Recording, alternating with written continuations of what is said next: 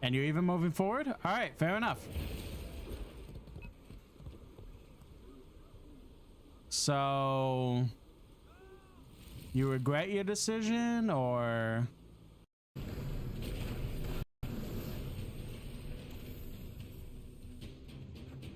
I'm so small. Nothing over there. Doesn't look like it. Like, because of the camera angle and how big I am at the moment, it's just like, I'm so small. I'll make it there one day, guys.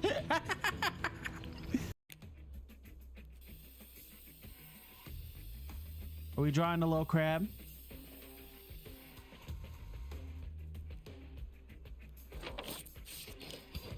Oh, that piece was something crustacean, so... Oh, it's a crab monkey. Oh, crab money. A fucking idiot.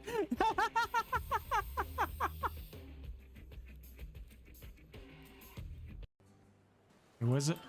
Oh my god. Welp. First death. Hello, sir. Don't mind the fact that somebody just died behind you. Just take some fuel and get out of here.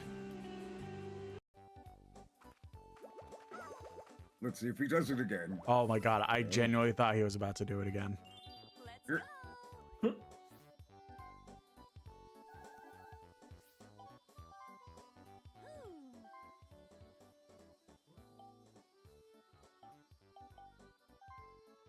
Gotta be a bitch. Damn it! That's fair enough. There's an enemy in the door in front of you. Oh, trust me, I'm well aware.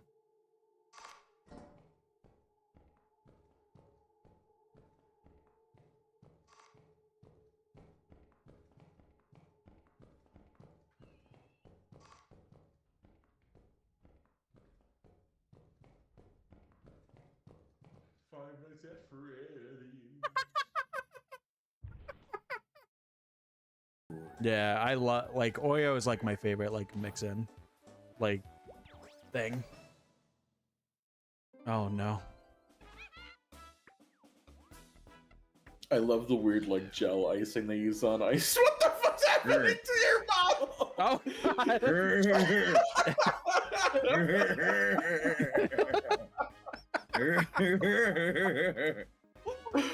we go.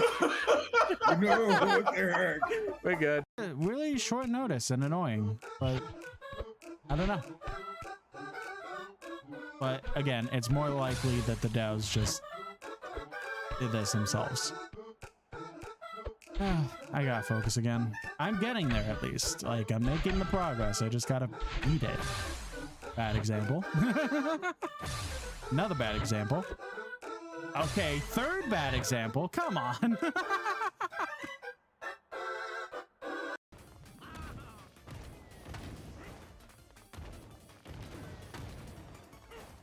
Get away, Watermelon! Get away, Waluigi! You can do it, Chance! You can do it! Yeah! I did! I won! What? What? Oh! I entered in a cheat code before we entered that mini game. I'm sorry. Oh, that counts. Okay. Yeah! I did it! When you figure out the mechanics, you can beat the boss. Who would have guessed? Awesome. Okay. Okay, you know. Uh-oh. Uh-oh! No. No!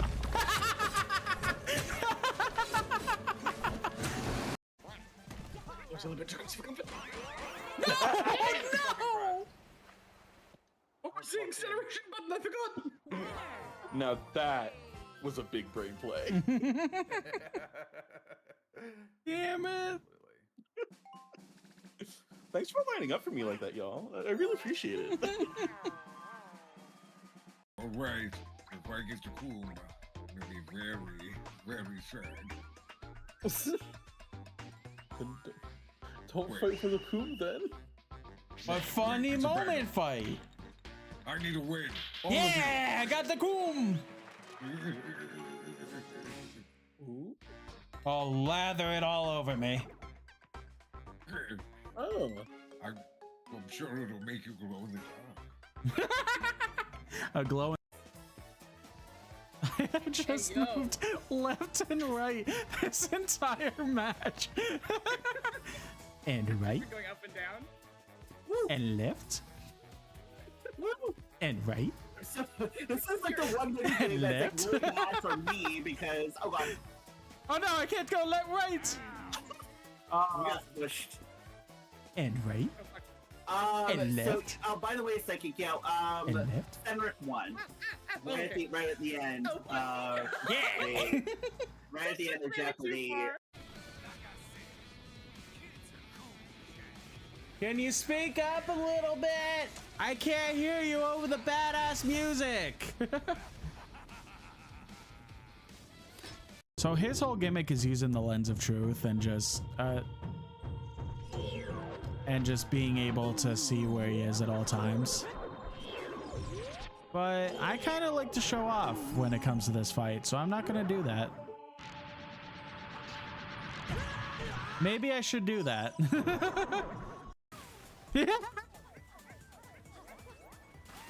You bitch. Oh no, no, no. Good locker! Good locker!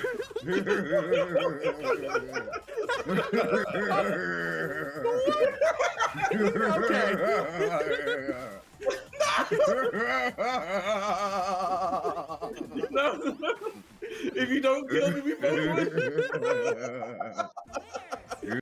This is definitely gonna be bad, but like, I already had the charge, so why not?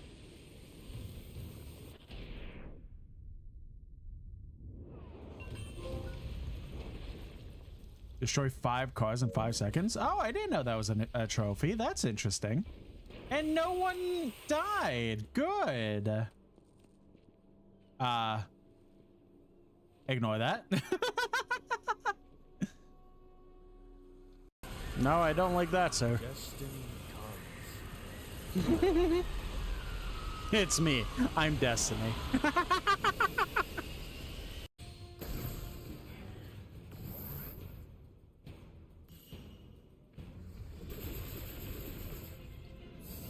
That's so dope.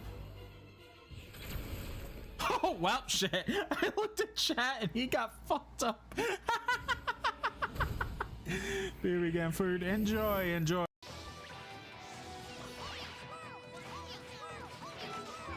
Gotta be right here.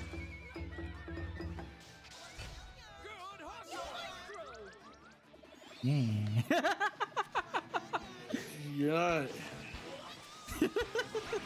You're not beating the allegations, Charlie. I'm built different. Controller, no! Maybe you're just built worse. I mean, that's different. Good. No drop frames. Last stream, I streamed on Saturday and had a hell of a time. I had to switch back. I see.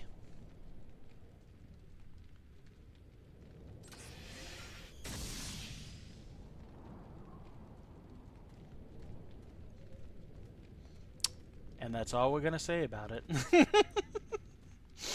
Babe, I'm breaking up with you. It's not you, you are Poggers. It's me, I'm Amiga lol. I'm sorry if this is pep hands, but it has to be done. I've just been feeling Pepega and our relationship has been weird champ for months. It's time to end it, no kappa. Ripple, no, you can't do this to me. Not like this.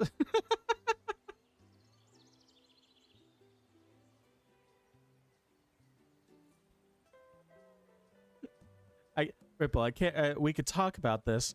Oh no, he's going away. No, no.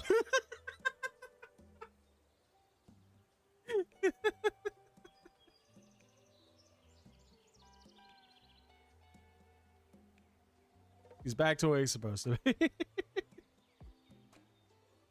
think anyone's around. Okay. I know I said. All right. I know I said I won't make a big deal of restarting. Everyone. But Up I'm over gonna here make for an the exception new in that outfit. case. Hello, everybody. I hope everyone is having a lovely night. I just randomly got in the mood to... Ooh, excuse me. I just randomly got in the mood to just go ahead and set up a new outfit. As always, after stream, I will go ahead and post on my Blue Sky the exact links that I got from Booth. But why don't I just go ahead and show everyone the full thing?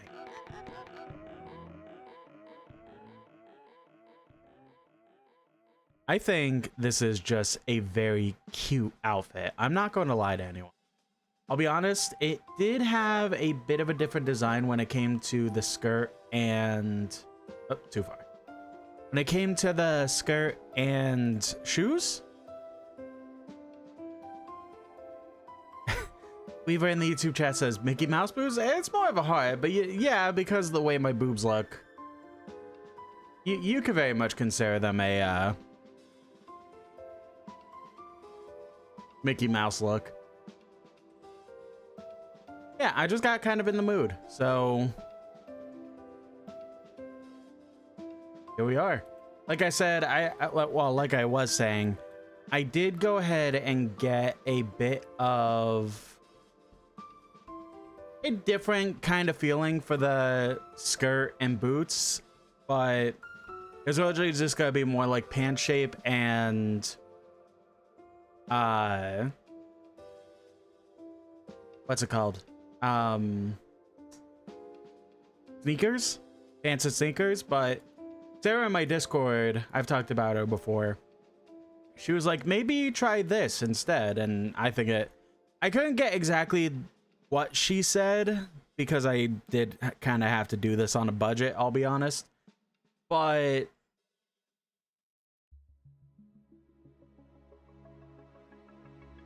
I still think the outfit turned out good. I think I like it overall. I don't know how much I'll wear it because it all depends on how Moderation likes this outfit. If I don't stream for a few days, you know what happened. But we'll just have to see. But pretty much, I was going to do a collab today. I did have it set up with a lovely group that I'm a part of named The Strays. And it was being set up to do a nice collab of the game First Class Trouble. And that was going to happen, but then the organizer of the event was like, hey, I'm not really feeling great. I'm going to dip out. So me and the other person that was actively chatting was like, hey, maybe we just go ahead and... Sorry, itchy spot in my head.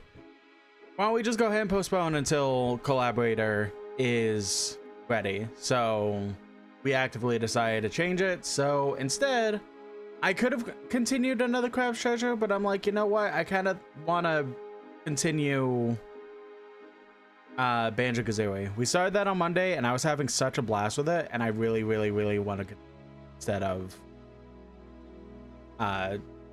leaving it for next week. So yeah, not really much else to say. I've been kind of having a meh 24 hours. I'll be completely honest.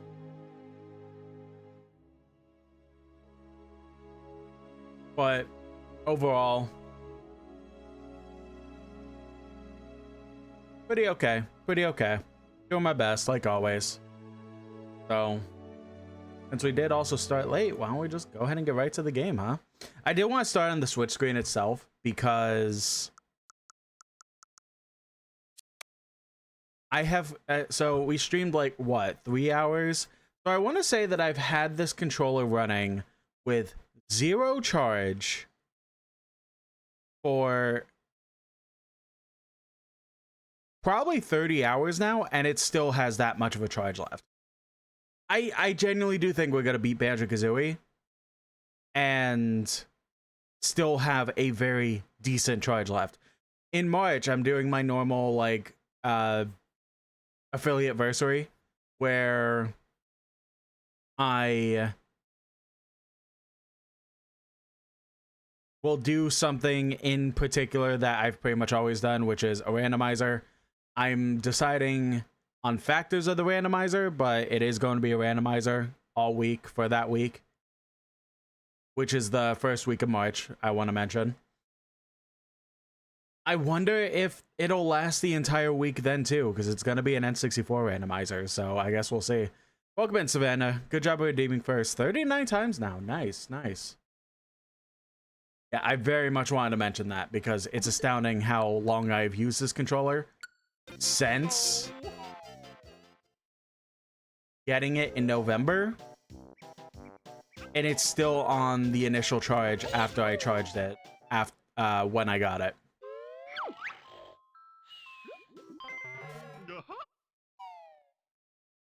Okay. Oh, okay. Dogs are barking outside.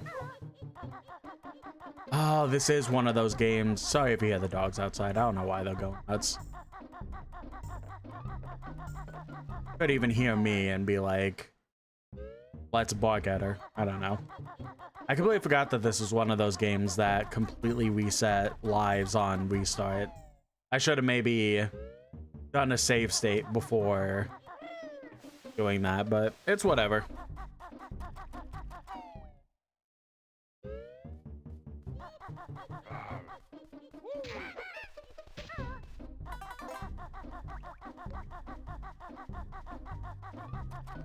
Wasn't there a... No, it was just the ferry. Okay. We unlocked this door. Oh yeah, so just to track our progress pretty much. Few totals. For Grunty's Lair, we have 5 out of 10. Bumbo's Mountain, we have everything but 1 honeycomb piece. I could have sworn we got both, but I guess not. We didn't get either of the honeycomb pieces, but did everything else in Treasure Trove Cove. Did everything, got absolutely everything in Clanker's Cavern, and got absolutely everything in Bubble Gloop Swamp, and that was the last world we did.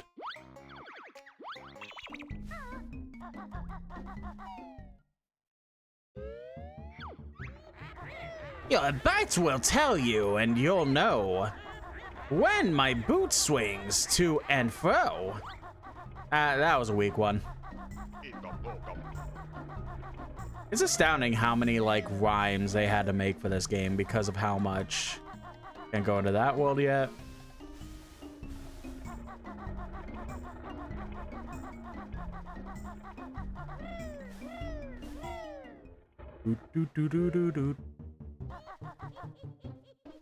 That needs 350. We have over that, right? 400, yeah. So we could see the next area, but I'm not gonna work on that yet. Was this a warp pad? It was, okay.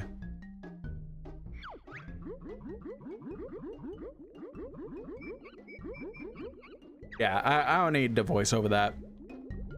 We got a shortcut. If I go in that pot, then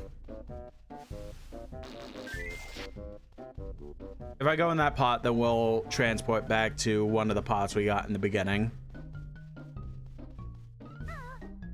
That'll be useful because at some point, maybe during the stream, or maybe I'll just do like a cleanup thing. Overall.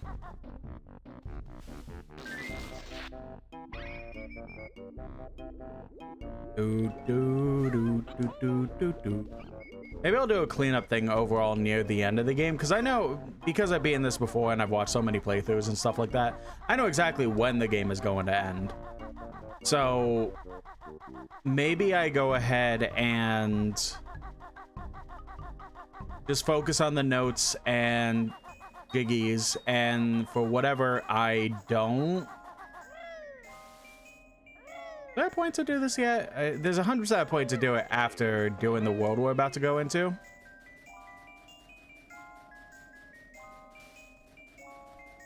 Yeah, I think we'll just do... we can't do that. I don't think you could use these until you found out how.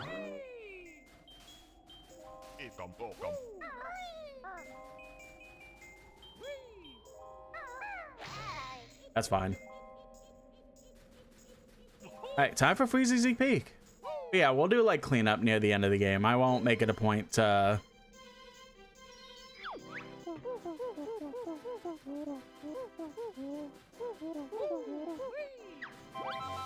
I keep trying to finish my sentence and then my brain just shuts off.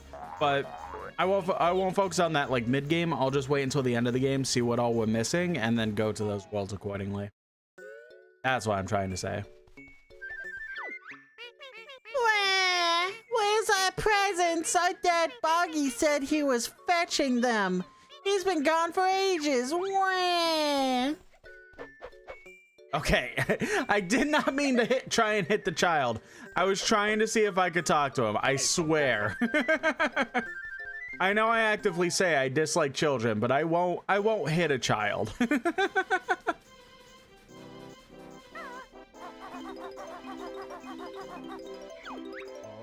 Oh, my stomach aches. I shouldn't have eaten that shiny thing. Someone help poor Boggy.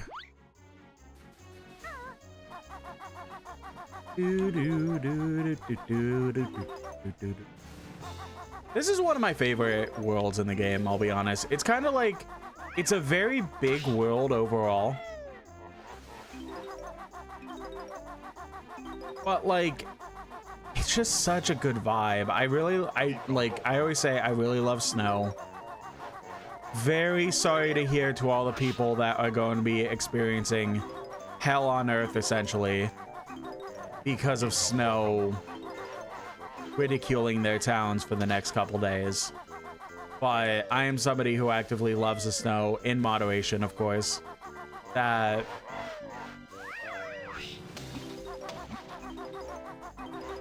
this world has always very much been a comfort world for the most part. And like, it helps the fact that the music is an absolute jam too. Time for some aerial action with my devastating beak bomb attack. Nice one, Goggles. Tell me more. When you're flying, press B to launch Kazooie at a target like a missile. Choose your targets carefully though, as it costs a red feather each time you use it. Your energy's a little low. I'll fill it up for you. You've learned all the moves I could teach you. Yep. Yeah, you look at these snowmen over here and they very much...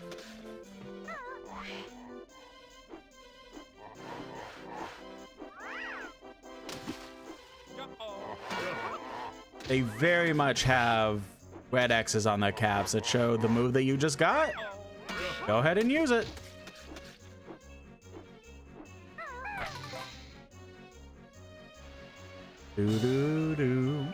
Okay, that's why you need that. Got it. I was trying to remember why we need it, because I know exactly what to do, but I didn't remember why. Is the water too cold for you, Banjo? Well, stay out then. Food? Oh yeah, there was a Mumbo token over here.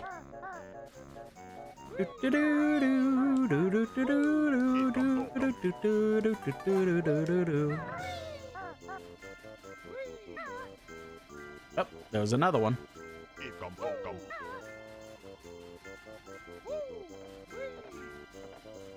I forget. Well, I know one thing to do. These buttons look a lot like targets. So, up.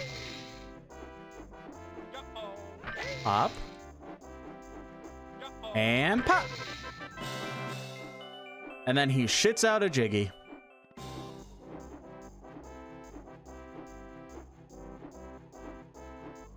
Wonder, can I get the Jiggy while flying to skip the animation? I guess we'll never know. Ba-dum-ba-dum-bum.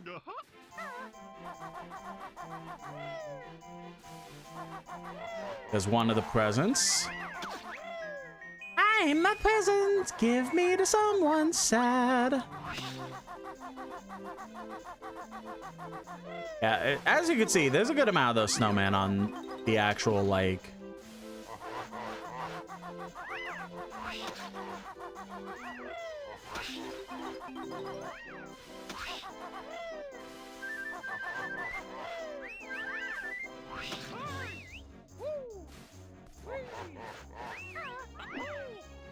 Oh, come on. You can do it.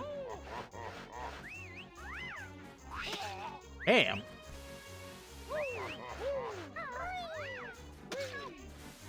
Oh, hello, Jinjo.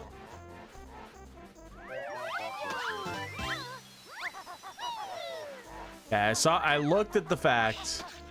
I saw in the YouTube, like, the thing I use to get my multi-chats. And I specifically saw a notice saying, hey, you don't have an active live stream on YouTube. Connect with blah, blah, blah, blah, blah. I'm like, all right, what, did it happen? Did showing cleavage get me in trouble? But then it reconnected back. We're good.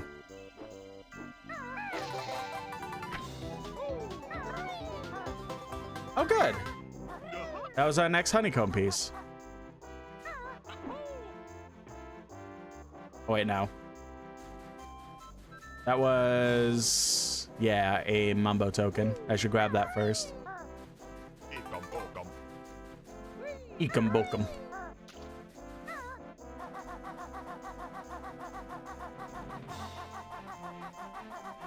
Might as well grab these quick. This area will be significant later, but not right now.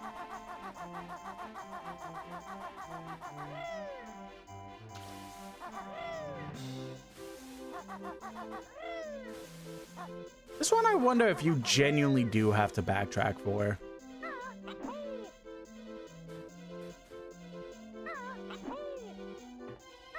There we go.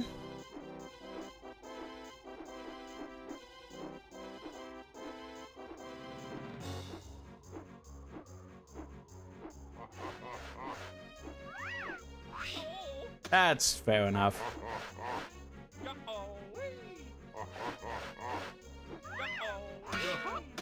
That's just golden feathers. Oh, okay.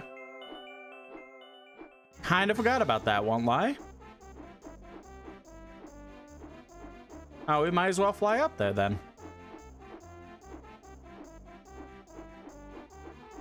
Bum, bum, bum, ba-dum.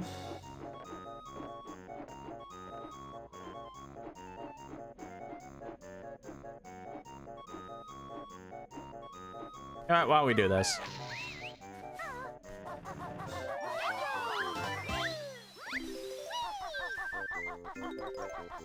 Now there is a little sled there. We're not gonna grab that just yet. You know what? I shouldn't have flown up here. I'll just do the path normally. That's where like half of our notes are, and a good restock of red feathers. If it's yellow, it's got a note. If it's red, it's got a red feather.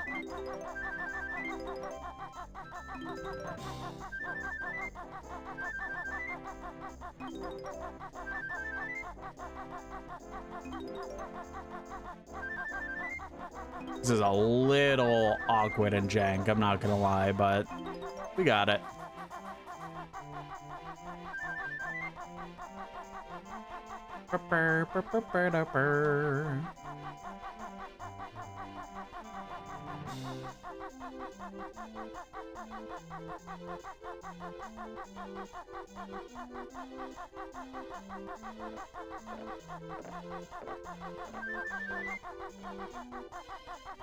Okay. So I don't want to touch the sled yet. We will need that.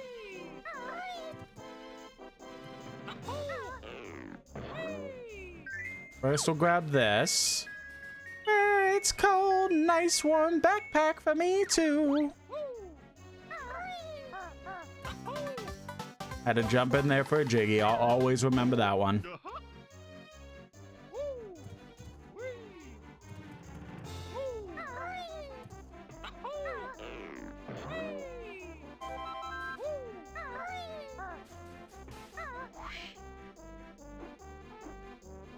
Oh, okay, that's fucking cool, I guess.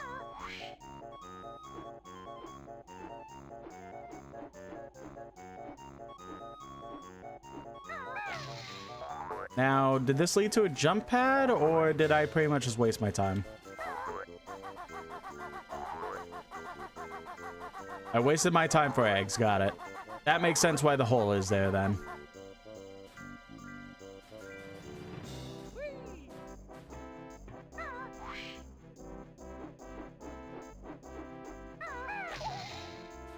Oh no, an ice cube! Oh no, 2 ice cubes! Wow, they actually got me. They got me again. Okay.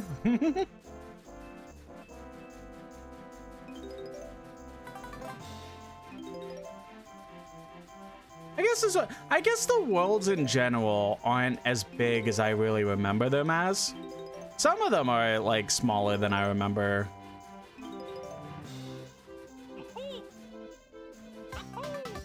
Like, it's just dawning on me, like, we're already like halfway through this.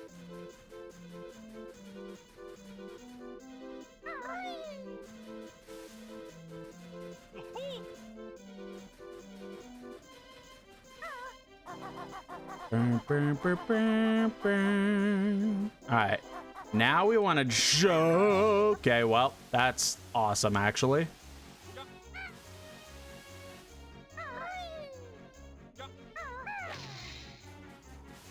Well,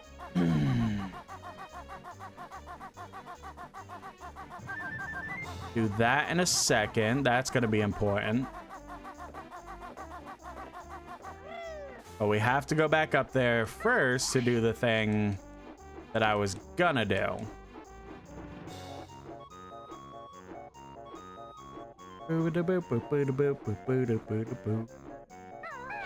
So we hop on this. Banjo actually gets on it.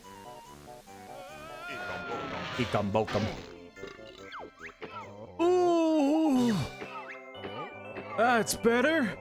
Hey, you found my sled. I'll go and practice for the big race now. See ya, buddy.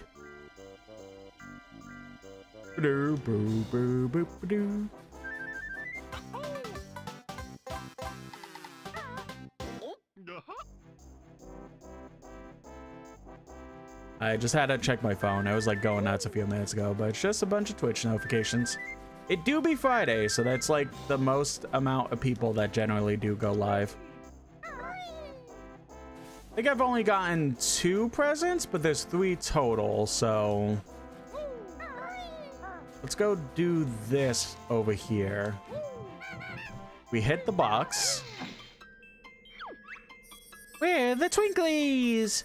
Protect us from the Twinkly Munchers as we hop across our tree. If enough of us get there, we can light the tree for you. Okay, that doesn't work.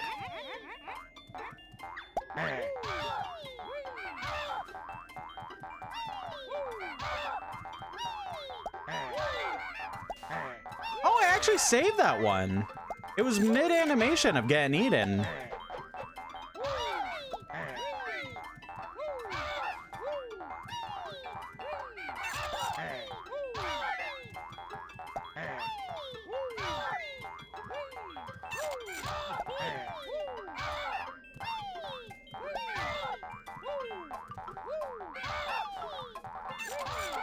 Ah, you bastard.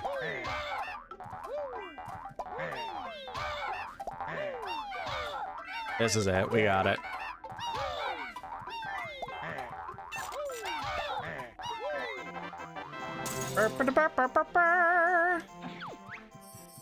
Phew, that was close, but we made it.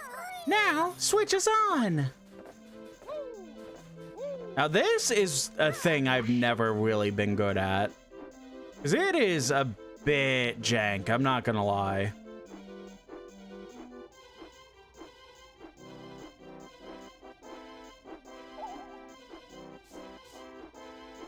You have to get so low and then... Yep, I fucked it up. Cool.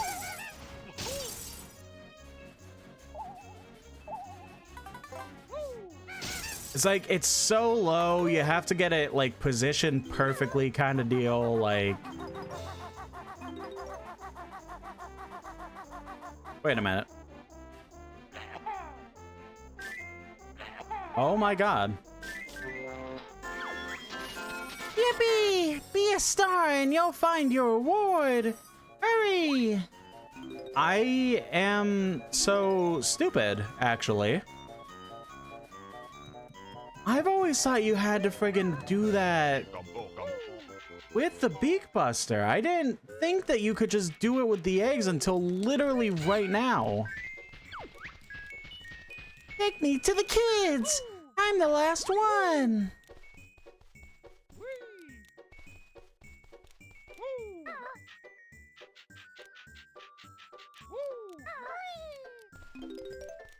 So is that not what I was supposed to do?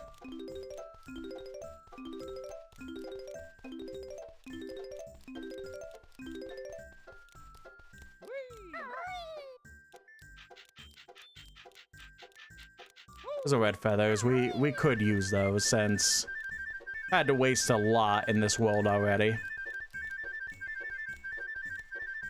I love how there's just a random termite in here, actually.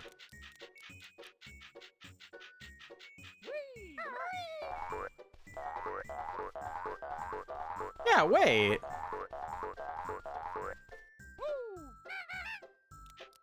Why did that... Did I have to enter, like, from a different way? Oh, no. I remember what's up. I remember how this goes. And I think this is partly why I always thought you needed to do Beak Buster.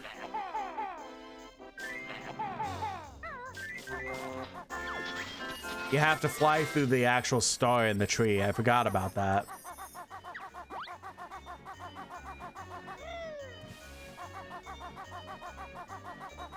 Kind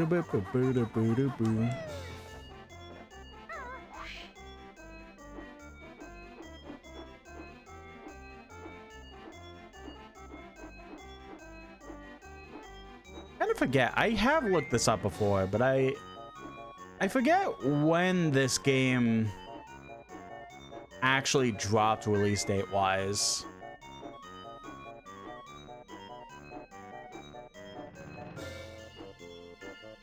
I wonder how close it was to Christmas before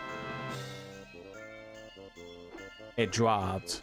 This is obviously a Christmas tree. It's all snowmen and happy stuff outside of the snowmen that are trying to kill you. You're trying to give presents to the kids, like... How close was this game to Christmas? Or at the very least, how close was this game to being developed around Christmas?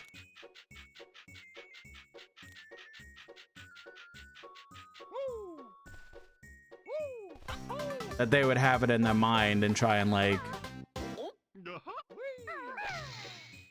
add a whole level based off of it.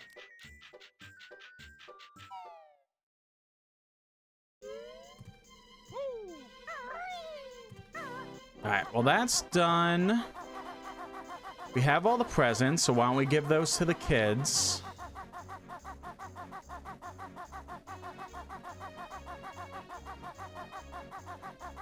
Wow!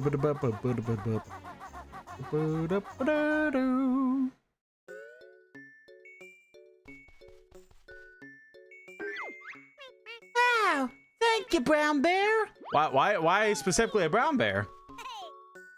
Yeah, it's kind of weird. Cool! Another present! We need just one more!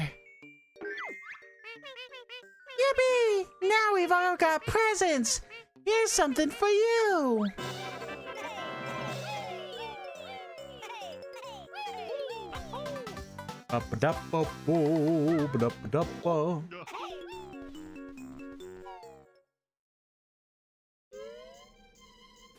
Also, guys, I do want to mention, it was a joke. I know Banjo is a brown bear.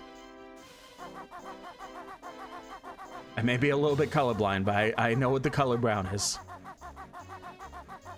I'm pretty sure, at least.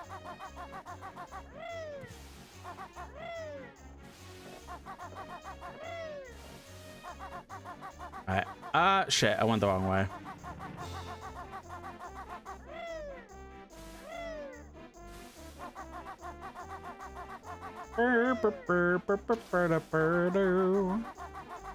All right, time for Race with Boggy. Hello again, buddy. I'm waiting for someone to race me. Well, race you, numbnut. Numbutt. Sorry, you're too big for my sled. I can only race someone smaller.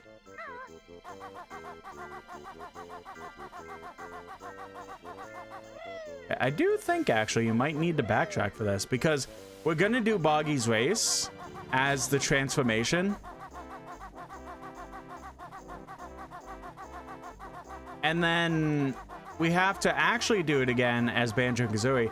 And I'm pretty sure similar to the last thing in the Bubble Gloop Swamp, you can probably do it without needing the power up, but it's a lot easier if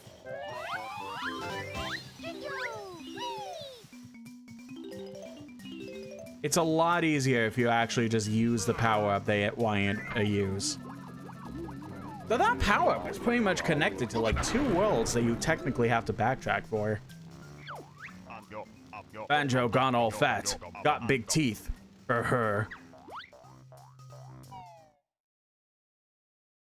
I'm like, honestly, I've said it a bunch during my Donkey Kong Bonanza playthrough, but Jesus, Nintendo, please release DK64 on the fucking NSO. You literally have all the other Rareware games. It has nothing to do with the fact that you don't have permission to use it.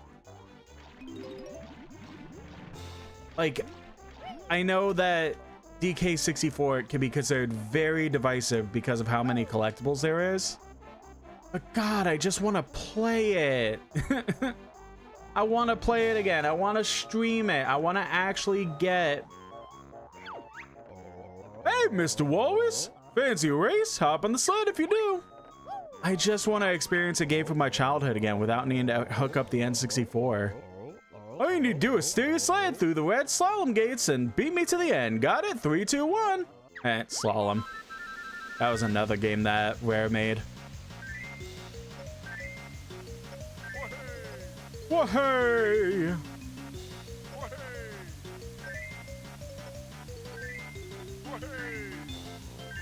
I forgot how much Boggy rubber bands. Jesus. Whoa-hey!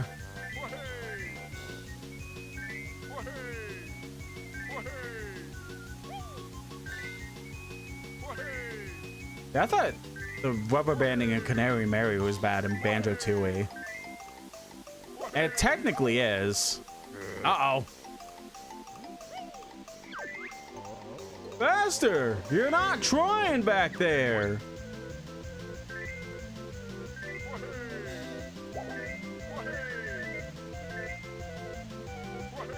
Yeah, trust me, Canary Mary is bad, but it feels pretty bad rubber banding on this one. I just love it. Aww. Grab those last notes. Right after we win, baby! What? Oh, we did. You're too quick for me, Mr. Walrus. Here's your medal. I reckon I need to race some of my own size. I genuinely, like, that was literally a photo finish type shit. Like, I genuinely thought that I just lost that. That would have been insane. It was also the way that he was raising his hands like, woo, woo, woo, like.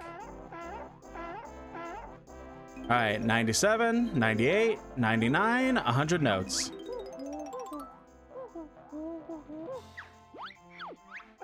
Wow, another walrus. Take this.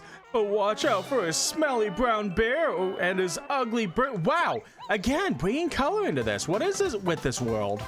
Okay, so if we walked up to this guy while we were Banjo, he would have ran into his cave and blocked it to where we couldn't get in. But now we could actually walk in.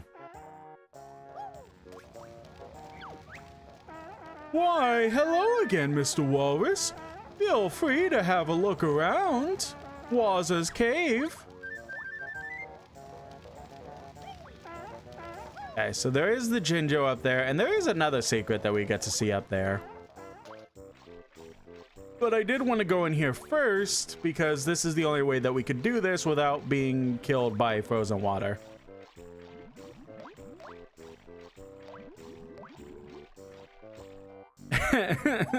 We were in the YouTube chat as Banjo Kazooie. Government propaganda, too much ice around here. Okay, I gotta get the fuck out of here. We're actively about to die. Which is fine, we don't need the notes anymore, but we do kind of need to...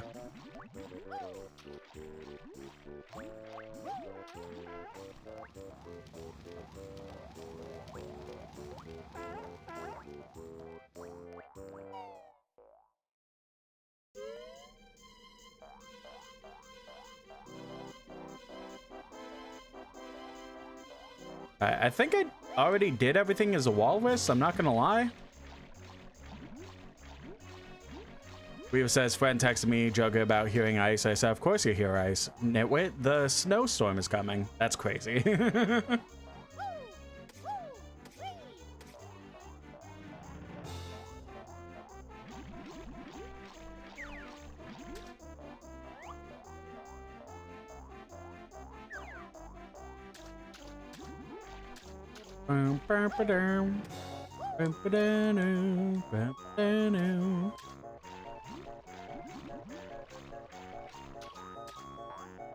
Yeah, the thing that sucks about the walrus is that you genuinely can't attack anything. You literally just have to kind of waddle around. And then he waddled away, waddle, waddle. And then he waddled away, waddle, waddle, till the very next day. Bruce says Twitch chat message appeared for half a second, then instantly deleted on stream. Yeah, I have a bot that's connected to my Twitch stream called SariBot, and it will pretty much detect when, you know, there's bots that will come into the chat. They're like, oh, free viewers by going to this scam website, or join my Discord for access to XYZ scam thing. So I just have a bot set up that just deletes those automatically, but sometimes, normally they don't get through in the actual screen, but sometimes they do slip through.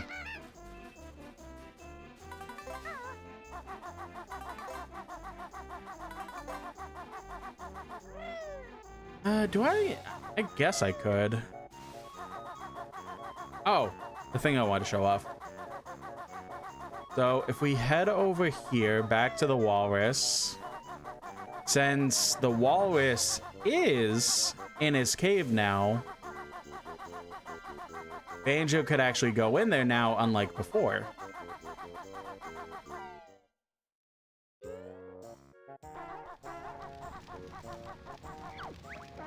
Eek! The bear again! Take that noisy orange thing with you and leave poor Wazza alone. There we go. Jinjo!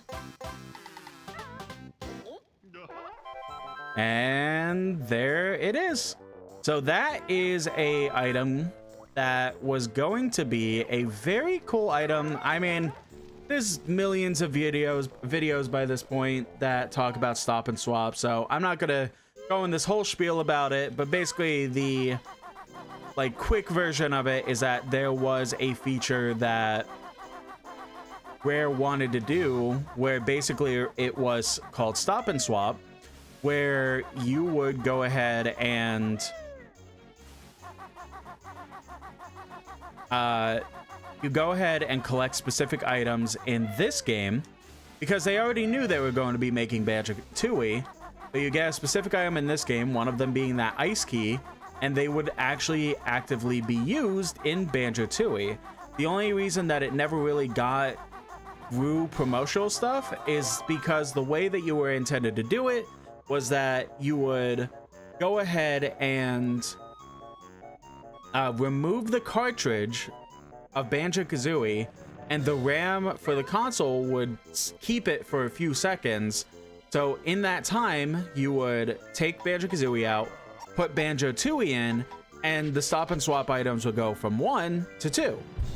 But the issue is that, well, the issue that was thought, which is why it got rejected by Nintendo, was that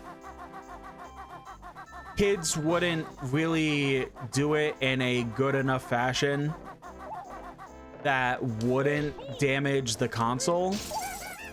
And they were worried that, like, it would just, because of how the hardware was and everything, that it would just damage the console in general. And I'm sure even Rare was, like, gonna be able to prove that that wasn't gonna be the case, but I think Nintendo was just way too worried about their hardware, so they couldn't really approve a feature like that that would actively have it to where you had to swap the cartridges themselves before anything. But then, of course, in the mid-2000s, when the Xbox 360 came out, and they ported Banjo Kazooie and Tooie over before Banjo Kazooie Nuts and Bolts released, they were actually able to implement that feature without needing anything swapped out. It literally was just, the data's on your hard drive, awesome, it's in the second game now. Hey buddy, fancy a race against Boggy? Press A to accept, or B to check it out. Oh, you don't? Oh yeah, you do. Okay buddy, here's the rules. Run through the red slalom gates to try to beat me to the end. Let's do it. 3, 2, 1, go. I'm gonna try this once to see if it's possible. No, this is definitely not possible. You need the speed shoes. Okay. All right, so that is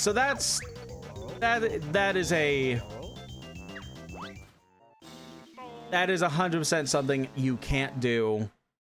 At least a casual. Maybe there's speedrunners that could do it. Come on, buddy, try again. Press A to B.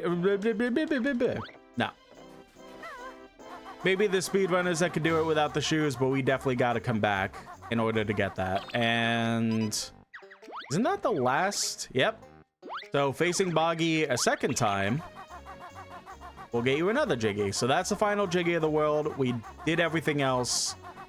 Let's go ahead and start heading to the next world.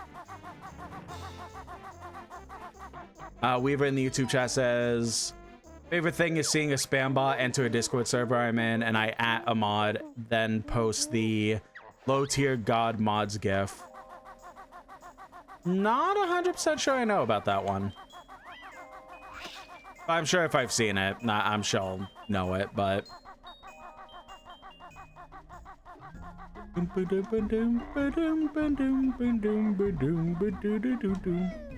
alright, time for the 350. Here about 350.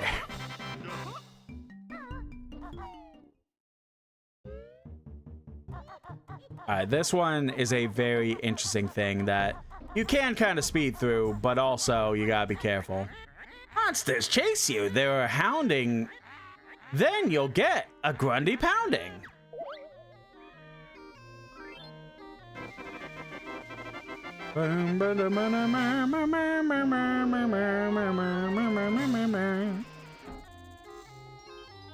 Alright, Gobi's Valley. Now, I could... The thing over there... Yeah, fuck it, let's go.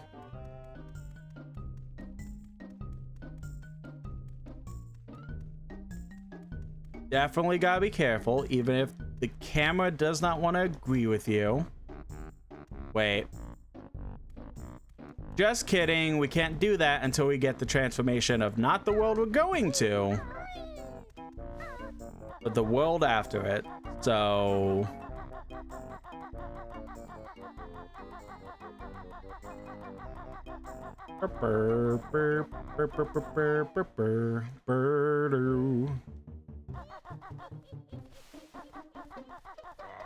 Alright, so we'll pop over here. I could technically go see what's in the next note door, but no need to worry. Yeah, the frames of this place are shit. Jesus. The things you don't pay attention to as a kid, huh?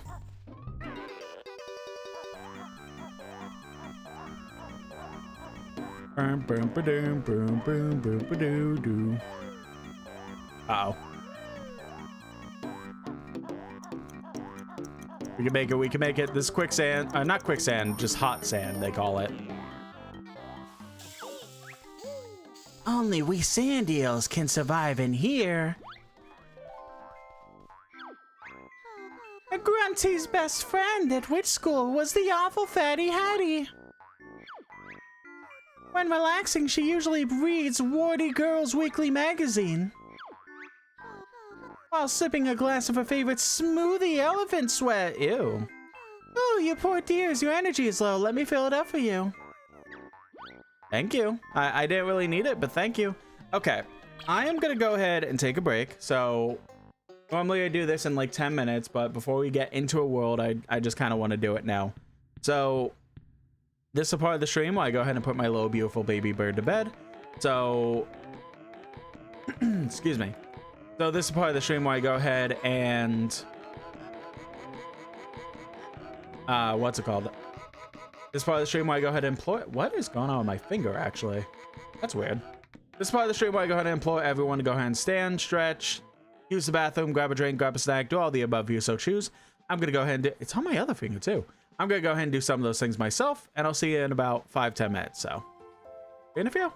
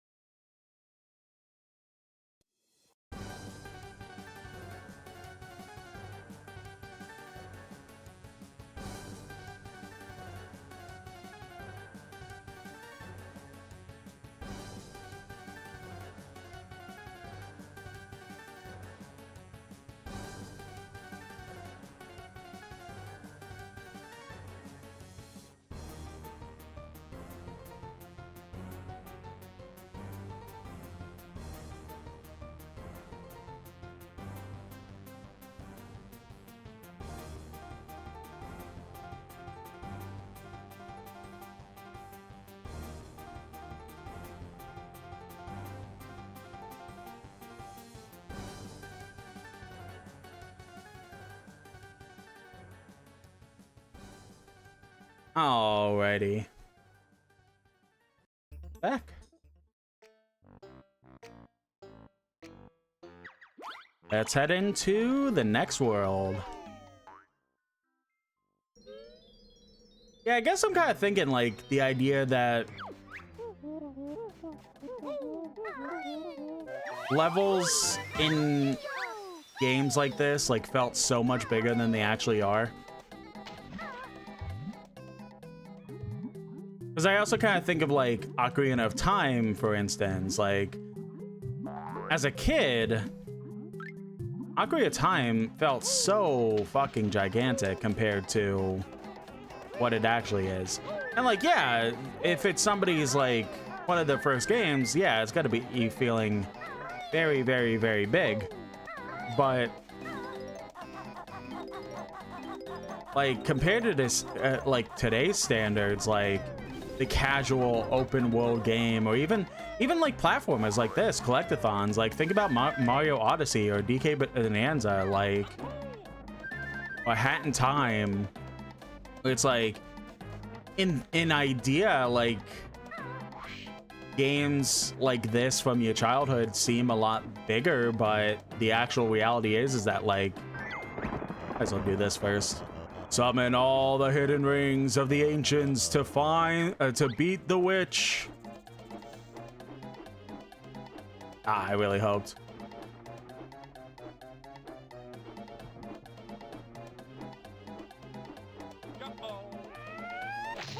Man.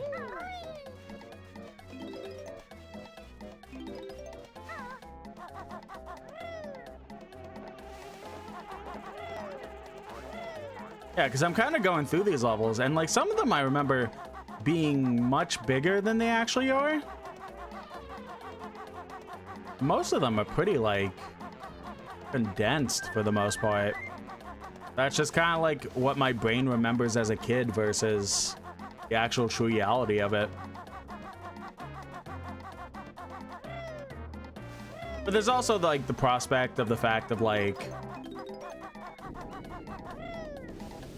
you know, there's a whole thing that's like, I forget it's like if it's like a scientific fact or how exactly that works, but there is the theory that like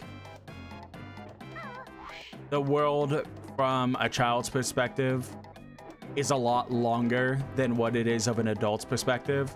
Like, this is like exaggerated numbers, but basically like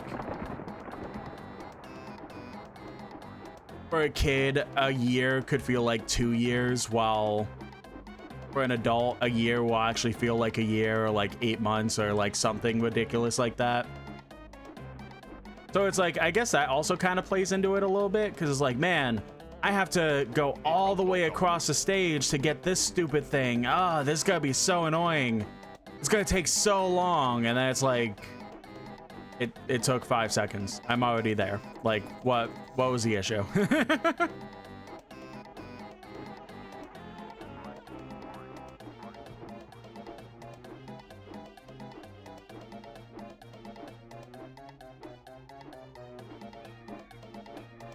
Hey, Gobi. We won't deal with you just yet. I'm trying to find the other thing. Over here? Yes, it was.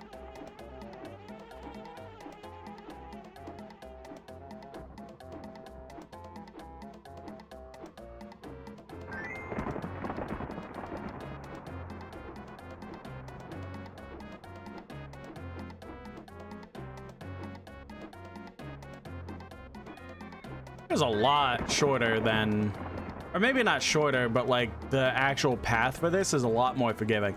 The frame of reference I have for these things is friggin' Nostalgia 64 from last year when I played that.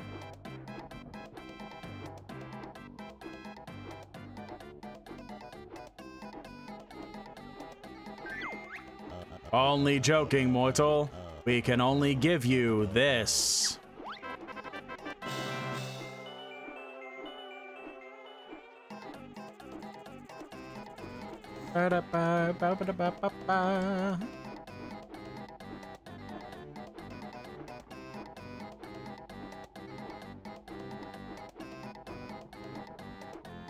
right, so let's grab that.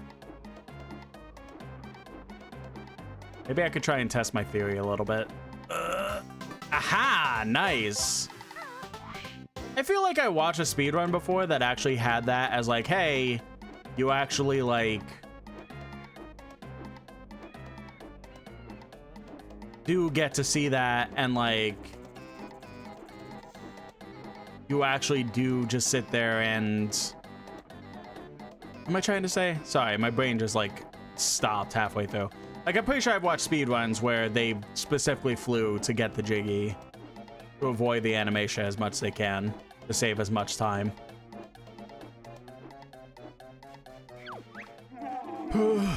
It's too hot for Gobi. I need some shade. Please help me. Yeah, okay. Here's your reward, Bear. Gobi's off to cool down. Might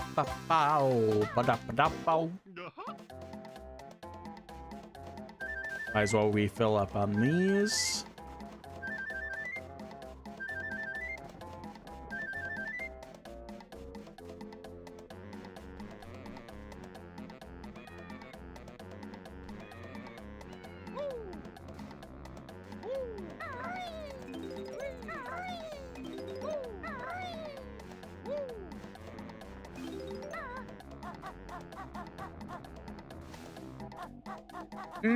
Actually, I'm not gonna worry about getting these specific notes,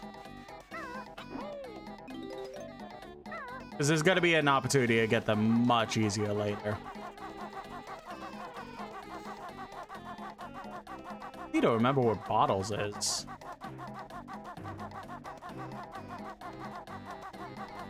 Because if you haven't guessed it, the move that we're gonna get in this stage is going to be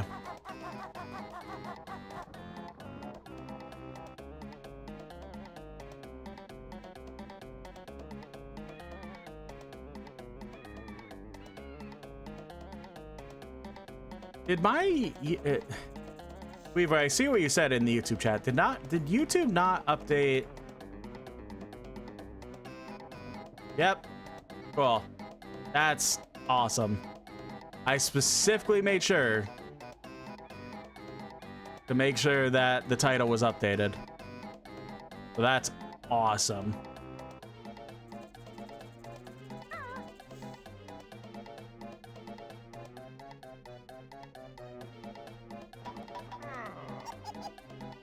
And now I have to do this.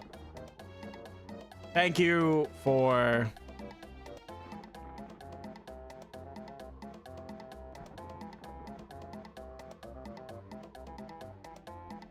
saying something, Weaver, in the YouTube chat, because I definitely would have just went the entire stream without realizing that.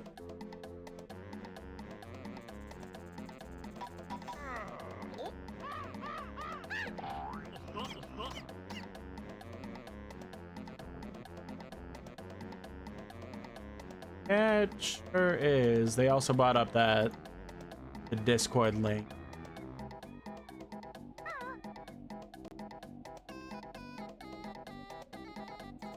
Not updated.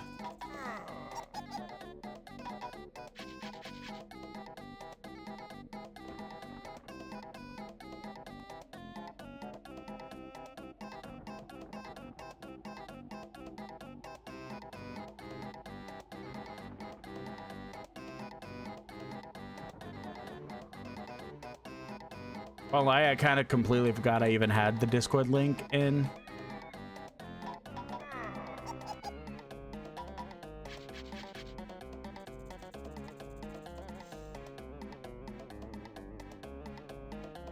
I completely forgot I had the Discord link in the description of the YouTube streams. I'm not even gonna lie.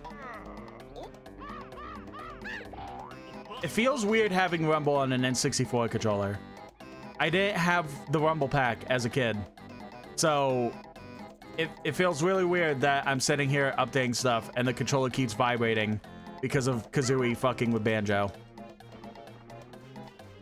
Weaver says there should be a way to make it permanent, but yeah, no, I know. So I kind of just had to go through a sprawl where I just deleted or deactivated any link to the Discord because we were having in the Discord such bad issues with bots joining. It was like every single day there was a bot joining. And it's like I didn't know why or where they were coming from. So I just kind of had to say fuck it and just like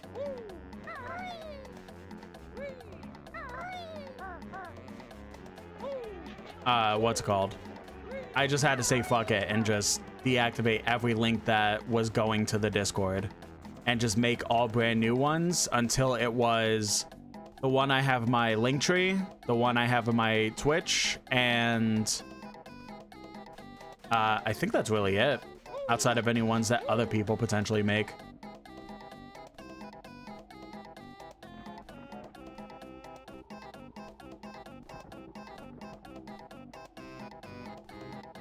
Oh yeah, you got a text. PayPal, your automatic payment to Discord has failed.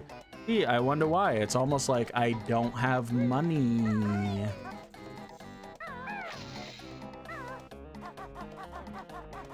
Weaver says, gotta be honest, didn't realize N64 controllers could vibrate. So normally they can't.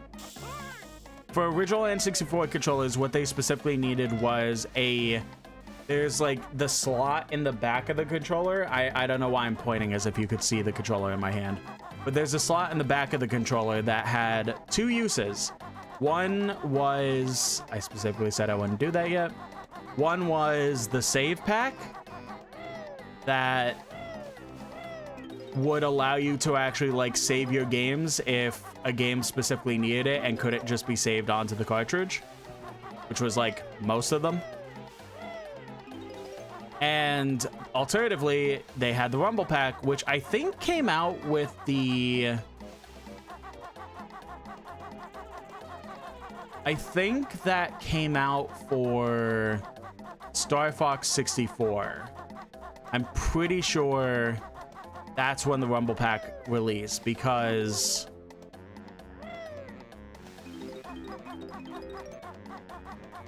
Oh yeah, I'll have to do that yet.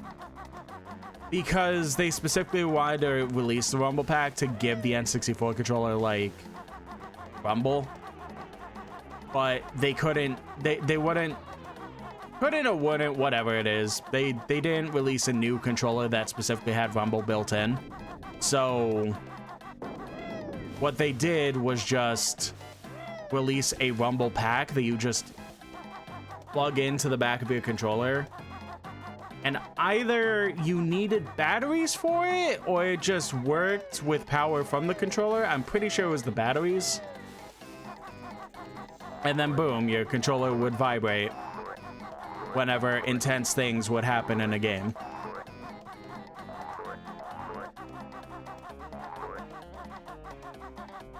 Weaver says... Controller vibrating was just one of those gimmicks I imagined Wii or Xbox 360 stuff to try and be cool and immersive, like the Kinect stuff. PS5 controller and games be like, you could blow into the mic to have your character in game blow a fire. Get started. Is it so immersive? Can I just press a button, please? Yeah, honestly. I mean, controller. Also, hi Joy in the YouTube chat. Interesting new outfit. Yeah, I like it a lot so far. Controller vibrating has pretty much been around since the PS1/N64 days because, again, N64 had Rumble Pack. PS1 just eventually had Rumble built into the controller. I don't think that's how it was initially, but then when actual, like, DualShock 1 came out, then it had Rumble built into it. I'm pretty sure that's the case.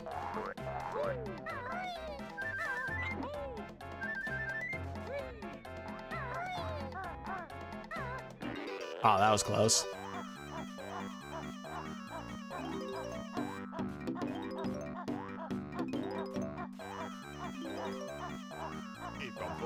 But then it like became a standard once PS2, GameCube, and original Xbox came out.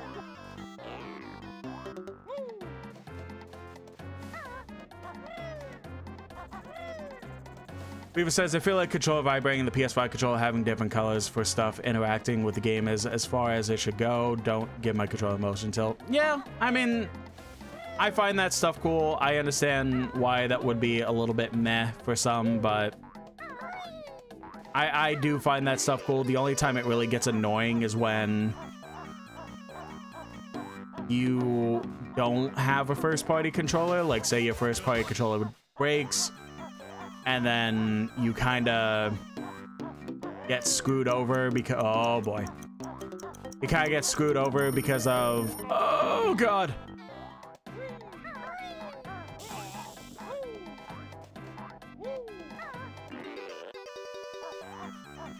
Hello, Sophia in the YouTube chat. Love the new outfit, going to bed, lovely stream. Sophia out. Yeah, have a good night, Sophia. Enjoy your rest. If I wanted that, I'm pretty sure I'd just go VR Weaver in the YouTube chat. Say, yeah, and again, I get it. I like that stuff, but I understand it's not for everyone. I personally am a huge sucker for gimmicks like that. I love it. I want... hell, I could even argue that I want more of it, but I also understand it completely for, like, most people. That is a big no, I'm good. But... oh, God, excuse me. My nose is all blocked up.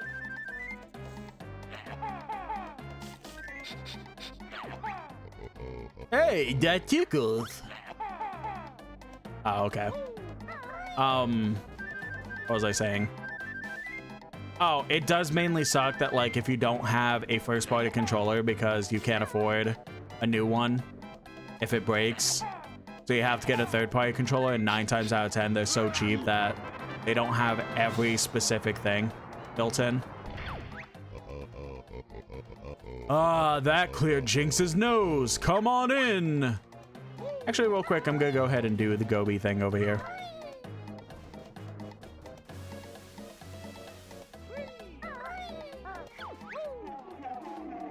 This tree looks a bit thirsty, but I need all my water for myself. No, you don't.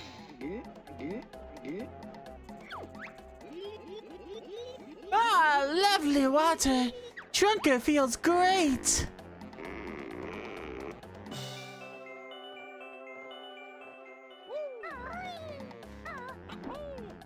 Oh, this is what... oh, no, you don't need to fly over.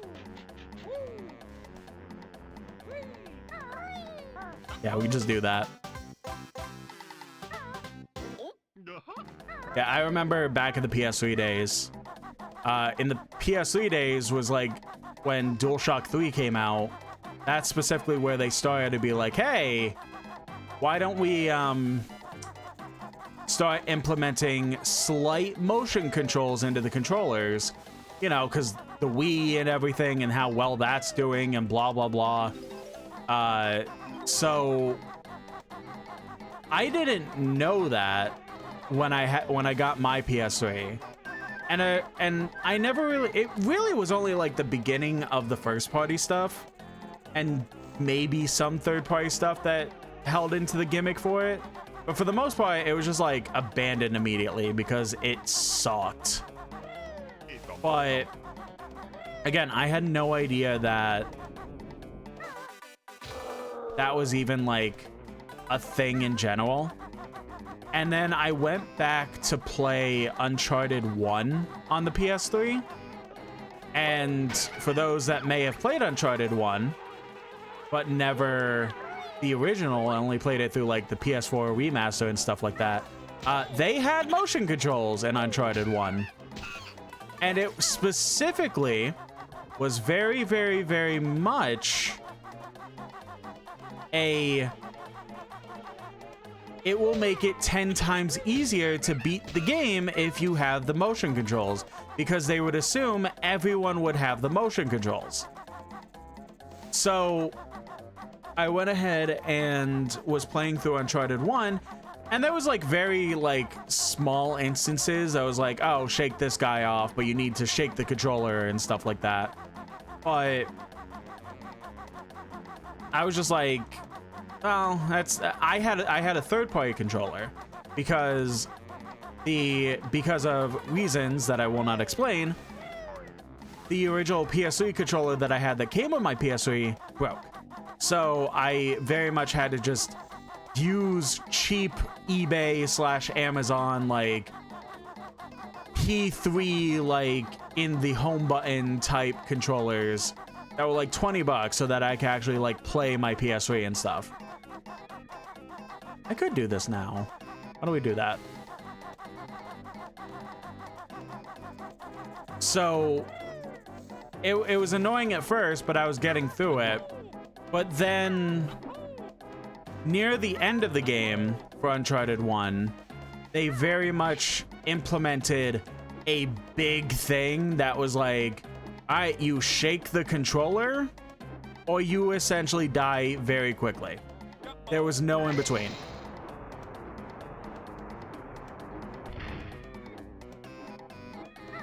Like there wasn't a button you could press that maybe you could go ahead and like make it easier. It was literally like shake the controller or die. That's literally all you could do. So that made beating Uncharted 1 about 10 times harder because of the fact that I literally couldn't do the motion control thing because it wasn't built into the controller because it was a cheap $15 controller. And then enough people complained about it in the first game being bad anyways, so it just wasn't in Uncharted 2 or 3 once it was released on the PS3. Weaver says there was a horror game on the Wii. It was called The Calling. A gimmick of this title was the characters would speak to you through the Wii remote speaker since the player character had a phone. I remember that. I never played it, but I remember it. It does lead into the whole we spent 1,000 hours polishing the horse, but the horse's butt hairs and gave specks of brown and stick and stay for when it poos. You don't need to be doing all that. We is the exception. Oh, sorry, Jordan. I didn't see that. I thought that was Weaver. Yeah, that I do remember that, Jordan. I do remember that. Sorry, Weaver. And sorry, Jordan. But Weaver 100% did say it does bleed in the fact the whole we spent that. Yeah, the whole 1,000 hours thing. Yeah, I mean, like, again, I get it, but I'm a sucker for attention to detail myself. We is the exception. You're already having me point the controller and doing stuff, so I don't care and not bother with that. Yeah, that makes sense. Again, not really an issue for me, but I do understand the general complaints towards it. Okay, I'll talk to this guy first. I'm not gonna do an accent. I'm just gonna talk. Hello, my friend. I'm Ruby. Can I be of assistance? We're looking for treasure, pipe boy. Very good. I see some up there. It's yours if you could get it, yes? Now, you could be sitting here like... You do see that there's a Jiggy up there. What could we do? Let's do this. Hello, Snake. It'll get slightly faster each time you do it.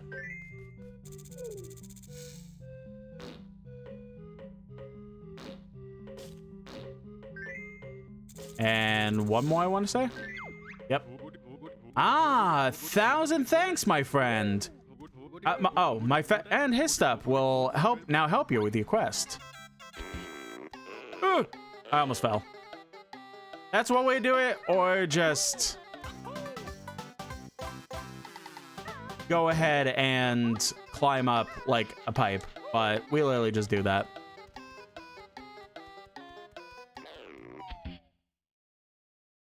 Yeah, like I said, like there's things that I'm a complete sucker for, but then hearing genuine complaints about it, I'm like, okay, that does make sense actually.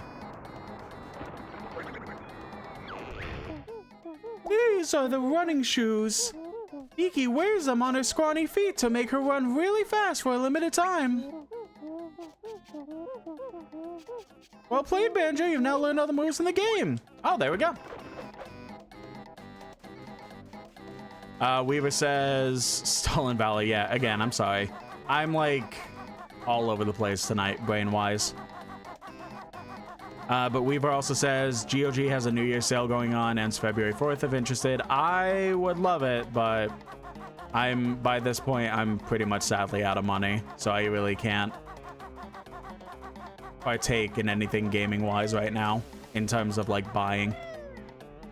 Maybe someday I'll have a job. Someday. Oh, yeah, there was the thing over here I do want to show off. Before I go into the Sphinx, was it this carpet that had it? We'll see.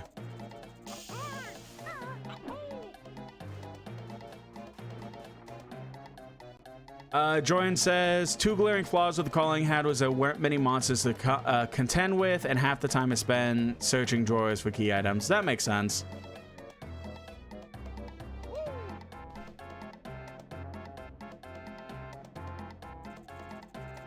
The issue is with like, the idea is cool to use the Wii Remote speaker.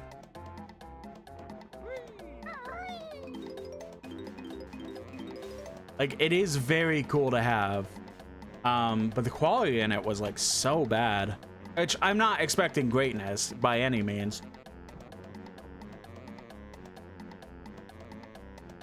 It was cool to have in general in like, again, 2008 or whatever it was, but the overall quality was like, man, this ain't great. I remember playing Smash Brothers Brawl, and I would just sit there and like, you know, in Smash Brothers Brawl, every time that you went ahead and chose a character, it would say the character's name on the TV, but then they would do a voice clip through the Wii Remote if the speakers were turned on. So you would hear on the TV like Mario, and then you would like Mario go like wahoo or something like that in the actual Wii Remote. I remember distinctly playing, it was either Smash Brothers Brawl or Twilight Princess. I remember specifically playing one of those games, and I was doing it playing near my mom who was sleeping, and the TV audio was fine enough. I had it low enough, but the actual Wii Remote was really fucking loud, and I had to figure out how to even like fiddle with the actual audio itself. So, excuse me. So my mom eventually just had to be like, she was sleeping. I think I had like a 2-hour delay or something at school, so that's why I was just wasting time with video games.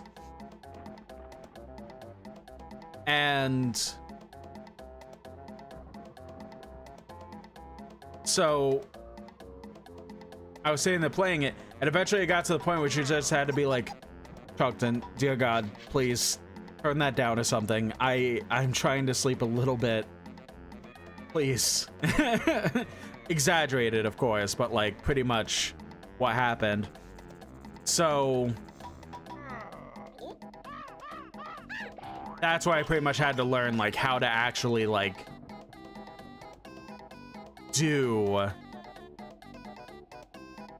things with the speaker to make sure it's turned down and stuff like that. Like, it was very interesting time, to say the least. Weaver says, I know Nitro Rad did a video on the calling, which is, but Jordan said, which is sad because the phone calls from the remote and overall look of the games were awesome. Yeah, I'm sure they were pretty good, like using the actual. I think I saw the Nitro Rad video about it. I don't fully remember, honestly. I've watched a lot of his stuff that like everything kind of glares between each other, and I consume so much content in a day by this point that's like, it's hard to remember what all I watched like a year ago or something. But hello, Gobi. Oh, I can't talk to him. I could do that. But that's it. I'm leaving this desert to find some peace and quiet.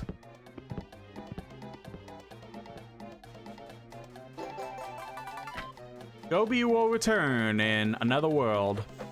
Now, this is another stop and swap place. I'll kind of point out where the stop and swap areas were. But pretty much, I don't know if the N64 NSO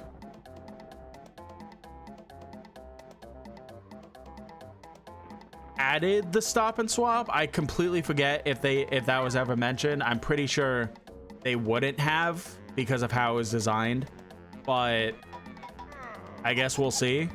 In essence, it would be very similar to like how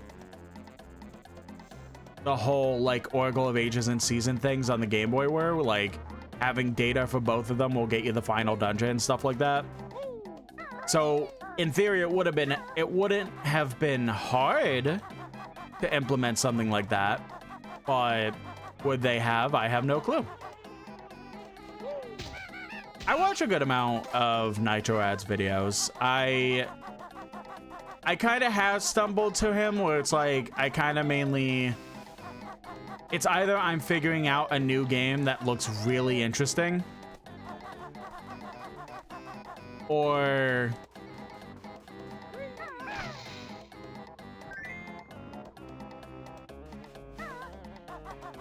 oh, hello. Got you here. It's either I'm figuring out a game that I'm learning for the first time from him, or if it's a game I'm like semi-interested, I don't really want to watch it unless I played it myself. So it's kind of delved into like anytime he uploads now, I'm just kind of in a, I'll check it out later maybe. But I do like him overall. He is a very chill and fun YouTuber, but I kind of am like in general for the most part where it's like if it's from a specific channel, I'll immediately watch it, or if the specific channel, there's specific channels that I specifically will only watch when they do stuff interesting to me.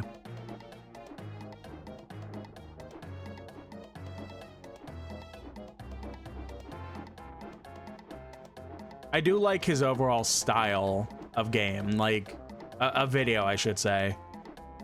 When I did the YouTube video recently for the Dragon Quest thing, his kind of style was like what I thought of a lot when it came to making that video. Like, obviously I didn't want to copy it verbatim, and I didn't, but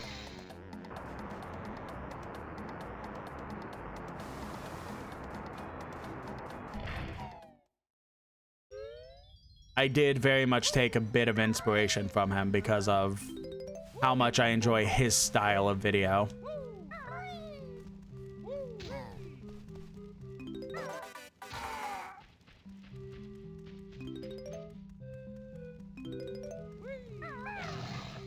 You like matching puzzles? Because that's what we got. Honeycomb was right here. Me when I lie, okay. Honeycomb was there.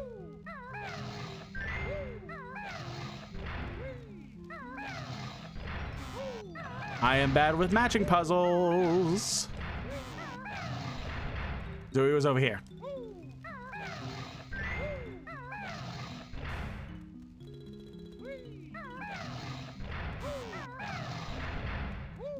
I don't remember if this is specifically randomized or if it's the same puzzle every single time. Here? Nope.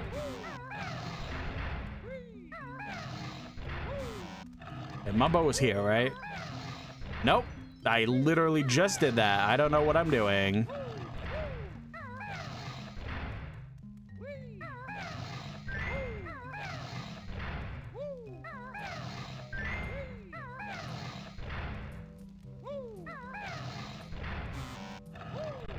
I might lose this, I'm not gonna lie.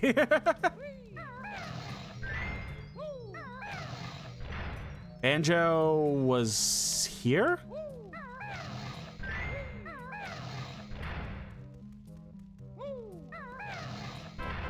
It barely did it. Barely. Banjo's a bear. Who says, that's the one thing I always want the most when watching a video from someone. Their style, or sauce, or humor. Worst thing you could do is be boring or dull. Jordan says, I love how he breaks down the line between the fine minutia behind game's key elements. And then Weaver continues saying, your video could be a glorified summary of the game, media, but as long as your video interesting, I'll watch a summary that's completely dry, criminal. Yeah, and that's totally fair. I mean, I'll be honest, like, I haven't heard at all anything about my video, because, I will be a little bit honest, the viewage of it is a little bit lower than I hoped, but I'm not gonna try and sound, like, annoying about it. I'm just saying a fact. So, Bunty's race you cannot beat until you find some faster feet. But I do definitely want to do more videos like the Dragon Quest video I did last Saturday.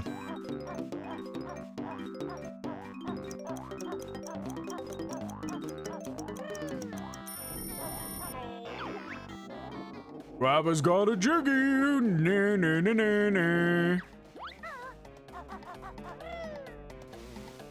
Might as well do that. I keep, like, now that I have the speed shoes, I'm, like, thinking of, like...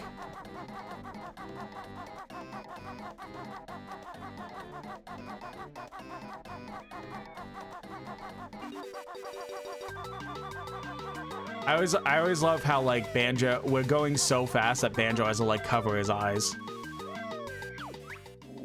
No! I've had that 1,000 years! Well done, mortal.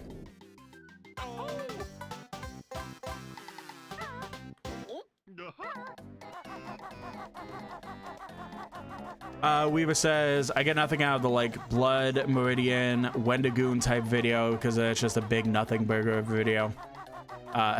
Don't worry, I'll just put the video on in the background and just loop it for a day. Yeah, definitely. Nah, I mean, like, it's fine. I don't want to be, like, pessimistic or anything. Like, I do have a smaller channel, so it's perfectly fine. I get it. I'm not gonna be mean about it or rude about it. I'm not expecting anything. I'm trying to be humble about it. That's what I'm trying to say. But it is definitely the style of video that I just kind of want to do in general for the most part. That's kind of the thing, right? That, like, I always will sit there and... You guilt trip me. It's already happening. It's in motion right now, Weaver says. But not, like, seriously, though, like, it's... You know, I always say the fact that, like, I'm so knowledgeable when it comes to video games and stuff like that. And, like, I do love to share that actual, like, knowledge about video games. It's not just something that, like, I'm just, like, gloating about. It's something that I do genuinely want to show because, you know, this unironically, like, you know, some people say it ironically and then don't actually mean it, but I do mean it unironically.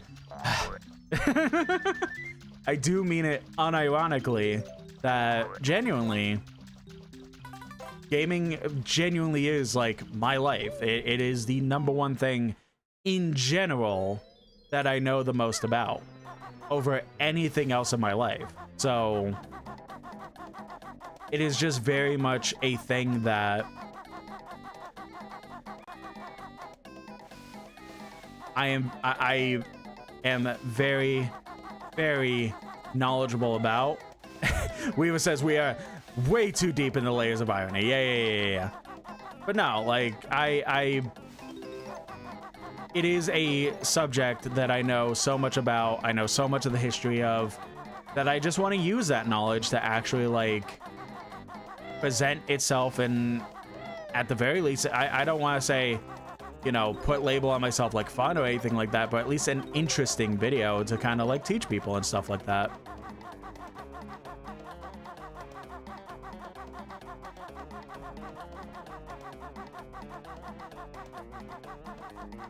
Joyan says, humility is a good thing. It's a sign of maturity. Yeah, 100%. And then I read that message. Join says, how do we get on the subject of irony?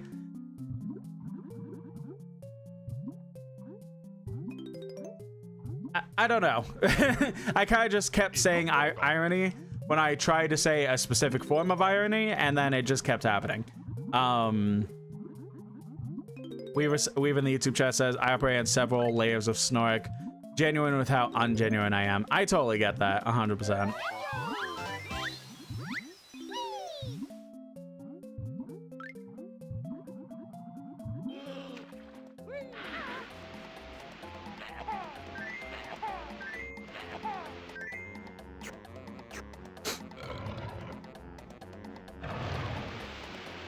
Oh yeah, this thing. God, that was like the whole reason to have this. But yeah, like, you know, I may be repeating myself a little bit here, but genuinely, like, I do have all this knowledge about the things that I've lived with literally almost all 30 years of my life. So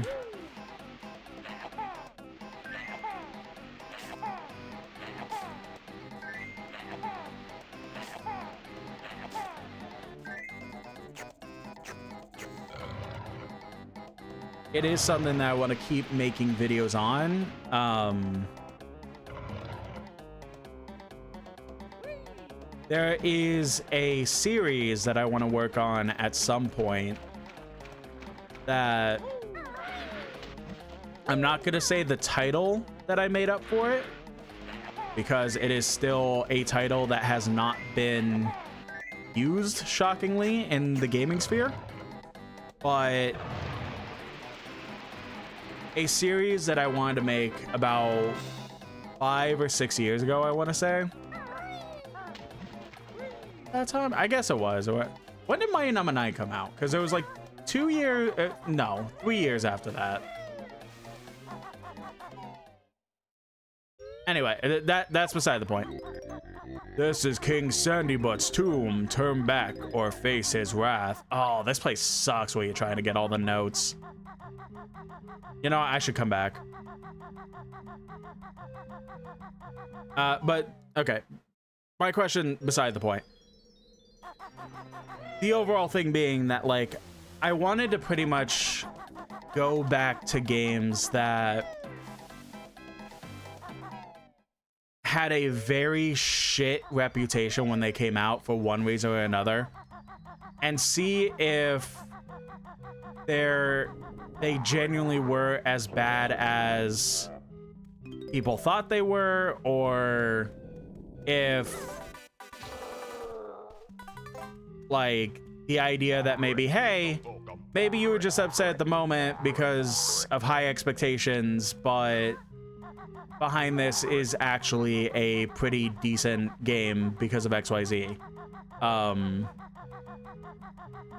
Again, I have a title for it and everything, and I'm not going to say that title, but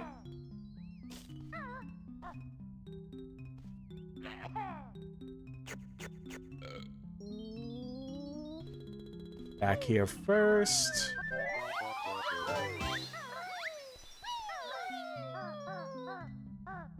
But I pretty much did want to go ahead and just go back to games that were considered bad and see, hey, were they actually bad, or was there a lot of hype behind them that didn't deliver on that hype, and therefore it's considered bad, but it's actually a pretty decent game for what it is. And I still want to do that video. It was going to be converted to a different type of thing. I'll just say it was gonna become a fucking podcast, but I don't think that will really happen. I don't think that is gonna be a subject. The more I think about it, I don't think it's gonna be a subject that is gonna be as interesting as a podcast. I want to make an actual scripted video.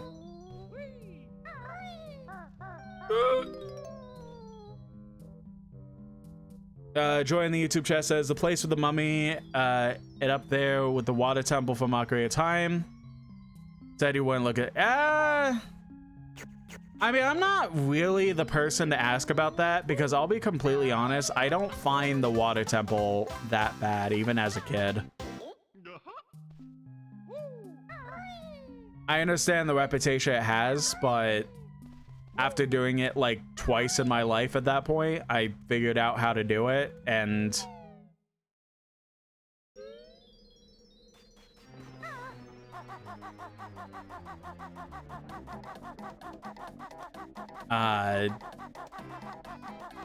water temple isn't nearly as bad to me as people make it out to be in like the meme and everything like that. But this place does suck. It is a maze. I'm not good at mazes.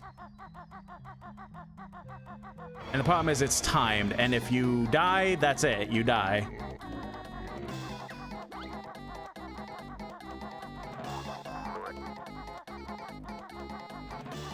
So in a technical sense to your question, yes, I do consider this worse than Water Temple.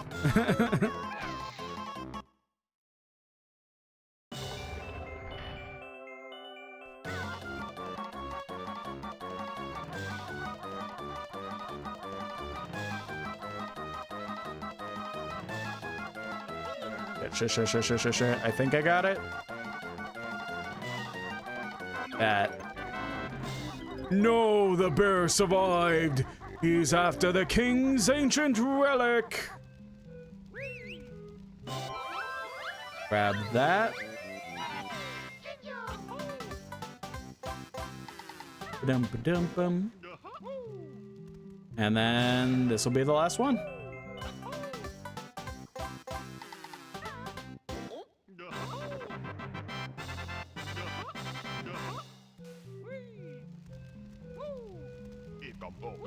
Ekum bokum.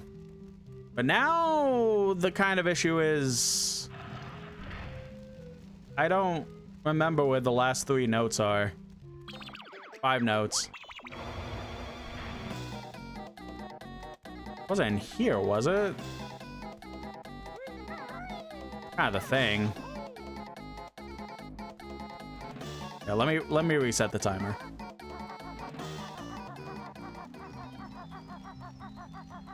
Yeah, the idea overall is just like, hey, let's look at games that had a shit launch, and are the games actually like bad, or what actually is going on there, right? The first episode, I'll just say, was going to be was, because I still want to make the series. Was gonna be my number 9 because there was a point where I had replayed Mighty Number 9. I was like, honestly, it's not Mega Man, but to call it a bad game is kind of dumb.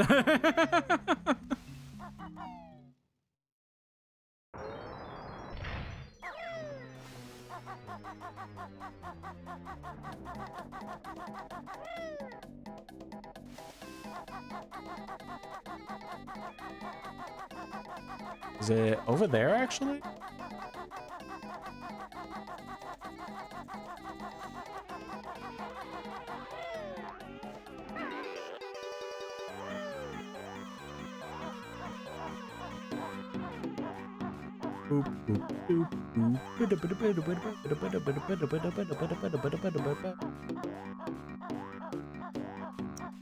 No. Okay, that's...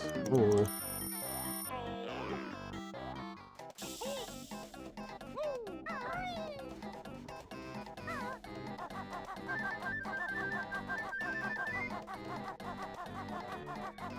The whole the thing that I want to work on first is that I've said before that I want to work on a title, well, not a title, but I want to work on an actual video that kind of just expresses the fact that, like, if you basically label your game as a spiritual successor in any... Oh, that's right. I don't think I got any of the ones up here because I was rushing so hard. That what I was missing?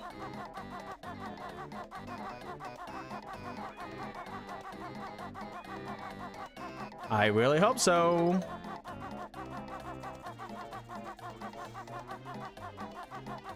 Okay, it seems like it.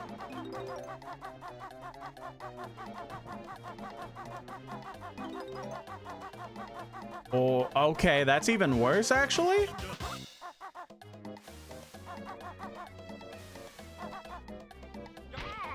Uh-huh.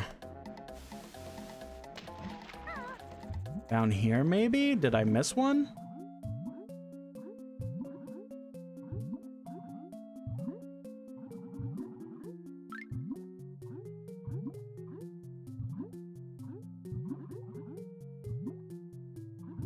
Okay, thank God.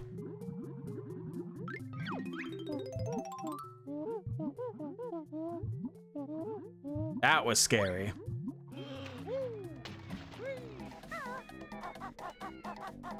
Yeah, the overall idea of the video being like, again, I've talked about this before. So it's not like I'm revealing secrets or anything. But it's like the whole idea that like if you do go ahead and specifically market yourself as a spiritual successor of any kind, you're just ultimately setting yourself up for failure, because the amount of hype that you need to deliver to make people excited for the thing that is a spiritual successor is going to be so astronomically high that there is no physical way that you can actually, like, it doesn't matter how good or bad the game is, there is no physical way that the amount of hype that you have to deliver to give the same experience as the original project, there is no physical way that you're ever going to deliver on that hype. And no, again, no matter how good or bad it is, there's gonna be tons of people absolutely disappointed that it's not the same exact experience that people hoped you would deliver.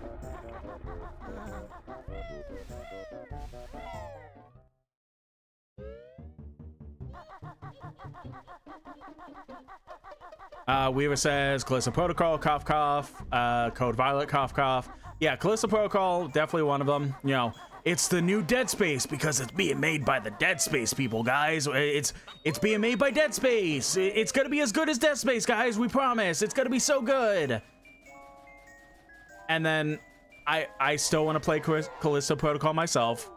I'm gonna get my opinion on it, but the general consensus being that it is very disappointing, especially coming from the Dead Space people. Fuck. This one is really annoying. Code Violet I never played, never really even heard of, so I can't really comment on that one. Jordan says Yooka-Laylee was marked that way. What do you think of it? I think the game overall is good. The original game even. But there are a lot of issues with it that also make it very jarring with some of the decisions that they made for it. I mean, I have on the YouTube VOD chat, like the YouTube VOD, like every bit of Yooka-Laylee. Like I 100%ed it on stream, all on YouTube, like, so you can definitely see by watching that my whole opinions of it. But the overall thing being is that they had to deliver a Banjo Kazooie game, and in a technical sense they did, but there's also a lot of jarring issues with it that it just becomes But Yooka-Laylee is one of the things that I would actually be talking about in that video. I specifically am going to be talking about Yooka-Laylee, Mighty Number 9, and fucking the Castlevania one. I can't remember the name of that. Bloodstained, that's what it is. Bloodstained. But again, like, it's the overall thing being that, like, you're marketing it as hey, it's going to be this new thing that's going to be as good as possible, especially compared to the original thing we made, and then it's never going to be delivered on that.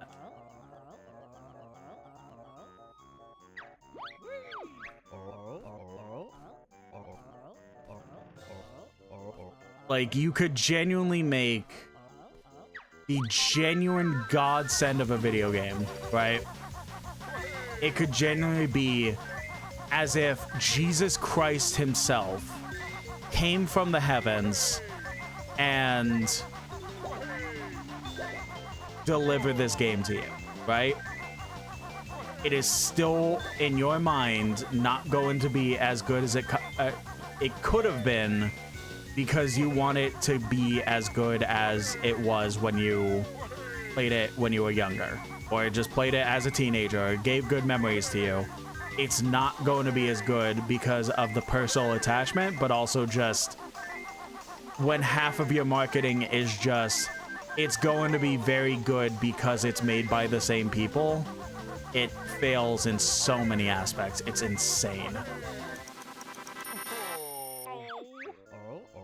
Oh, I've lost again. Take my other medal. I'm off to look for my kids' presents.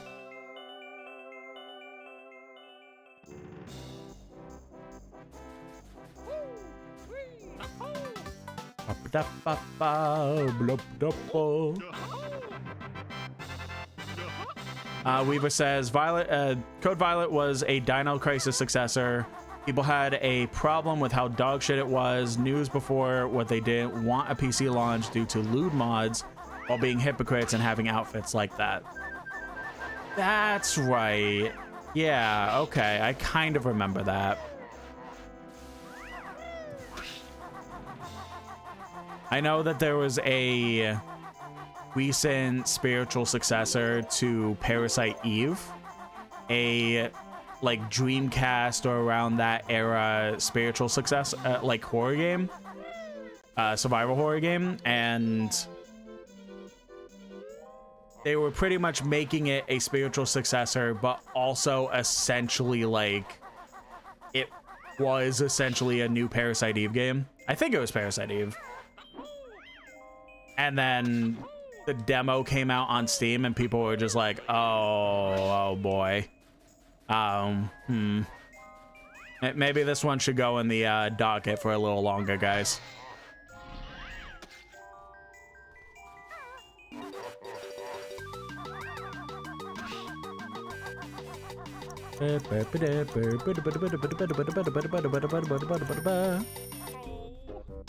Damn it, I fucked that up so bad.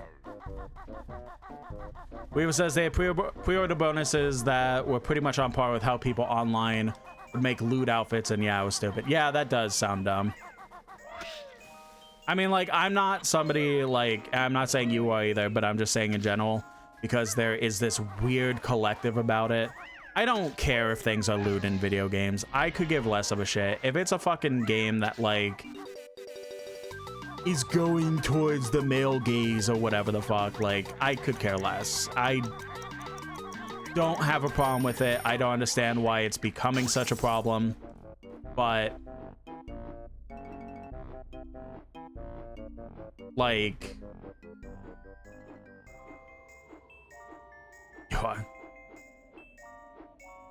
yeah, I figured you were kidding, but but no, like, seriously, like, it's such an interesting thing that the internet has become so... Oh, I thought that would just be an actual award. I guess not. The internet has become such an interesting place that it's, like, so weird that so many people are trying to be, like, Gooner game, oh, they're trying to goon guys. Like, it's so fucking weird. People are fucking pathetic. But, like... Of course, if that does make you uncomfortable, I get it, but to make it a problem for everyone, that's where you're a piece of shit. To me, at least. But the overall thing being is, like, if you're going to have a game that is specifically going to have lewd content, especially an M-rated game, just fucking let people do what they want in mods, man. Like, there was, like, Marvel Rivals, right? I get it. They had to kind of crack down on the 18+ mods a lot I understand that one 100%. But if it comes to like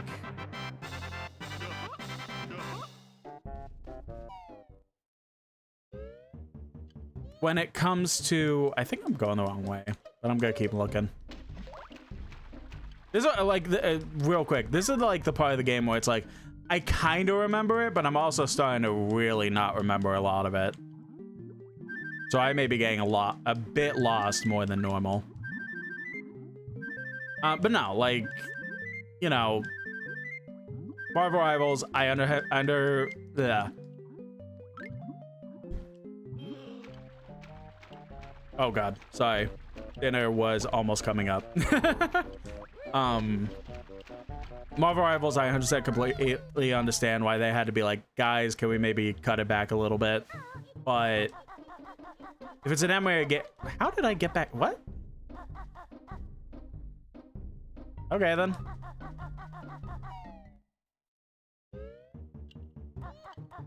But there are other games where I'm just like, if it's rated for mature, who genuinely gives a shit? Like, you're playing at like fucking lewd mods in Resident Evil games, right? Like, you know, Big Dick Leon or fucking Jiggly Tits Ada Wong or whatever. Like, the game is already like so fucked up and gory and not for teenagers or kids whatsoever.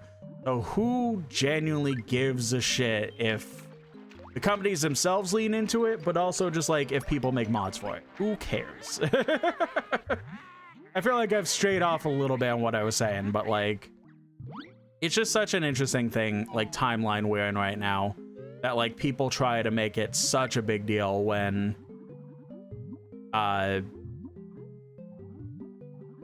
lewd content of any variety is being introduced.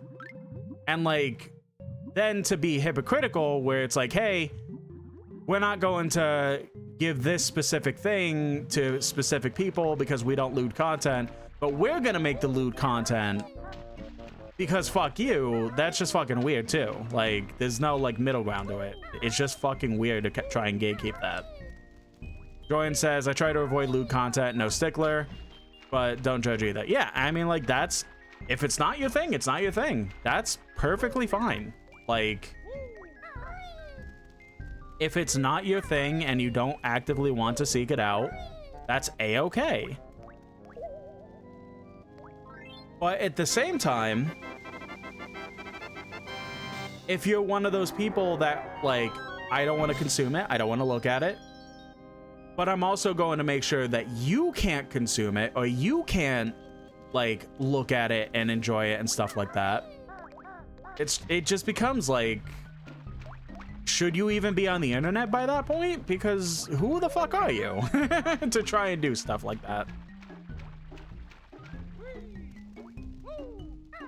It says I could tolerate some stuff, but I largely try to keep my eyes off that stuff if possible. And again, that's perfectly fine. Like, there's a difference between deciding to not be a connoisseur of that stuff, like you don't want to look at it, it's not your thing, perfect, but it just becomes an issue when it becomes a, hey, I'm going to ruin it for everyone, and like, I'm gonna call Marvel Rivals a Gouda game for having completely accurate skins to the comics and stuff like that. Like, it's just fucking bizarre. Like, this is I'm not trying to make this a whole conversation about this. I'm just saying in general, that's like, just, God, fucking things are weird nowadays. And that's always been the case, but like, it's just getting weirder and weirder with stuff like that. Like, I just don't understand people as a whole. It's like, genuinely, who gives a fuck?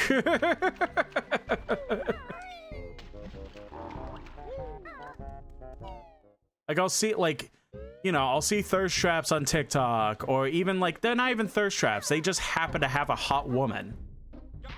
Shit.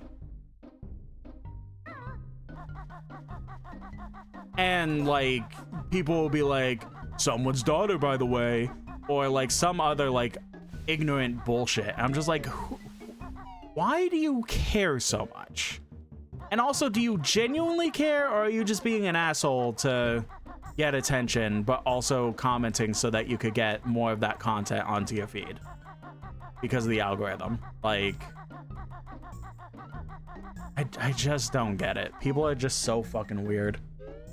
Weaver says, I'm a feed, don't listen to my opinion on it. I mean, I'm not gonna say I'm a fucking saint myself. I am very much a connoisseur of the adult arts, which I make very prevalent on my Blue Sky, and a alternate Blue Sky, if you catch my drift. I remember for a fact, I need to do this. I need to hit this.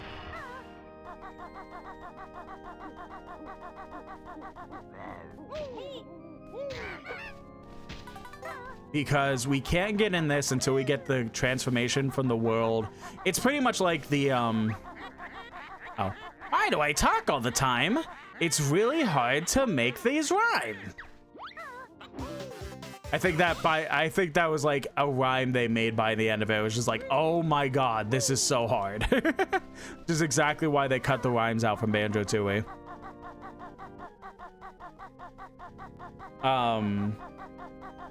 Jordan says, exactly, I don't have time. I don't have to enjoy it. But if someone else wishes to consume it, I won't stop you. I won't give you a hard time. Exactly. That's the common decency. You don't like it, and that's fine. And you leave it at that instead of the weird people. Weaver says, I hate the someone's daughter. Why are you being weird? Why do you only care what's a girl do it? Slut shame the men too. I mean, you're not wrong. You're definitely not wrong. These two guests are rather dumb. Let's make sure they're unwelcome. That was a bad one. That was a bad rhyme.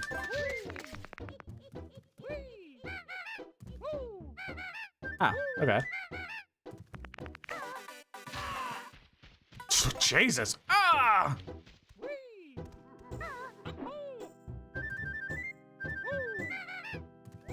Anything in here, or did I just kind of come in here for nothing?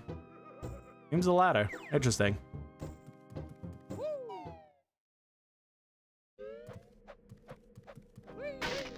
It's interesting, like, the door is here. This is the front door, right? And then we just had that whole room, but then you walk in the front door. Completely different. Like, where is that room even?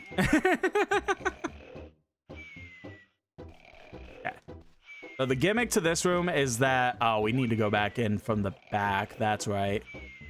If we try and step on the hardwood floor. Who woke Napper while he's sleeping? I could hear someone down there creeping.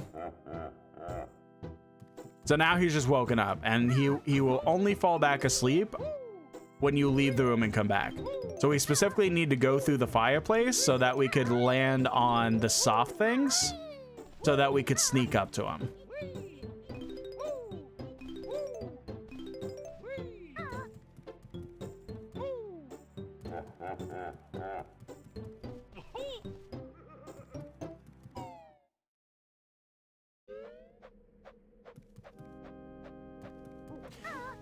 Weaver says, I have little nephews who regularly visit my house, so I have to maintain some distance from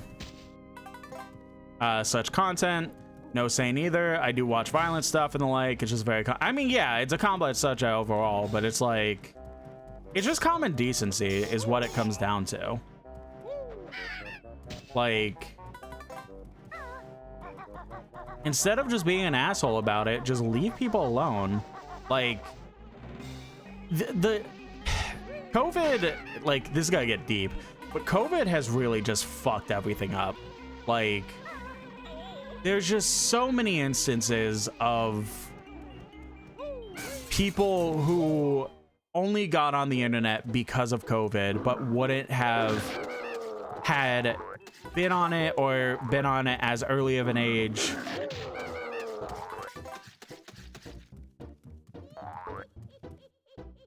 Did I say Weaver again? God damn it. I'm sorry. I genuinely thought I said Jordan on that one. I'm sorry. I'm like playing the game. I'm trying to talk about the subject, but I'm also reading chat as a good streamer should do.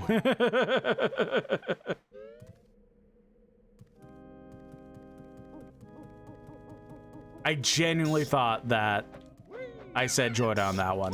I even hear it in my head that I said Jordan on that one. So that one was just a slip, but I genuinely meant to say Jordan.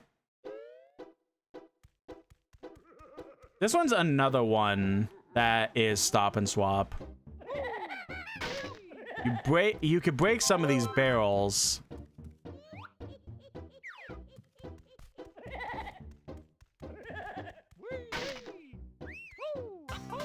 Get a jiggy from that one.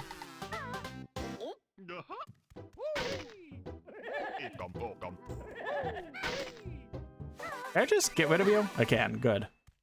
Man, the fucking invincibility feathers do so much more than I remembered. Anyway, so like genuinely, like COVID has just fucked so many things up. And like there's so many, like I'm not saying like social media wasn't fucking toxic before, right? Real quick, this would be the actual like stop and swap thing. You would have to break this barrel when you get access to it, and then you would get the stop and swap item. But like social media was 100% toxic before COVID, don't get me wrong, but it's just gotten so much worse that there's so many people that like will just invade spaces to be weird, or will invade spaces to be like, I want it to be known that I don't like this thing that you guys are liking, and you guys should feel bad. Blah, blah, blah, blah, blah, blah. It's like, brother, just enjoy what you want to enjoy and just leave people alone.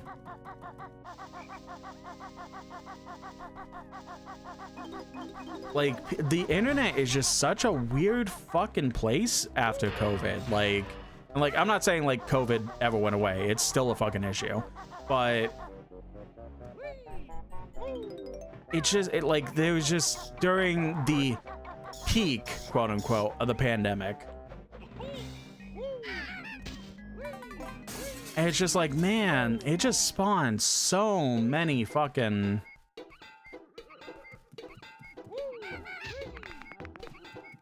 Like, there's just so many weird things that people are doing for no reason.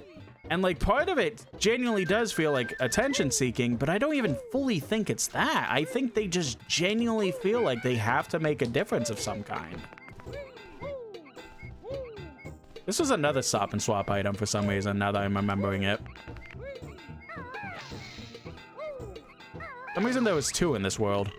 Gurgle, bear is much too fat to fit in Lago's mouth.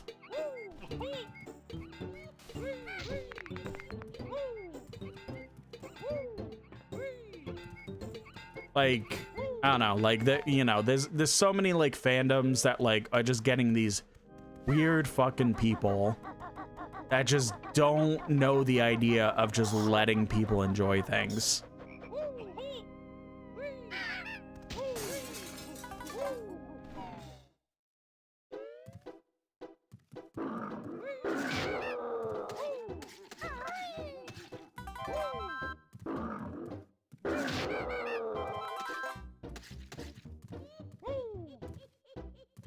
We need the transformation for that one.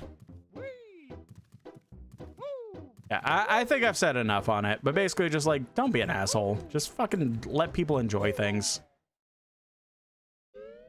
If you don't like it, it's fine. You don't have to like it, but other people are going to enjoy it, so just let them enjoy it. It's not that hard. Like, I don't like Twilight, but I'm not going into every fucking Twilight space being like, you all should feel bad because you like this filth. Brother, it's not that deep.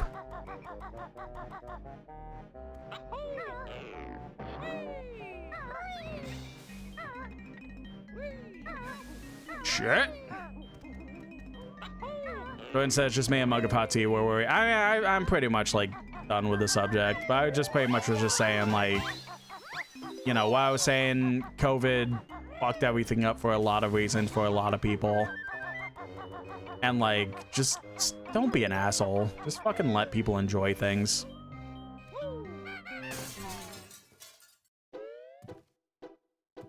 I just don't understand the need to like invade a whole fandom or a whole like category of people because I don't like something.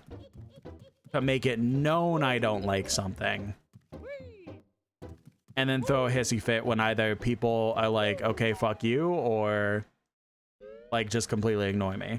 Like I was saying, like it feels like genuinely either it's truly being done for attention or people are just that messed up in the head that they genuinely feel like they're making a difference by doing stupid stuff like that.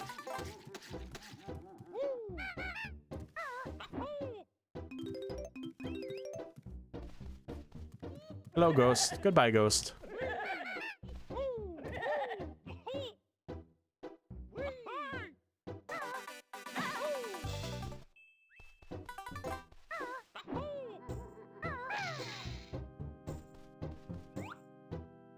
I thought I could look in there. Help. Wait, I thought I could open that chest, but maybe not. Maybe I'm just misremembering that.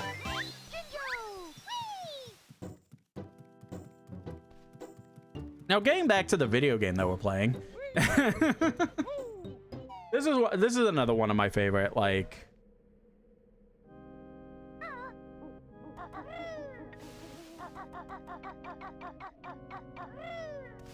this is another one of my favorite levels.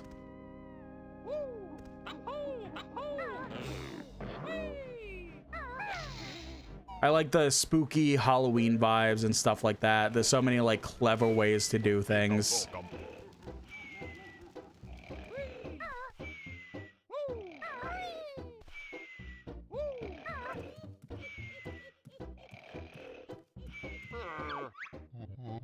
Grunty's gold, how it's shown. She'll be mad now it's gone. Yes, I'm mad, my boot I'll put up your useless spooky butt. Bum bum boom dum dum boom. Weaver in the YouTube chat says, "Here comes the woke mob to cancel me for cannibalizing and eating several people." Yeah, right.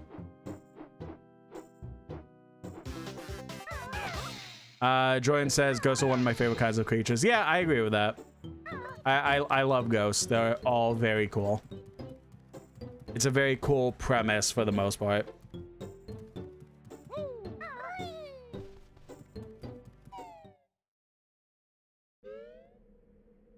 Jordan says DK Country 2 has ghosts. There's really a lot of ghosts in Donkey Kong. I'm not going to lie.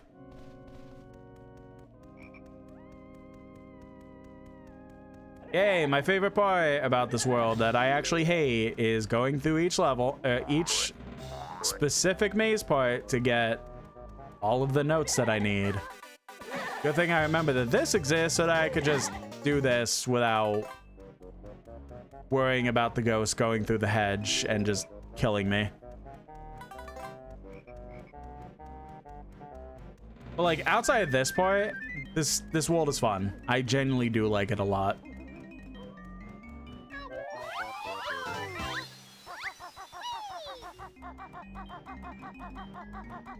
Yeah, before elevating to the conversation that we were having, most recent, I do want to and hope to make more YouTube content outside of just the Dragon Quest video. I forget what the goal I made was, but I like specifically want to upload like around 5 YouTube videos this year, all of them being around 15 minutes. Or more, obviously, that would be good too, but the overall thing being is that I want to... Oh, I have to do that from the other side. I want to do at least 5 YouTube videos. At minimum, 15 minutes. Like, it would be easy for me to say, like, if I upload 5 YouTube shorts, like, okay, upload 5 YouTube videos. Like, no, I want to do genuine videos that I want to make sure that I put a lot of time, effort, and love into, like I did the Dragon Quest video. Or more.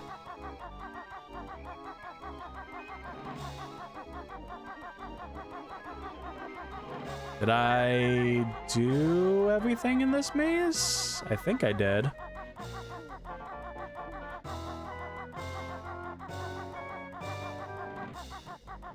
Yeah, we did everything in the maze. Okay, good. Would have been much worse if I didn't pick off the ghosts, but...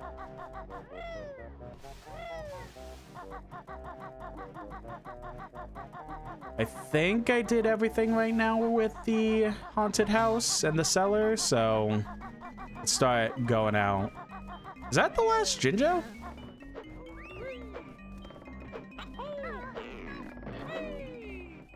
Well, that's not what I meant to do. I always forget, you can't actually kill these things. That doesn't involve...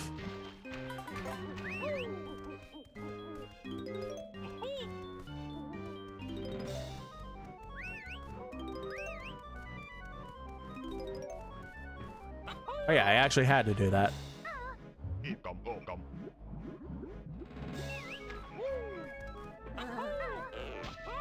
You motherfucker.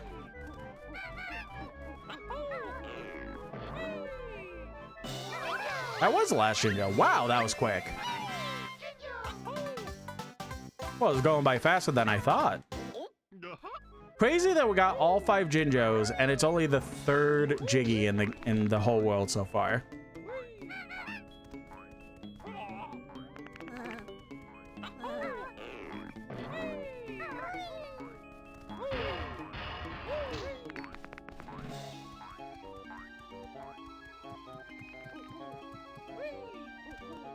Oh god.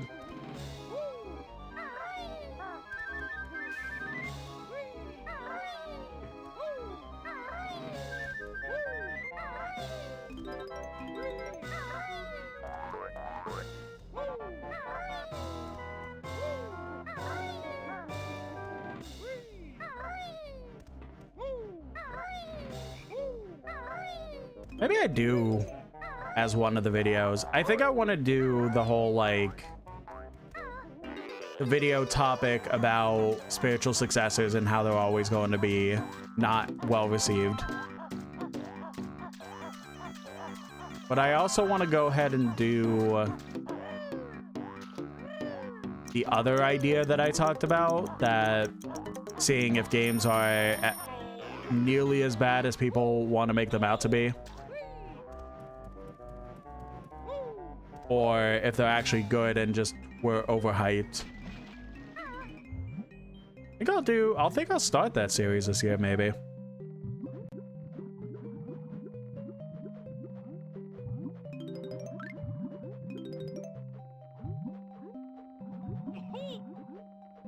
Gotta be careful.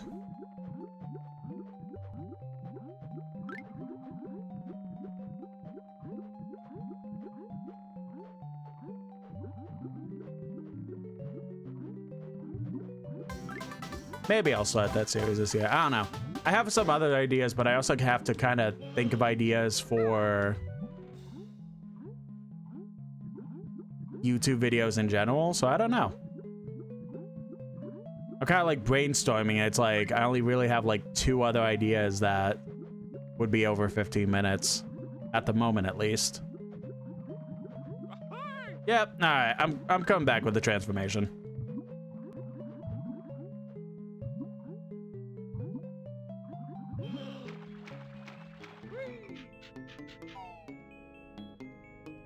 Jordan asked, you maybe think it's a game be marketed as a standalone with some familiar elements? Yes, absolutely. Because the problem is that pretty much you're basically going through, right? You have the spiritual successor, yeah? Like, you have, again, Mighty Number 9, Ukulele. Mighty Number 9 being spiritual successor to Mega Man, Ukulele being a spiritual successor to this, Banjo Kazooie, and stuff like that. Like, you have that, And that pretty much, for the most part, for a lot of people, becomes the sole marketing of these projects. The only thing that people really will talk about is the fact that you are marketing it as a spiritual successor, and that's the only thing people are going to talk about. Genuinely does not matter what else you'd be advertising. You are literally only advertising it as a spiritual successor. So if it was just like, hey, we're making this platformer game where you collect these specific things that you need to then go to the next world, obviously it would be said a lot better than how I'm saying it. But also, kinda also happens to be made by the same people that made this. That's weird, huh? Anyway, here's the actual game. And people are like more interested in that point. But when you're sitting there being like, we are making our own Banjo Kazooie, we're making our own Mega Man, we're making our own Castlevania Symphony of the Night. When you basically say that, greetings, oh solid one, I'm Tumblr, the mighty. Solve the puzzle, and you can take this infernal thing that's stuck under me. Like half the puzzles in this game, you spell Banjo Kazooie. But don't touch Grunty or let the ghost hit you. It's like, it's hard, right? Like, I'm not going to say it's easier said than done for advertising sake and stuff like that. Like, especially when all of the projects that I mentioned specifically had Kickstarters that were hoping to get the funding for these games. So, you know, they all had Kickstarters that they were saying they're trying to get money from. So, like, I get it to some degree, but at the same time, if more so go with your actual words and showing that it's going to be a good game over, hey guys, we're the same team that made this, but because this company is stinky and won't make a new game, we're just gonna do that for them and it'll be awesome and better. Meh. It's like it just doesn't. You're already setting yourself up for major failure by that point.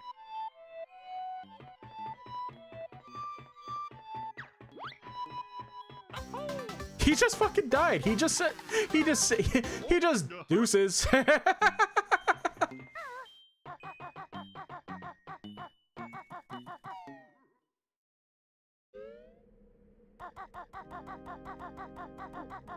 Joy in YouTube chat says, I think Nitro Red has similar perspective way. I wouldn't be surprised.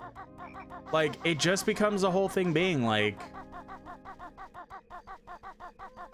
are you actually going to make a good game, or are you just solely hoping that nostalgia alone will commit people to be able to buy your game so that you could get enough funding, or just like back your Kickstarter or whatever? Will it be enough, or like what have you? Like, I'm not trying to say that Playtonic made a bad game with Yooka-Laylee, like the original. I'm not gonna say that at all. They did their damnedest with the money they had, and it for what it is a pretty decent game. Some people are very harsh on it. I'm not going to judge the people that are harsh on it. I'm not going to be harsh on it, but I understand it.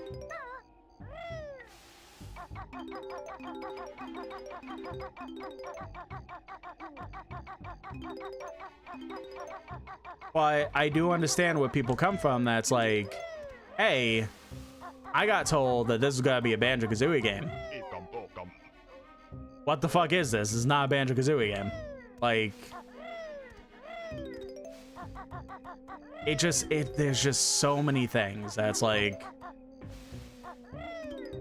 it's a complex subject overall, right? Because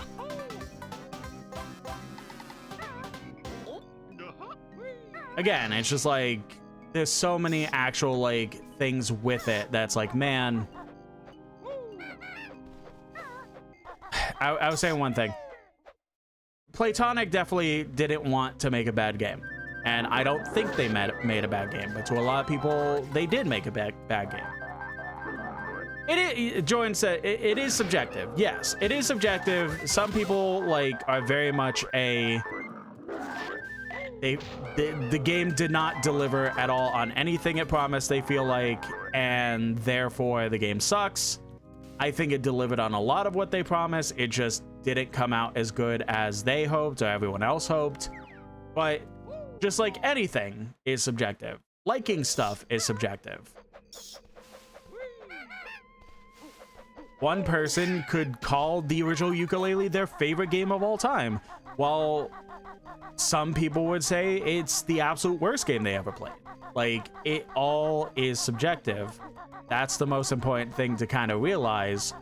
But also, it doesn't help when it becomes the whole reason that you're doing this is to make a new game of a franchise that you don't have access to make the rights. You don't have the rights to make. So you are deciding to take it upon yourself to make a game as good or better than the originals.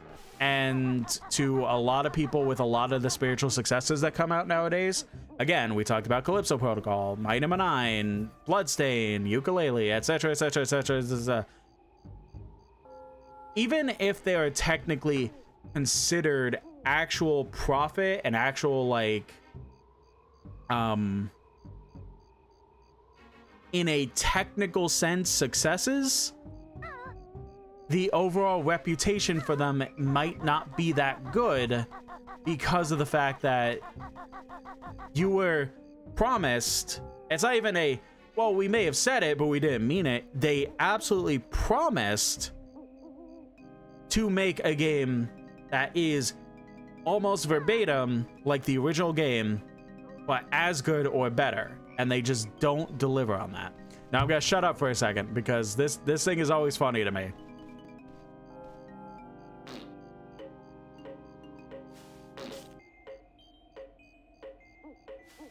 If I could do it right. Oh my god.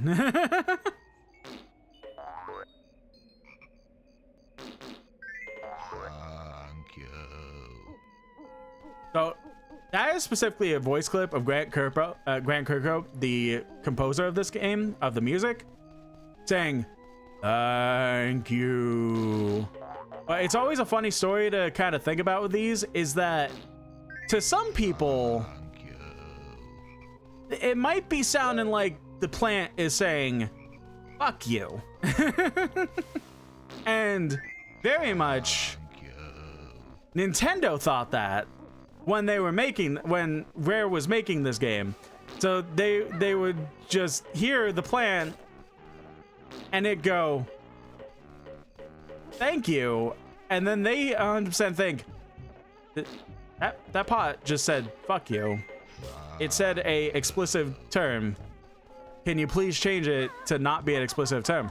And you know, Rare's just saying that, like Grant Kirkhope is saying that, like, it's not an explicit term.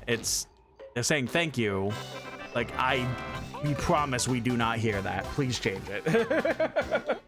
So he had to do, like, I remember in an interview, he basically said, like, he had to do so many extra takes because of the fact that they just kept thinking it said "fuck you." It's so dumb, but so funny.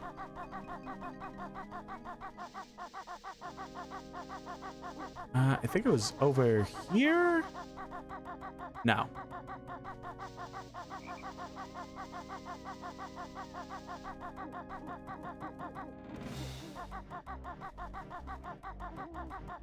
It was up here. Yes.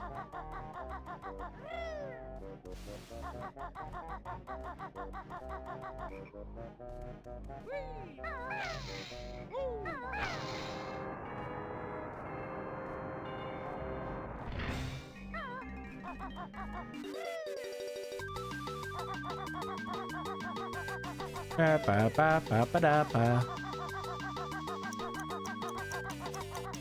Yeah, so like the overall consensus being is that it just genuinely feels like that no matter what people do when it comes to spiritual successors, they are not going to get as much success as they hope for, because they are trying to deliver on the promise that they will deliver a better product or the same product but with a new skin. And when they can't deliver on that, because the normal hype, let's say the normal hype for the video game, let's say a normal hype factor for a level, words are hard. Let's say a normal factor of hype is around here for video games, right? That's a normal case that for most video games from a group of people in general, no matter the game, the hype levels are going to be here to deliver a cool product because of cool advertising and the game looking good and stuff like that out here. But then the moment that a new game is coming out and you specifically use the words, this is a spiritual successor to XYZ, the hype goes all the way up here. All the way up here. This is still the normal subject matter for the normal subjective thing, like for hype, the line. So you still have that, but then you mentioned spiritual successor, so now it's all the way up here. All the way up here. And you have to deliver on the hype that is all the way up here because you mentioned that it was a spiritual successor. And because of how the world is today, no matter if it's a dev's fault or the consumer's fault, no matter what, again, Jesus Christ himself could rise from the heavens and give you the genuine perfect experience.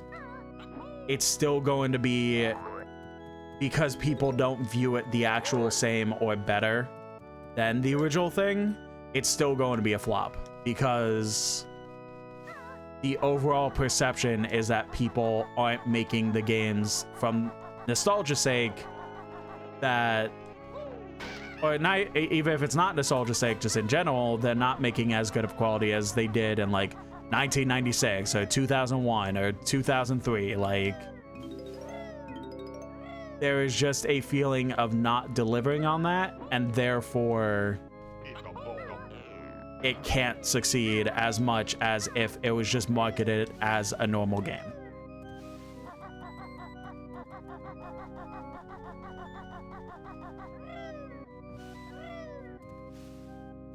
Okay, yeah, that's too steep. Okay, hello Ghost Hand. Mold Son plays his organ with ease, but can you follow him on the keys?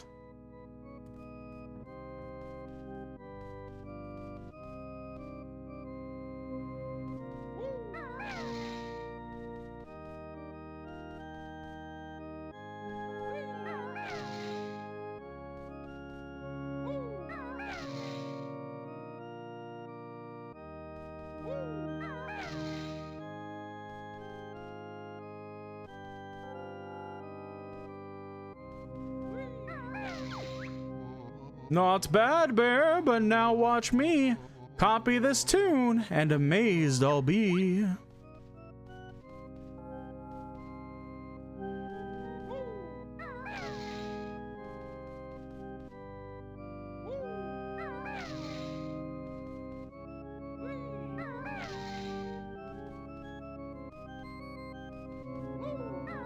I love how I was just sitting there yapping and yapping and yapping. Now I have to pay attention to where the hand is going, and I have completely shut the fuck up.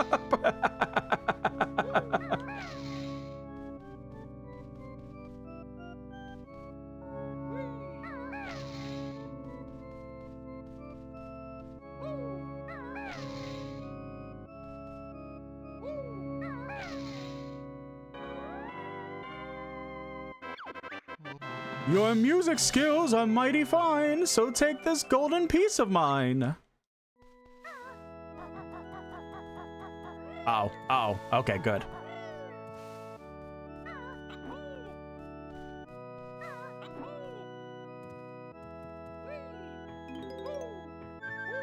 I think ukulele is like a perfect example of like,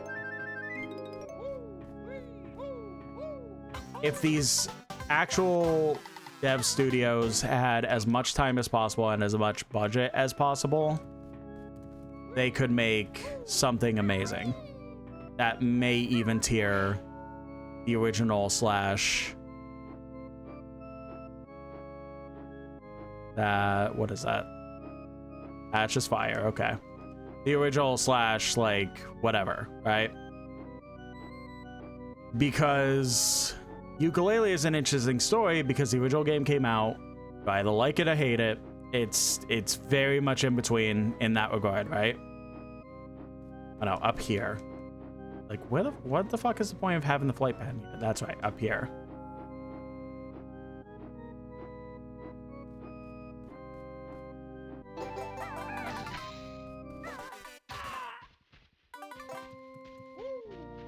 Because again, the original came out, love it or hate it, it came out.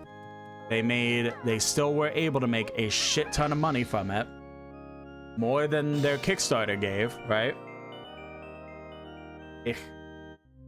Under my nose. So, okay, well, that's not good.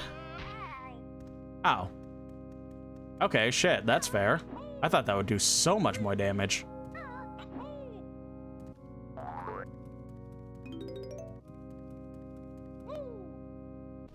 Weird that it only did one, but whatever.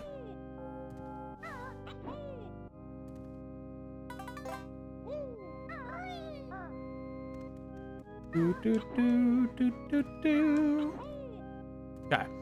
So, ukulele came out. Like I said, love it or hate it. Made a lot of money because even if you disliked it or liked it, there wasn't really much refund systems back then when it came to digital games. So they made an absolute shit ton of money. I think maybe the most you would have gotten a refund on was maybe Steam, but everything else is still very, even to this day, is still very strict when it comes to refunds on stuff. Anything around this? I don't remember. Just Golden Feather. Okay. So they used all that money and made a sequel, which was Ukulele and the Impossible Lair. It was a side-scroller adventure that took Ukulele and continued their adventure from the first game, fighting Capital B.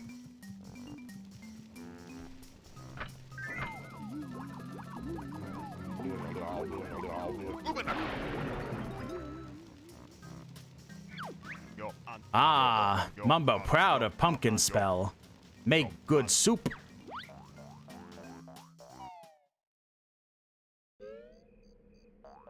Longer we've been streaming. Almost 3 hours? Nice. Yeah, we got a nice pumpkin as this world's transformation. It's pretty dope.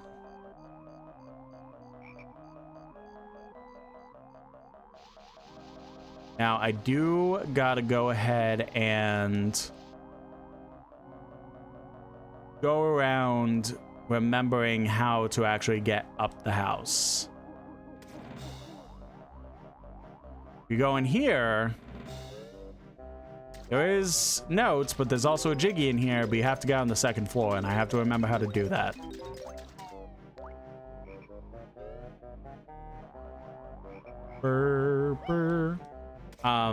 But people absolutely adored Ukulele in the Impossible Lair. Like, so many people thought it was just such a solid side scroller. I never played it still. I own it. I still got to play it. But people genuinely adored it, and it was so much more successful than the first game. So what they did was they literally took all the money that they got from OG Ukulele and Impossible Lair and just made a fucking banger of a remake of the first game. Like, hey, we fucked up. We're going to fix that. And we are giving you the game that you actually deserved when we tried it the first time. And by everything that's been said about that remake, every little bit of issues that happened from the original, all fixed. So it's like such an interesting case where it's like, I wish that we were just gotten a good game in the first place, but the redemption story is absolutely crazy. Weaver says PlayStation be like, oh, you open the game on your console? You're not getting a refund, soggy. Yeah, I know Switches is also pretty restrictive. I don't even think Xbox even offers refunds. I could be wrong on that. I just don't care to pick up on Xbox anymore. But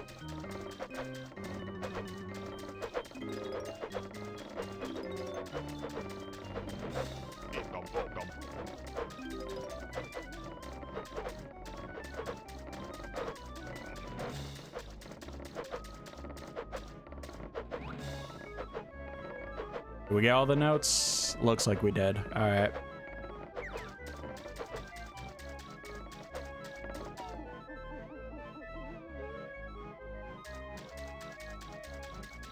Now I'm just worried where those last two notes are. I'm sure we'll find them. We got worried last world about the idea of missing notes, and then boom, found it pretty quick.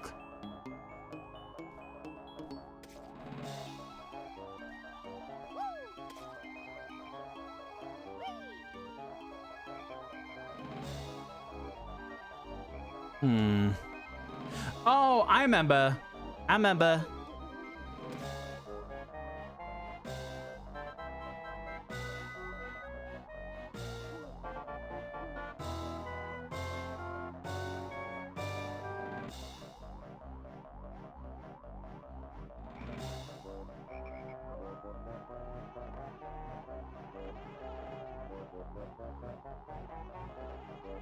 Nope, not that way.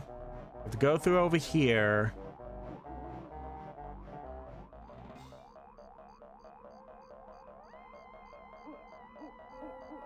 No, am I stupid? I think I'm stupid. No, it's over here. Yeah. I have to get, like, up on there somehow. I have to remember how.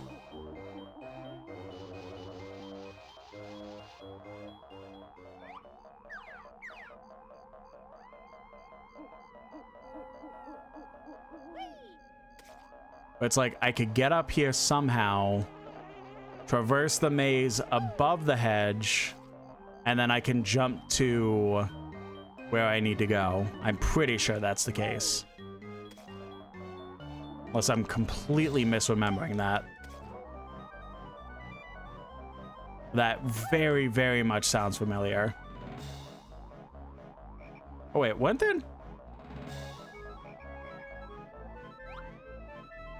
Oh, there they are. Oh, there's one of them.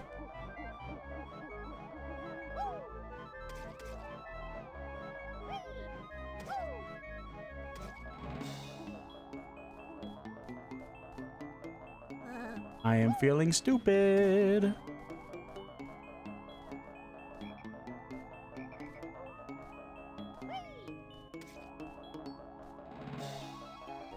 Can I do this?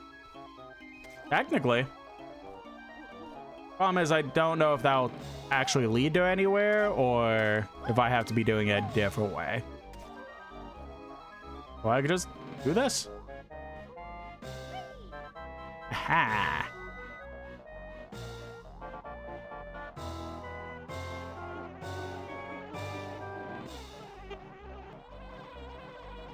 Go away, bees!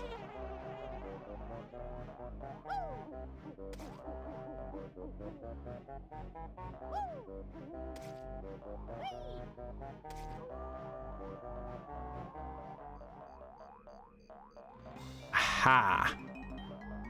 Don't think that was really the right way to do it, but you know what? Who cares?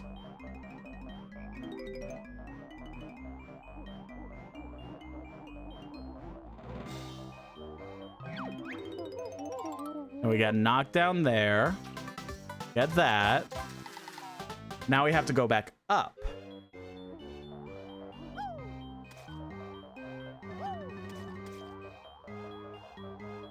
If I do that again, there was the toilet from earlier.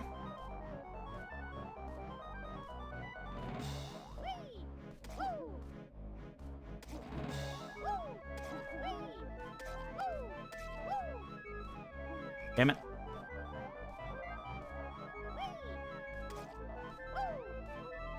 Damn it. There we go. Maybe one day I'll remember the proper way to do shit. Maybe one day I'll remember the proper way to do that.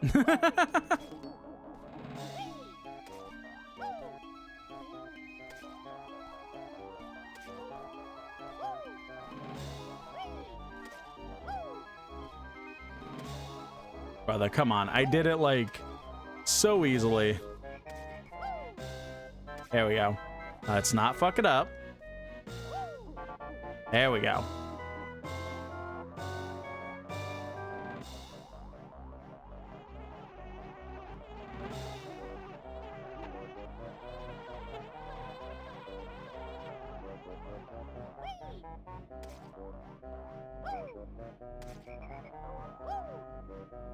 No, fuck.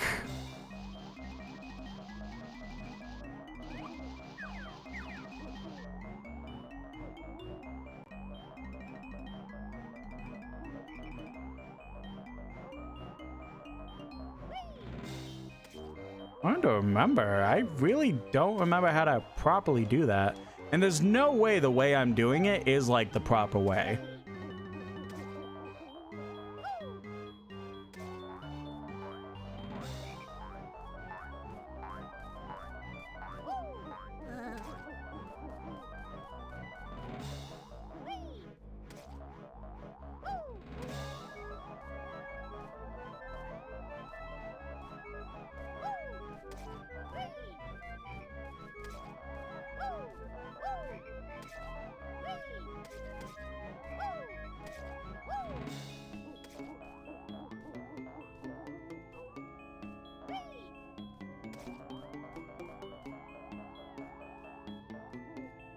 I'm also like, I mean, I know I have to be on top of the hedges, but like, what do I actually do to make sure I'm above it or getting on top of this?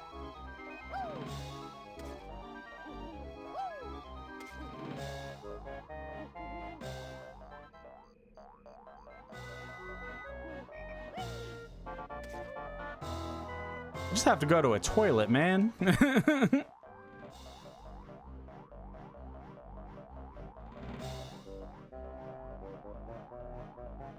Was it this window? Nope.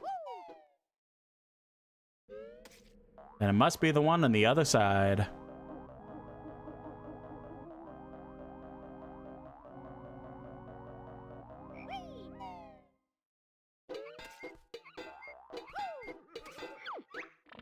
Happy landings, little one.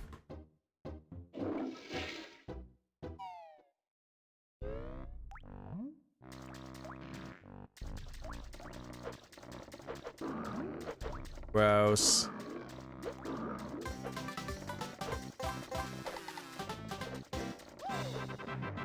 Waiting for like this obviously way before, but I'm just waiting for it. I am the great mighty Pooh. I want Conker to come to the fucking NSO so bad. I was literally talking about this on Wednesday while playing another Crouch Treasure. I can't believe you went in there. Now wash your hands, filthy bear.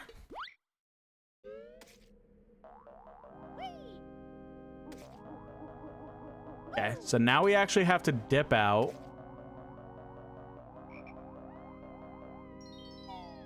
But I think before anything, I have to go over there, where that gate I broke. But quick, I think I'm gonna go do the thing over here I need real quick.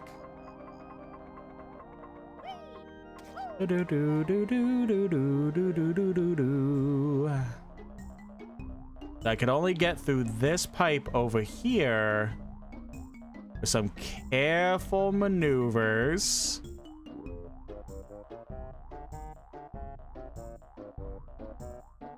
Oh, can I talk to her as the pumpkin?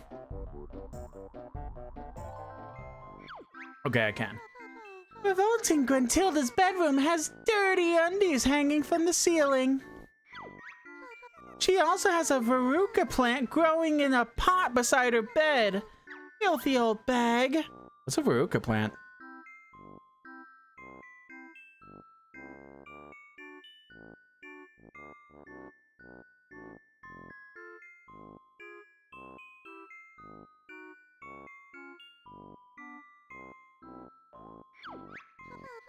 And you'd be sick if you saw her enormous streaky brown Ew.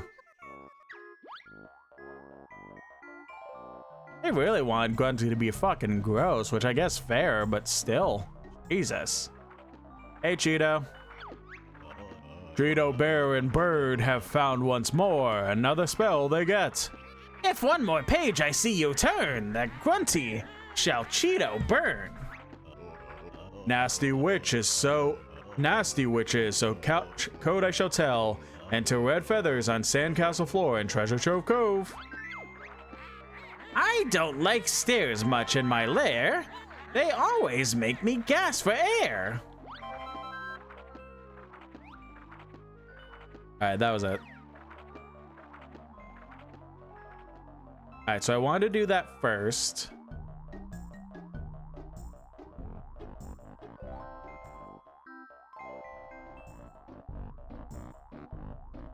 Okay.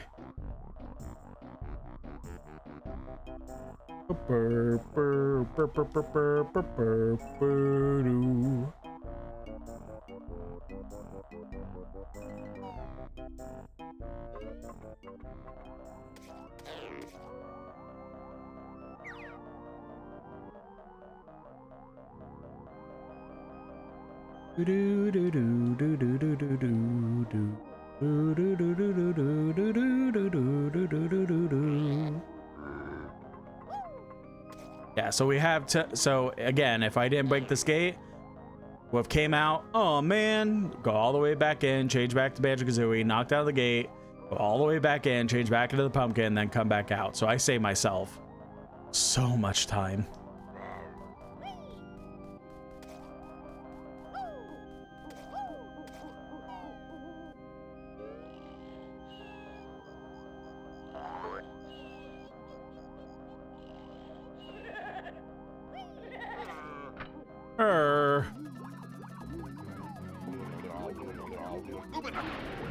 Umanaka.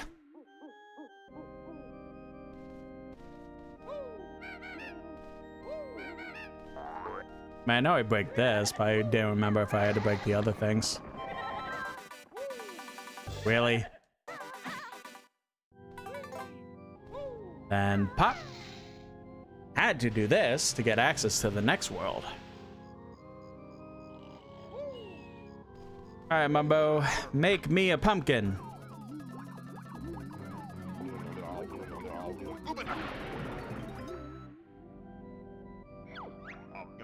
Pumpkin making Mumbo hungry.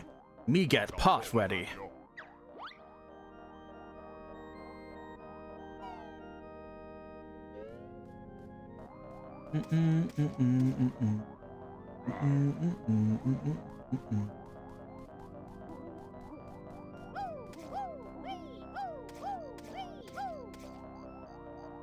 Getting a little tired.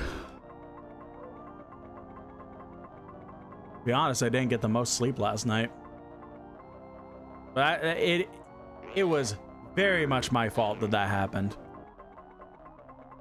So for those who haven't heard of it, Hytale came out last week. If you don't know what Hytale is, it's basically like a love child between Terraria and Minecraft. If you don't know what either of those games are, then this story isn't for you. But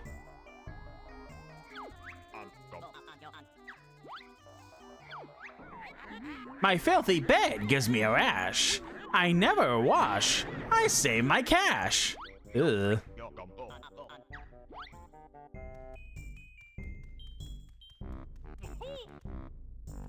So, Hytale came out last week. And oh my god. It's been astounding watching that game, honestly. I was very fortunate to have a couple of individuals help me and Watermelon Oik with getting the game. And it's been insane the entire time. Because, like,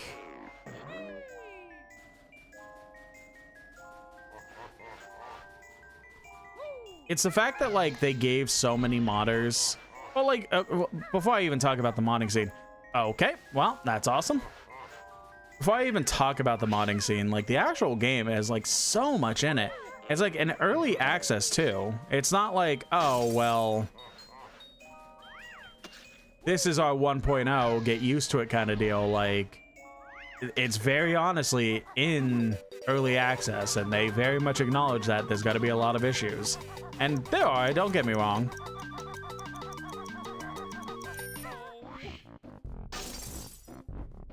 But, like, it's got so much stuff. The amount of details are really cool.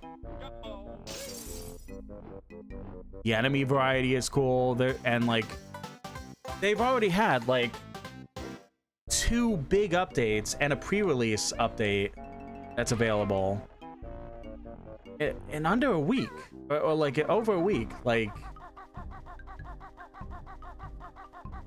it's so amazing, and I really can't wait to keep watching the game grow. Welcome in, Scarox. I hope you're having a lovely night.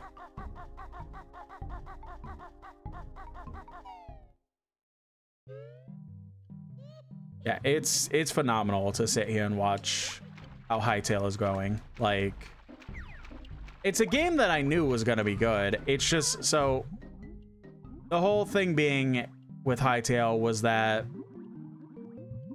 it was a game that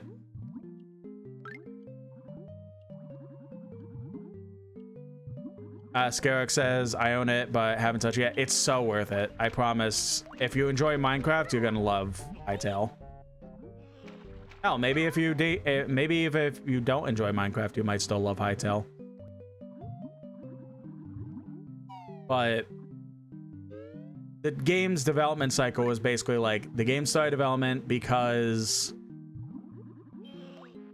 so Minecraft originally had like a lot more custom servers and very specific custom servers that were like really intense and awesome and stuff, and one of them was called Hypixel.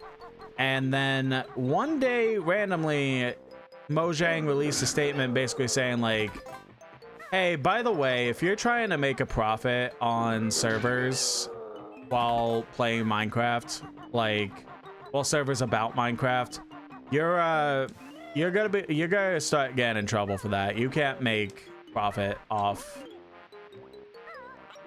of Minecraft in that sense. So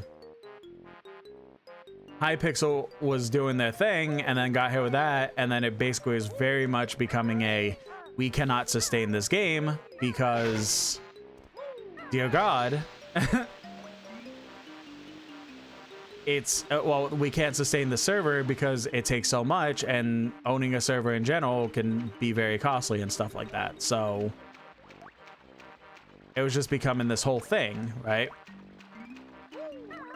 And then they decided that they were gonna pretty much just branch off of Minecraft and just kind of start presenting a lot of the elements, the custom elements that were introduced in Hytale, not Hytale, in Hypixel. My belly's big, it's rather neat. It's years since I have seen my feet. Honey, that's not a good thing.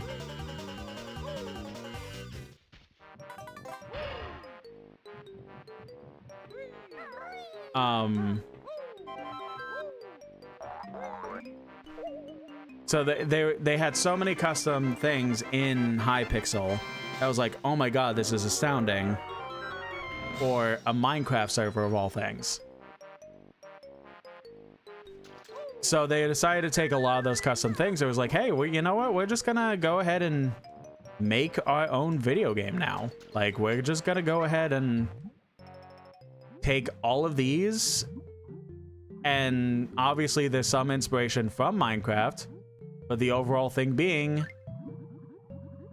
oh, interesting. But the overall thing being, like, it's got to be its own game. But obviously they needed funding and stuff because they couldn't afford running Hypixel, so they got picked up by Riot Games, and Riot Games are the people that make, you know, League of Legends, Valorant, that studio, right? Say what you will about that studio, they're probably all true. So they picked it up and then spent years of development went by. Like, Hypixel shut down, like, I even want to say like mid 2010s, and like years and years and years and years of development went by. And then all of a sudden in mid 2025, Riot Games was like, hey, you know that game you've been super excited for? The one that's like Minecraft, but not? Yeah, we're gonna cancel that. We can't dedicate the budget to... We can't dedicate the budget to just continuing to support this game because we have to do our other projects that also involve AI bullshit. So the game was seemingly, to a lot of people, just done. Like, there was a lot of hope that a proper Minecraft rival outside of Terraria would be around, and then Riot Games just canceled it because, you know, they're Riot Games. So I thought that's where it pretty much ended. Like, I didn't know any of the things that came after it, but pretty much immediately after that cancellation, the project owner of, I guess the director, I don't know. I don't remember his full, like, title, but pretty much, like, the person running the project, essentially. Oh, real quick. My oily water and you plunge. You'll lose air. While that gunge. Would have been better. I think this bridge can get extended, but I think if I just... maybe not. But the director, basically, or like the owner of Hytale, was just like, hey, that's kind of fucked up. Can we maybe, like, buy Hytale back and make it an independent project? And Riot Games was like, sure, for this amount of money. And the Hytale developer was like, uh-oh. How's that gonna go? Because we don't have that money. We kind of spent all of it making Hytale while you were, like, the publisher for it. And then the community, like, that was so hyped for Hytale and was fortunate to be able to partake, they pretty much just donated as much money as physically possible so that the game could be bought back from Riot Games and revived for the sake of becoming its own independent game, basically, not owned by Riot Games. Man, it is just so fun overall. Like, it is an incredible game so far. Like, any nice thing that people are saying about it, it's very much true. Like, it is so worth it.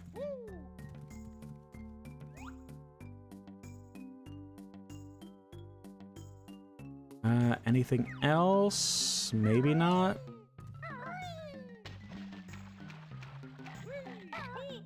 fuck off.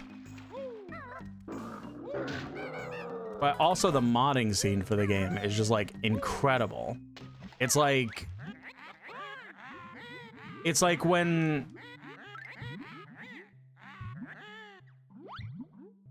what's it called? Like when Steam Workshop came out originally and like all the games that got support for it, and immediately it was just like, hey, here's like 100 mods that you could potentially get for Skyrim and stuff like that. That's pretty, like, you open Curse Forge right now and look at their Hightail mods, like, it's practically just like filled to the brim with so many amazing things, and their Discord is filled with amazing things in terms of their modding scene and stuff like that. That's just like, it's insane to watch. It's insane to watch from like where I am as the player, but not like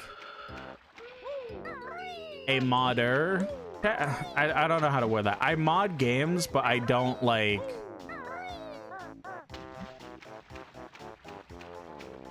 develop mods for it. That's how I'm trying to say it.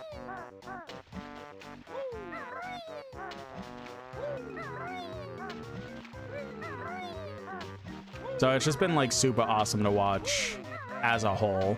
I pretty much stayed up until like 3 a.m. last night playing it with Watermelon Oik, and it's just so fun. I was just having so much fun. The only issue is that one of our mods completely fucked with one of the resources we needed. So we added a thing from Minecraft, which is the enchantment tables, as their own thing in the game. And one of the enchantments that a few of the enchantments that we wanted to use was completely for completely needing emeralds, which there's only like 2 specific ways to get emeralds in the game.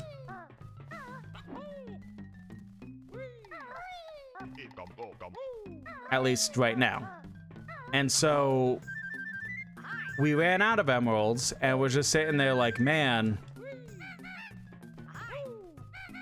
like, we're playing on the pre-release. I should preface that. We're playing on the pre-release, which is gonna be buggier, but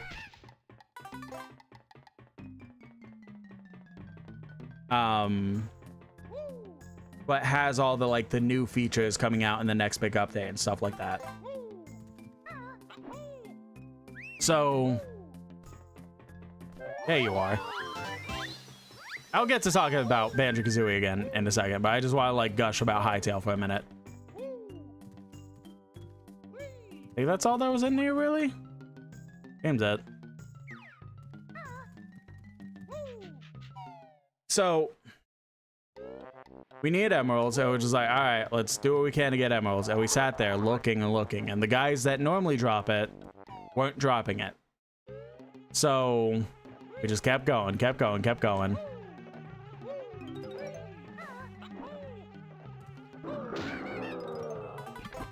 And like,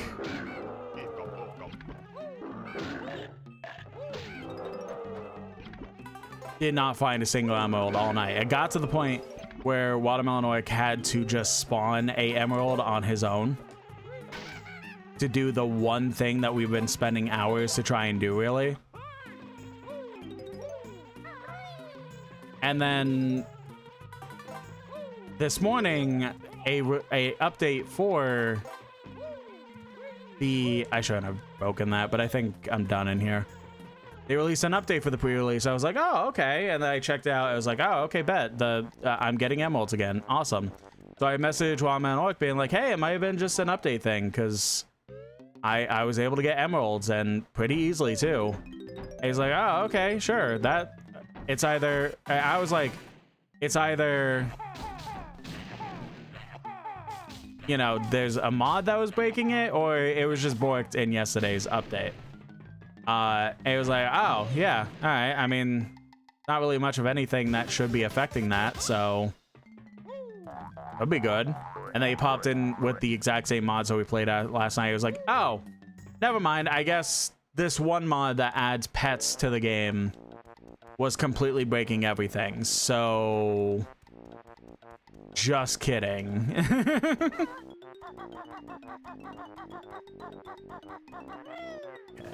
Okay. An easy way for me to get over there? Or no, probably not. All right. Yeah, Hytail's fun. I definitely recommend it if it wasn't clear enough with how much I'm gushing about it. Very, very fun game right now.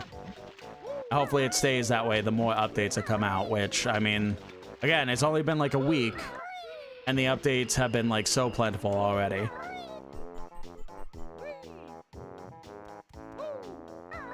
So back to Banjo Kazooie. So this is the world that I feel like we're gonna get our first death on. I'm not gonna lie. We've been very fortunate that we have not died yet. Knock on wood. But I feel like this is going to be the level that changes that.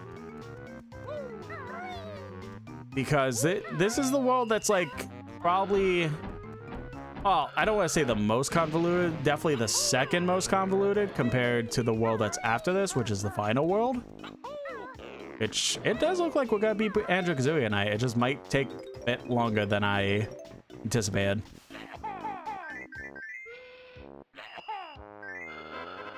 Oh, God, my butt hurts.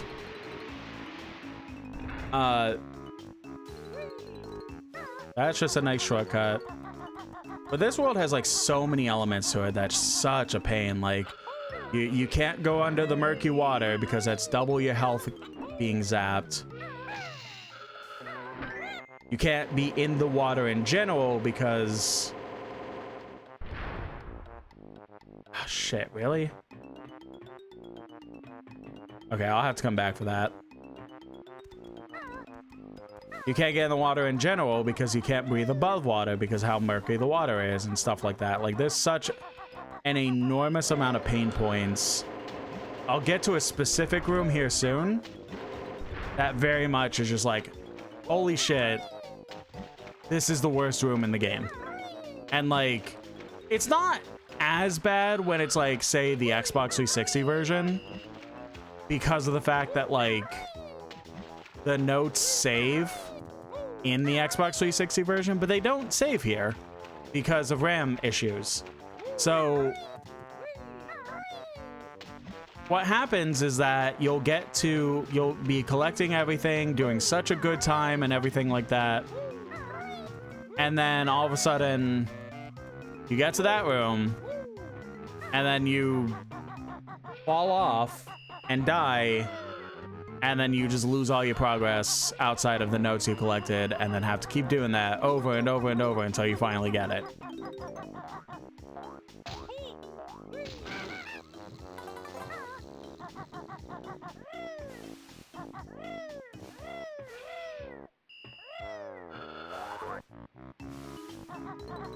There's these pipes over there. Some of them are bad, like this, but then there's the other ones that you can jump in. It's actually something.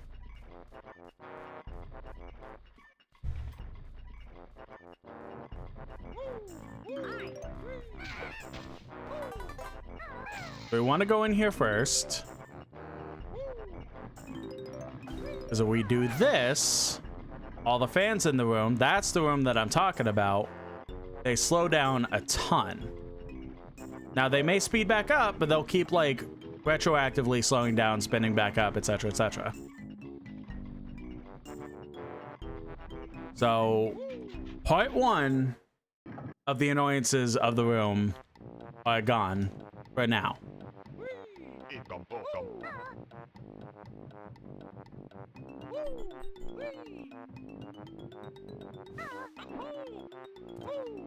I do really like the song that plays here, I'm not gonna lie.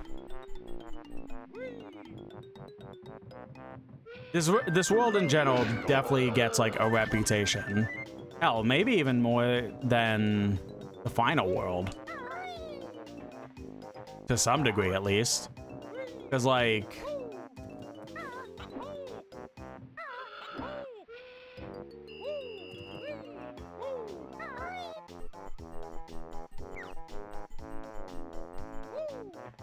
it's just so renowned that like it just has so much bullshit with it Ooh, that was almost bad. Well, first, if we hit this, then big TNT box will fall.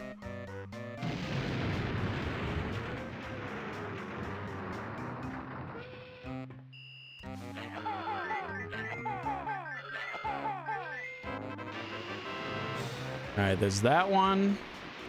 And then let's pop over here.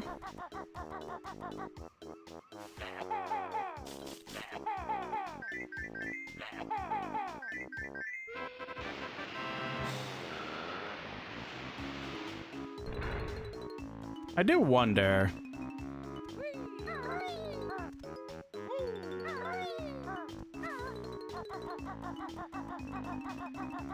Like, there's the other thing over here, right?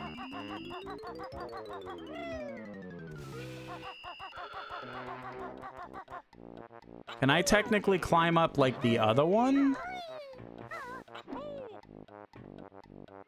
Yes, okay.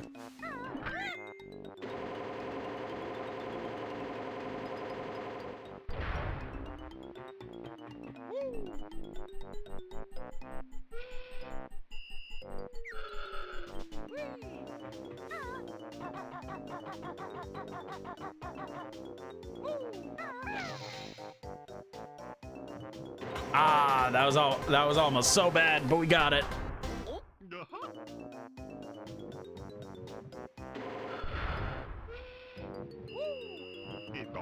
Yeah, Grunty could have easily just finished the game if she just let me get captured in that cage.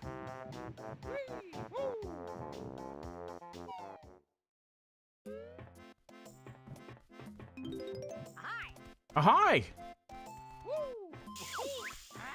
Stupid bear! You'll have to learn that red-hot ovens tend to burn.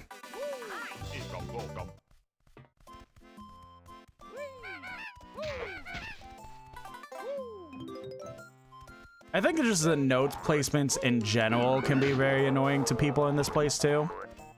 Because it's like sometimes, like, there was that one note right there. It's like somehow if you don't see that, you might be sitting there going around the entire stage being like, where, oh god, could this one simple note be?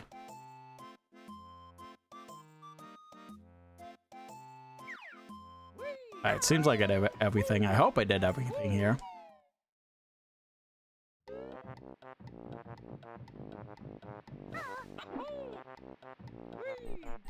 Then let's head over here. There is a spot that directly tells us what combination we're supposed to be putting in. Let me look for that first. Wait, we didn't go in here yet.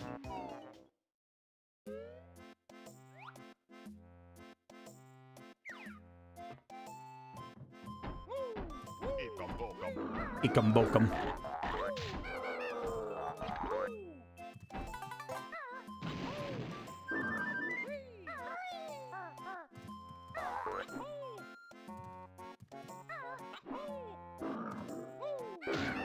Get rid of you. Damn it.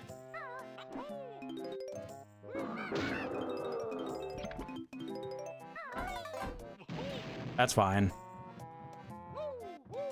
there anything else in here? I think that was really it, right? Yeah. All right. Have we still only found... Okay, we found 2 Jinjos. Okay.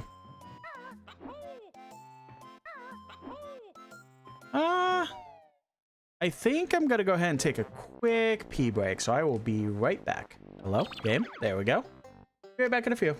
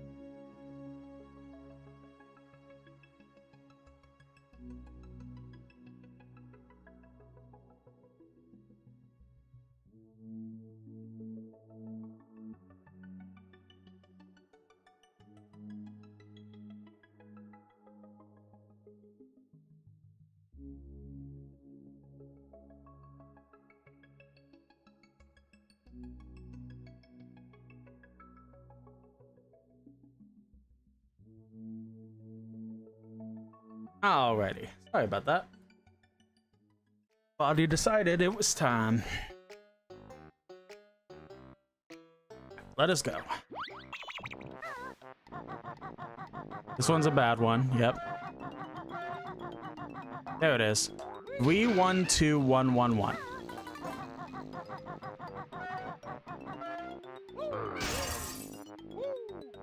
Go here real quick.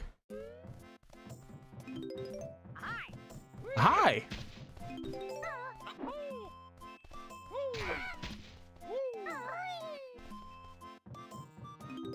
Oh, good to pay attention to. Oh, look at that. I completely forgot this was in here. Rare loves to do references to other games, and this was like Honker's original girlfriend on the Game Boy game that he premiered in. Before Bad Fur Day made him into what he is now. 312111.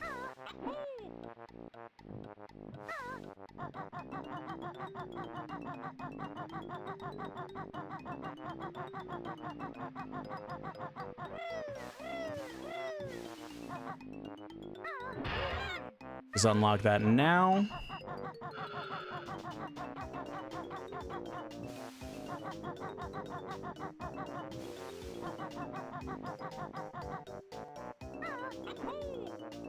All right, here we go. 3, 1, 2, 1, 1, 1.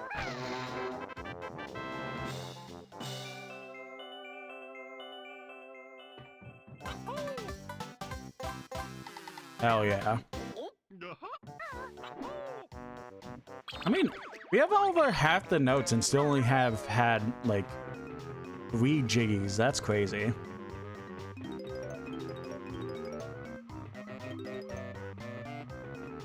Goes to show like how long this stage actually is comparatively.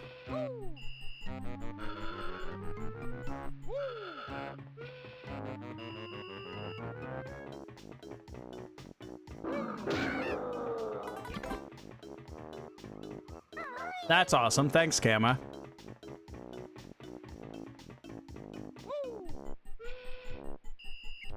Again, I said on Monday, but I'll say it again. That's the issue with these old 3D games. They did not know how to fine-tune the camera yet.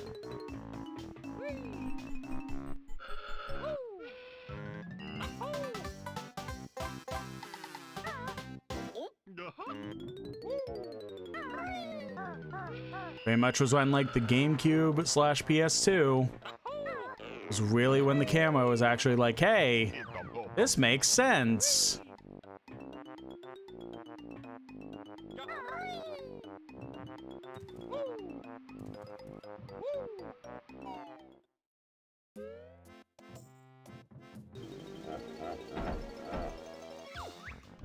Who dares enter Boss Boombox's hold? I've hidden my jigsaw, you'll never get it. This is essentially one of 2 bosses in the entire game.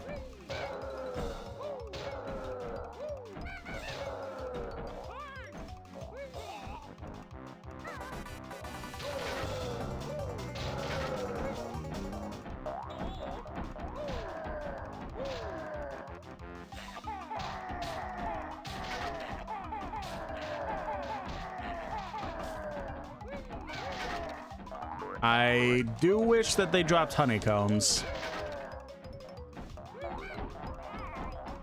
We are... Okay.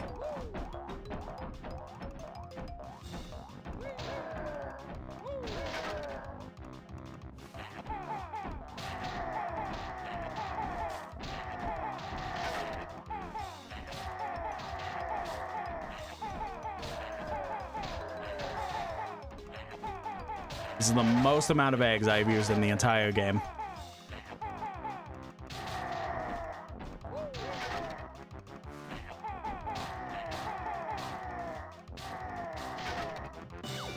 Oh, thank God. Oh, you splintered me. Take this. I didn't want it, really. You going like tsundere? Like... It's not like I even wanted to talk to you, stupid. Okay,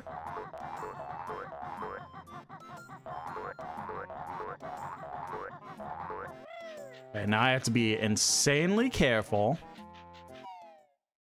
I know exactly where some health is.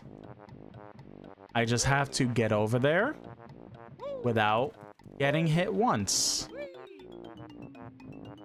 Pretty sure it was in here. Oh, okay, yes.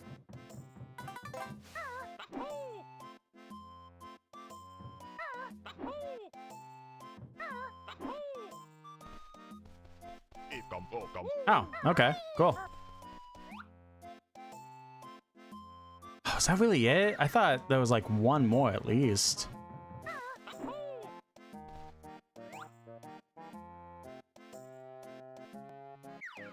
Not great, but all right. Well, we ball.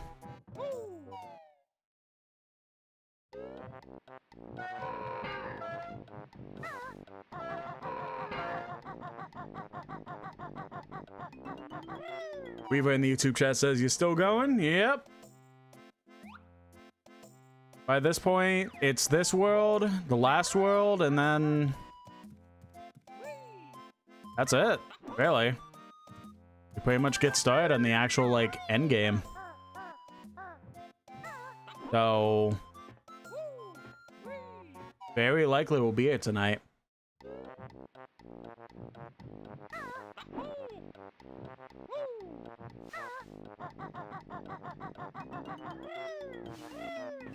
Or I could end it after this world, and then, I don't know, maybe it'll take like 2 hours to beat the game then. I don't know. I have no idea how the last world is going to be. I have a frame of reference on how, like, the final level and like the final boss will actually go, but I have no idea the frame of reference, like how I'll do in the final world.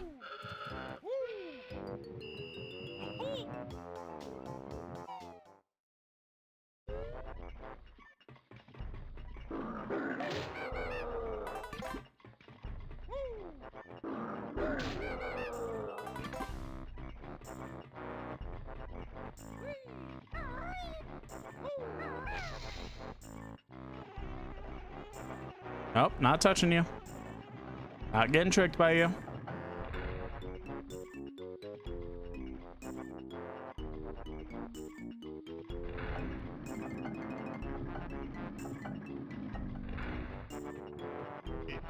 Alright, so this is easily the worst world in the worst area in the whole world. So all the stuff around is like slowed down, but will speed up pretty quickly. You have to be very careful to time it right, and if you don't, the only thing that'll lead you to is a proper death. No, you kidding? I'm giving myself one redo. One redo.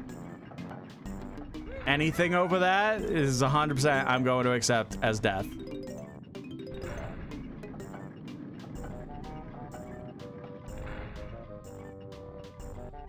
If you want to be technical about it, I have disqualified my right to say it's a deathless one. Okay, now it definitely is a deathless one. Fuck! What's wrong, Banjo? Is it tough? Let me know when you've had enough. Wow, your best note score for this world is now 69! Nice.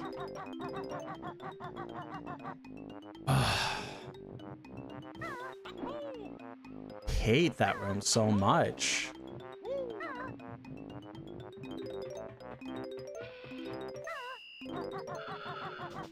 By this point, it's like, man, now I just kind of don't even want to go for the notes yet and just finish off the rest of the jiggies.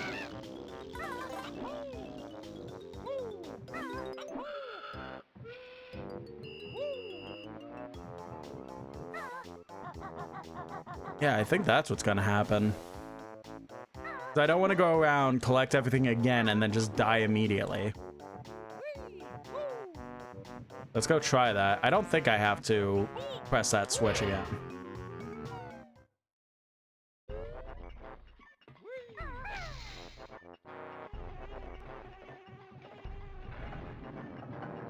Nah, it doesn't seem like it.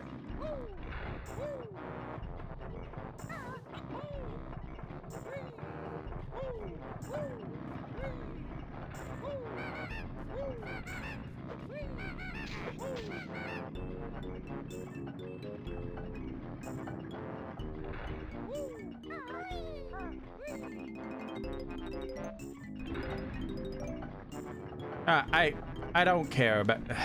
Damn it! I want to get it though. I want to get the Mumbo token.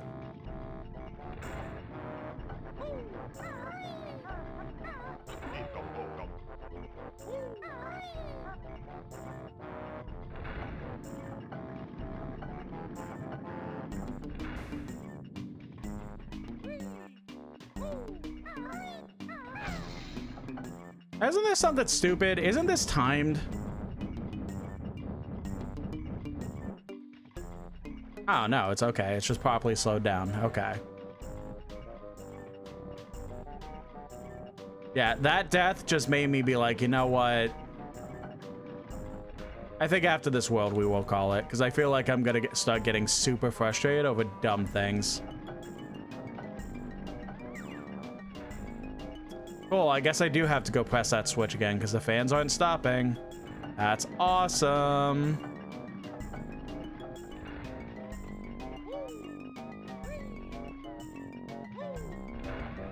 No, are you kidding? No. Mm-mm. I know I said I don't care. This world sucks. I just want to be done with it.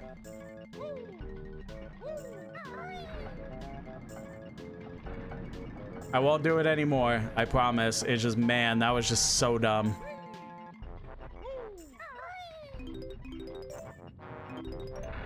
another Mumbo token over here? God damn it.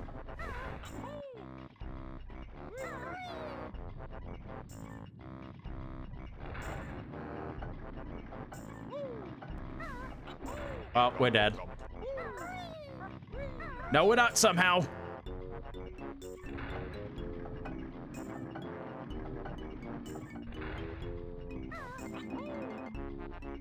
You're kidding. I said we said. Fuck.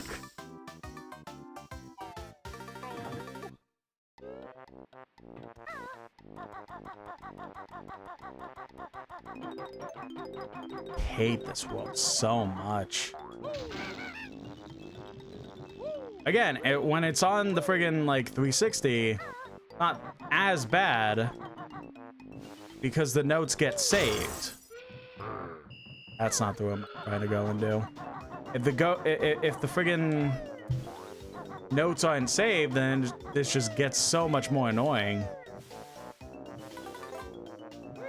That one's a fake window. That one's a fake window. I forget. Is there a window or one of these pipes that we go into? It's not this.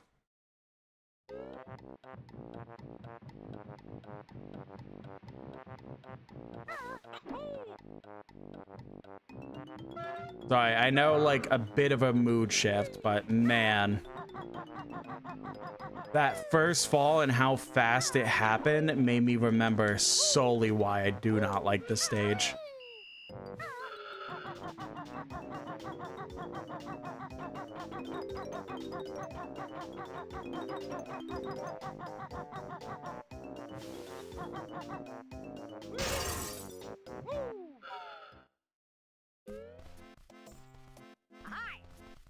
Hi.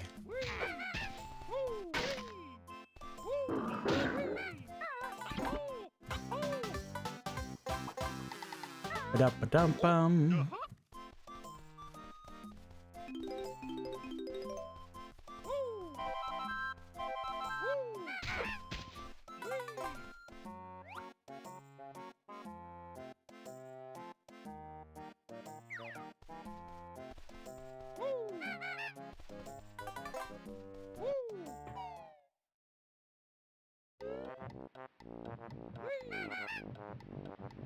Oh wait, wasn't I'm very much misremembering now. This was the kitchen, which since I'm here.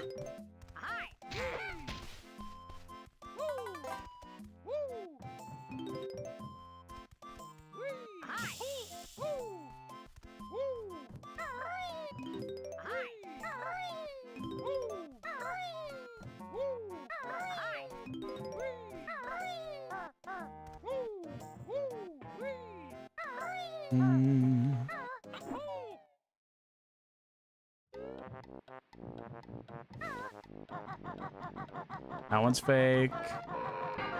Oh. Like the Kremlings from Donkey Kong Country. Oh.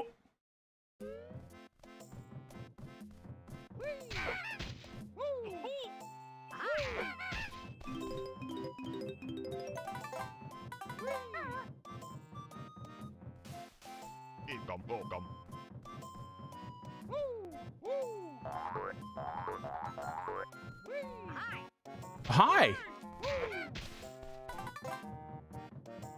Think I got everything in this room? It doesn't seem like there's a Jiggy or anything. Yeah.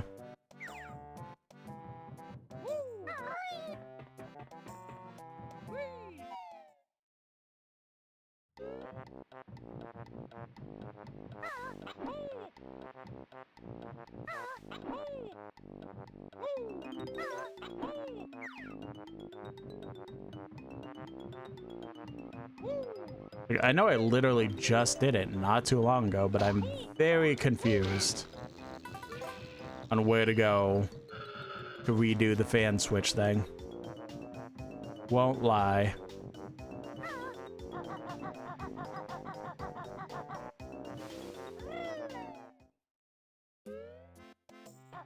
Again, since I'm here.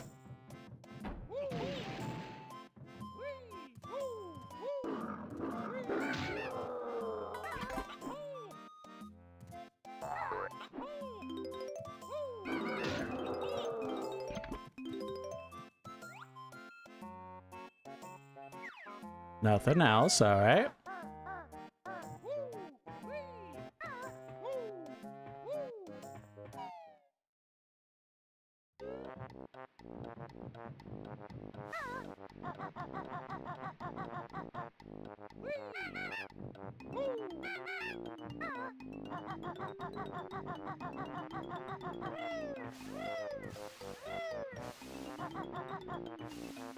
I feel like it's a general consensus. I mean, like, I could be generalizing, but I do feel like it's a general consensus that this is easily the worst world in the game. Like, I know the final world people aren't going to be big on because, like, it's so huge. But, like, I feel like because of this death pit alone, it's like, nope, this is actually the worst one. I have to get the Jinjos again, too. Oh, my God.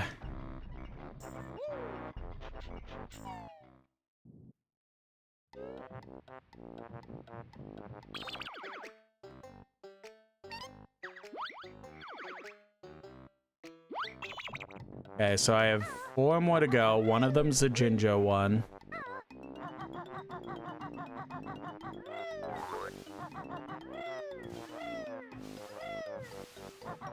What am I missing? What have I not done?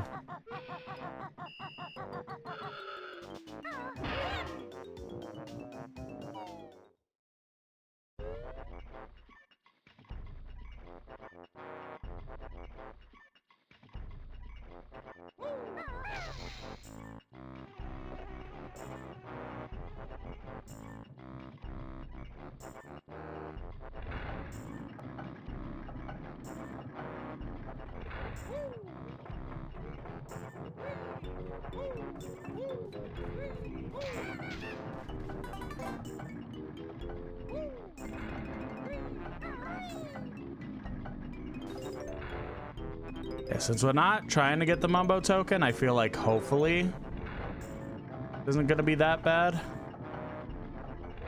Keyword hopefully.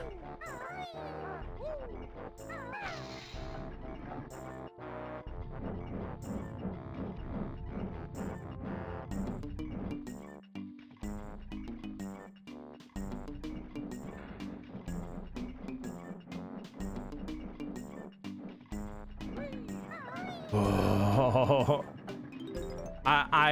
I'm sorry, but I'm just gonna say fuck it. If I fall again, I'm just rewinding. I know it's like not in the spirit of the game and people might get annoyed at me by that, and I'm sorry, but I can't handle this. I can't handle this again right now. Like, it's already not a deathless run, so we'll just count each of those rewinds as an actual death.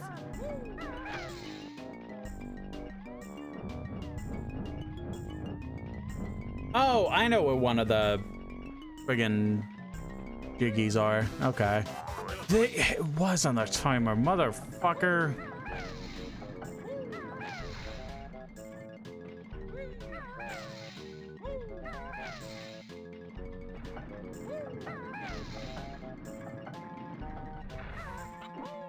Nope.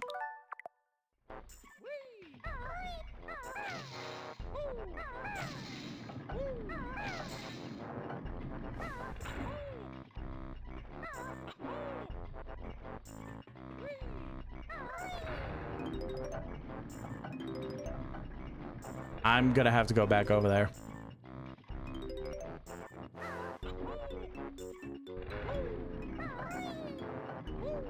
At least the pipe stopped spinning. So it's literally all I have to focus on is just getting over that platform. And I'm all set.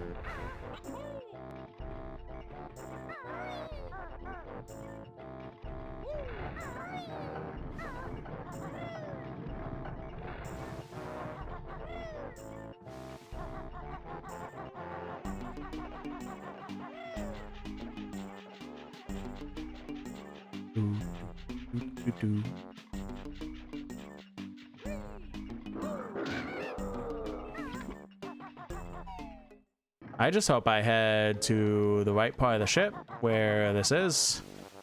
I think it's back here.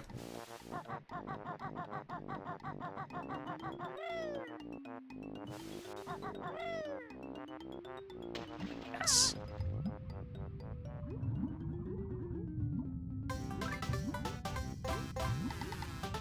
Get me out, get me out.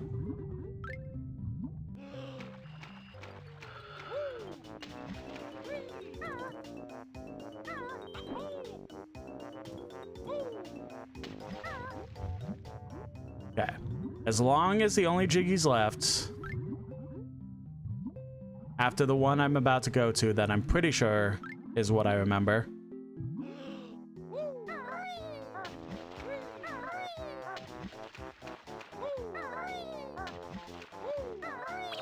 Did I get the honeycombs?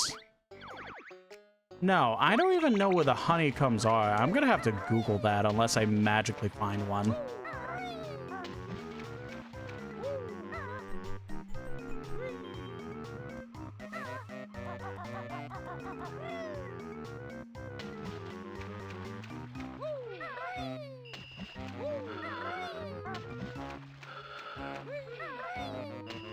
Weaver in the YouTube chat says, throwing out all the clothes. I have 2 cabinets and shit, and I still don't have a lot of room. Oof, that's rough. Hello. I think I was in here earlier. Yeah, I was.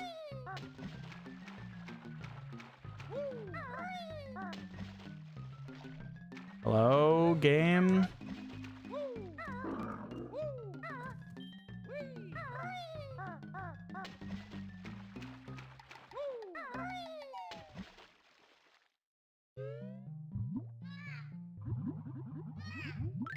Mwah.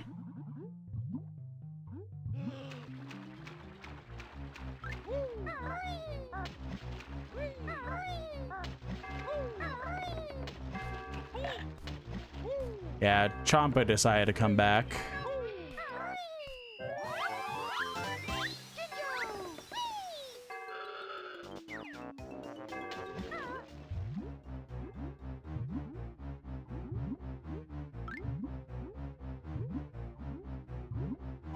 There we go.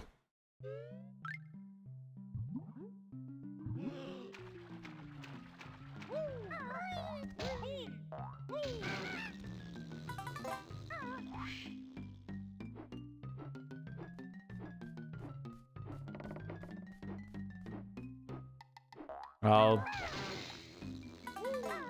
Okay. Ah, that's why. Got it. I was wondering why there was a flight pad in here.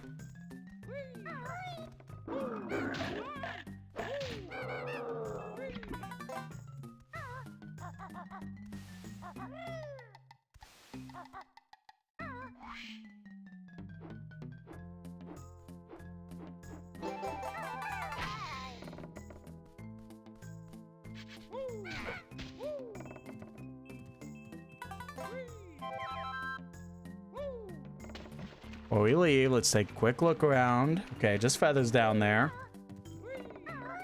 All right. Get out of there.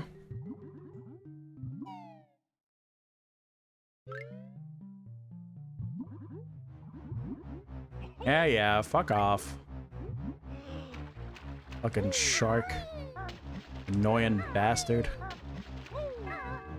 But now I'm confused. Oh, I remember what to do. Because we were hearing the meh, meh sound earlier. It's down here. Like it's under the ship. I just need to get air.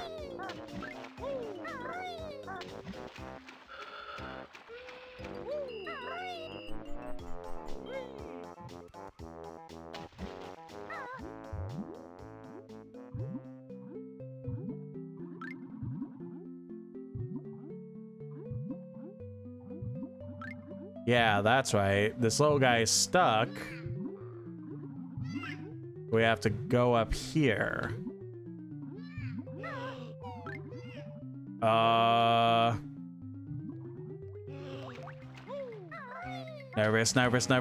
Nervous.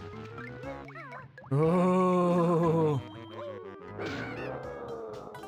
The fact it wasn't immediately regenerating, I was so fucking nervous.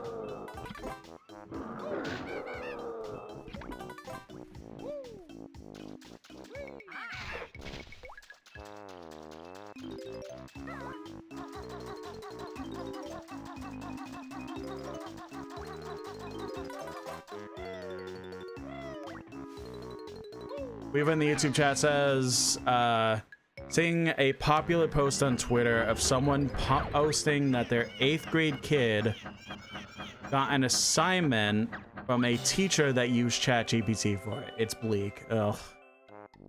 I hate this timeline. I cannot wait for AI to fucking explode. I guess implode would be the proper wording. Like, will people still be using AI for bullshit even post, like, the AI bubble exploding? Yeah.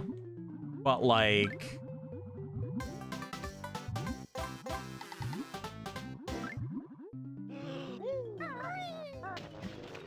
at least it'll start becoming less and less. Like, it'll be like the whole thing with NFTs. Like, yeah, people still have NFTs. But, like,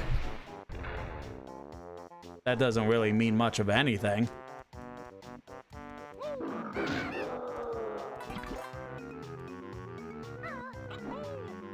I don't understand or remember how to actually get that Mumbo token.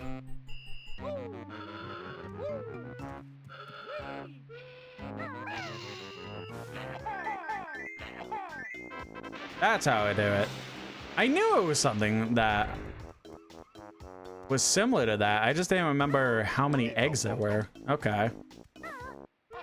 Alright, well, outside of Jinjo's, that's it, right? For Jiggies? Yeah. We need to grab all the notes that we didn't get yet. And in the meantime, hopefully find the Jinjo's. But I'll be kind of honest. I think I repented the stage so much that I genuinely have no idea where the Jinjos are. Outside of the couple we found before dying the first time.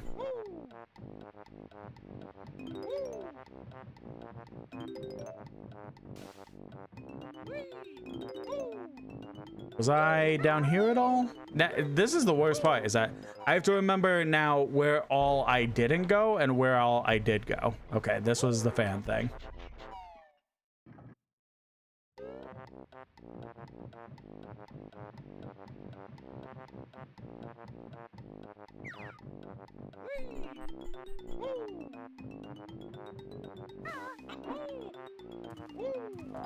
I know for a fact there's nothing in the the boss area, so I don't need to worry about that.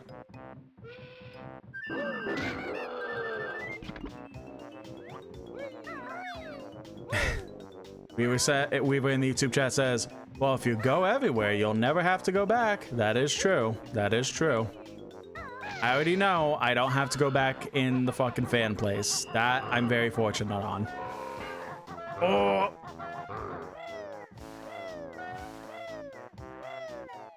Pretty sure that is just the Kremling sound from Donkey Kong Country, which is reused for... Wait, wasn't there? No. I don't think there was a... No, I don't hear a Jinjo or anything. I think all that was in here outside the notes was...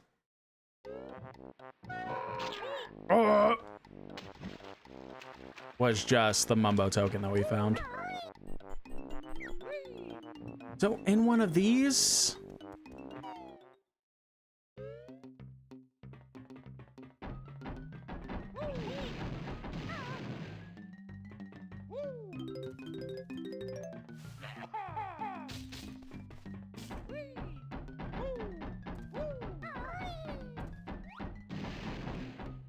Wait, how did that one blow up? Why aren't you exploding? What happened?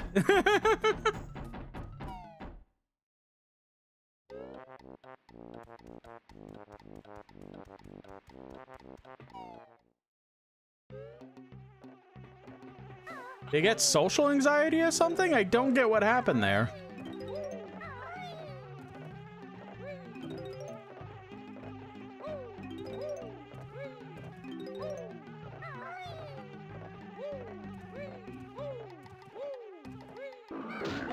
That's fair enough.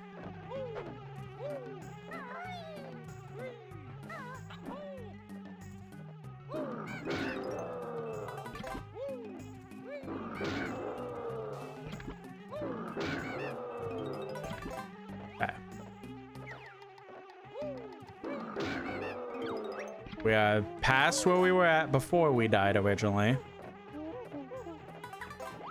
Now we need 30 more notes and 4 more Jinjos.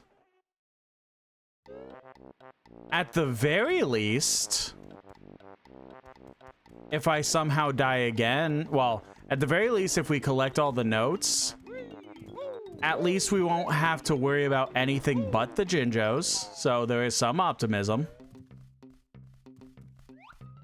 Okay, this was one of the rooms with a Jinjo. That's right. Hi!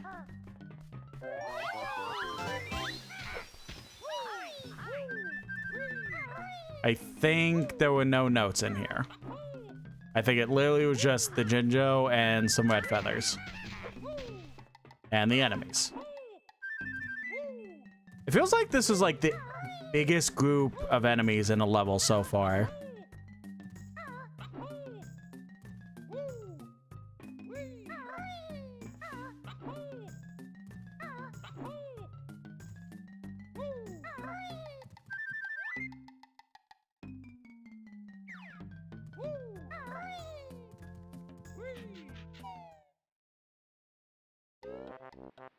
I do think I'll have to look up where the where the other honeycomb piece we didn't get is.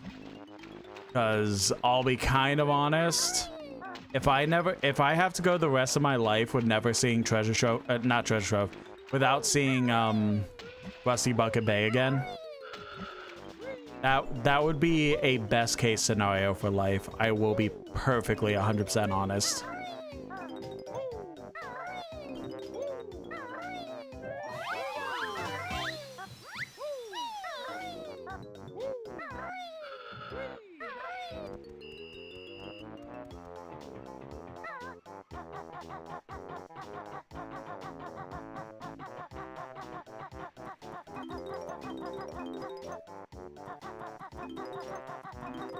Let's pop in here.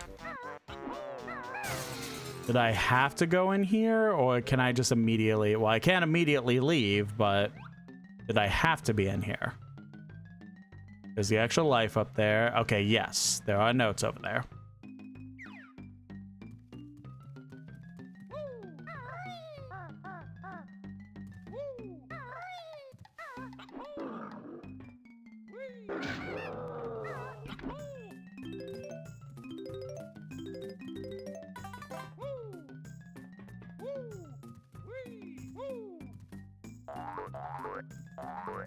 Yeah, alright, I'll just jump off.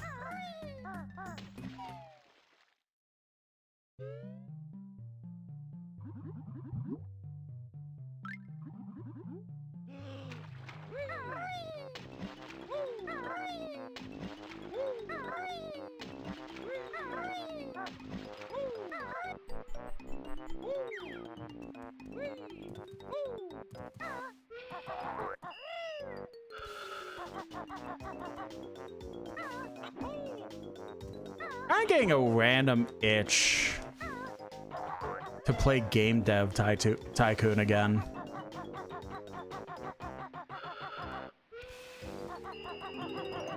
I don't know why. I'm just like very much getting in the mood to like play that again. That's like a game that I have a lot of fun with.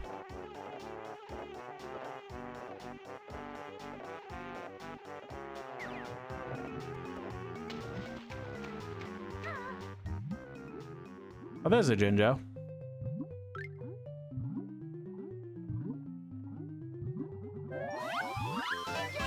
All right, Lily, one more. And I don't remember where orange is whatsoever.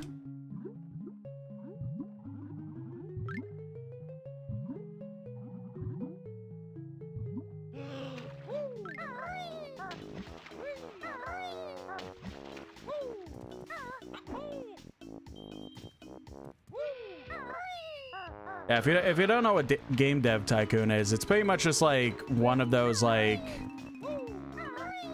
I guess it's like a simulator game where pretty much you start up your own gaming company as a singular dev in your garage in like the 1980s, and then you pretty much go forward and like go through all the generations of console. Like you'll pretty much start out with just your PC or Commodore 64, but they call it, for legal purposes, they call it something different.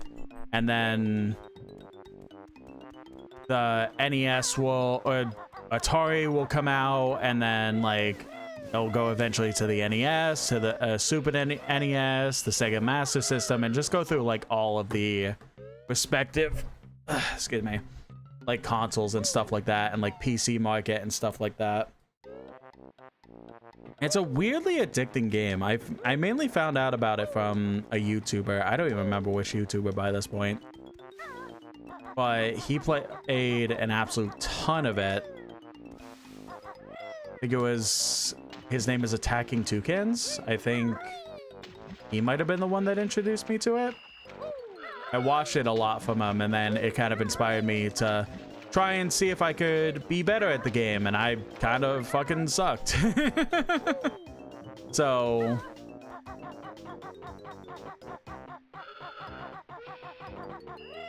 okay, well, but then I kept getting better, and then like there were like ease of accessibility mods that could be added in and stuff like that that made things a little bit easier to tell and learn and stuff like that. So like, it's just a very fun game, very cheap game too. There's a lot of imitation games on it, especially on like mobile and stuff like that, but the OG is the best by far. If I fall off this platform again, I'm 100% rewinding.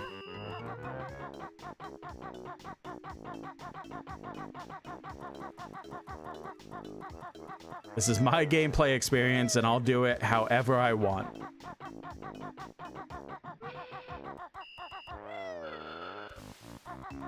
Now where do I go?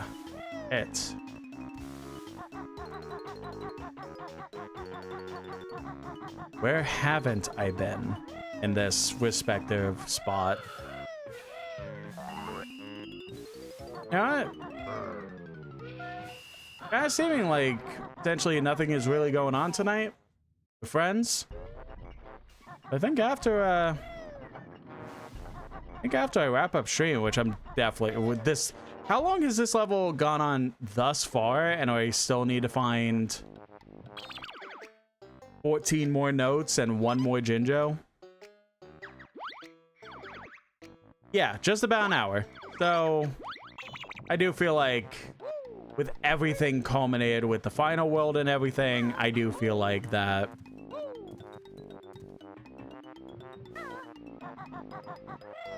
I know where some of the notes are.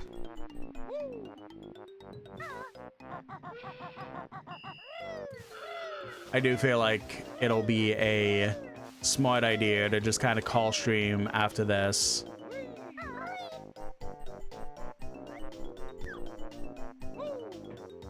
I just realized I never pressed the switch over here.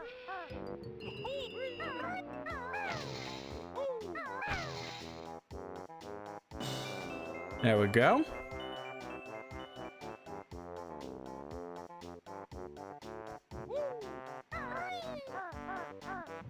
Yeah, after stream, since it seems like nothing is really going on, I might just download and pop back open Game Dev Tycoon. Buy a fresh game, see if there's any interesting mods.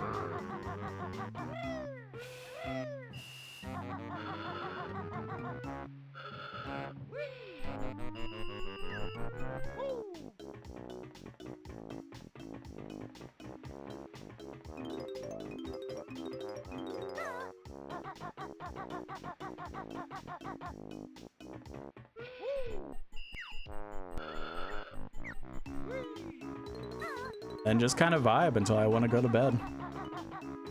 Which might be not the longest from after I start, I'll be honest.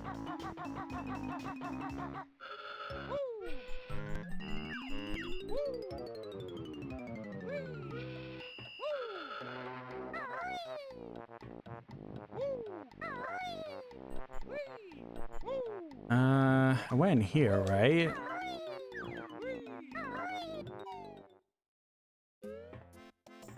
Yes. No notes in here.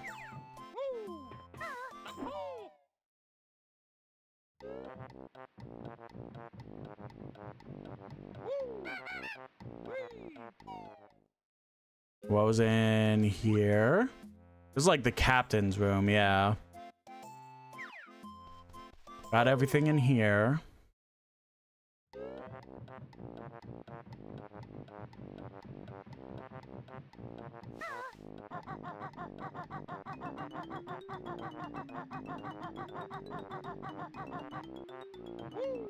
It's like the control room, I think.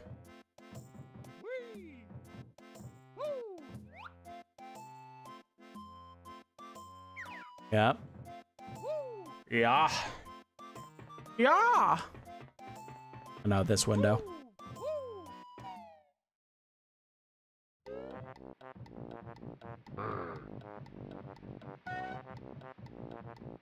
And then we just went for full circle. Okay.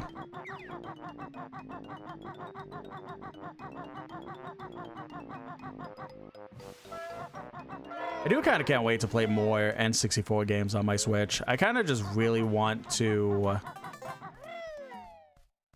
replay more of my childhood classics in general.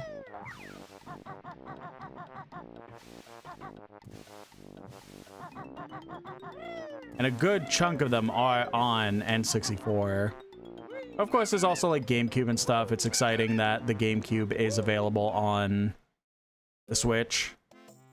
I do just wish they were being a little bit faster with making the games available. But also, I'm kind of taking my sweet time. Well, not really taking my sweet time, but I'm also kind of okay with them taking their sweet time, judging I don't own a GameCube controller that I could hook up to my Switch. So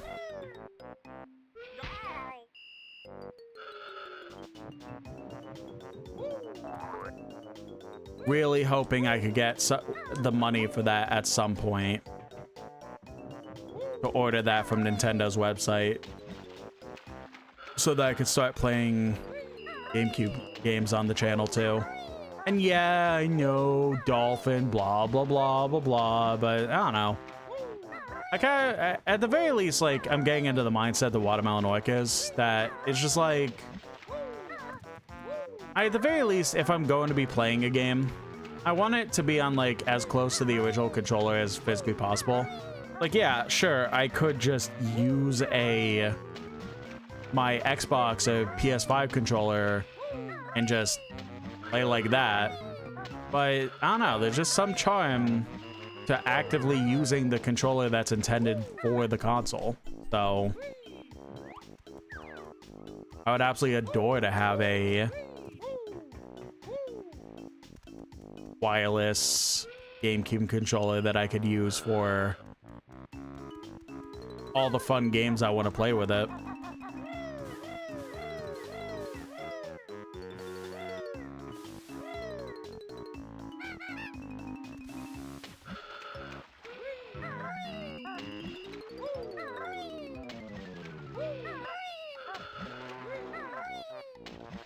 I am lost, actually.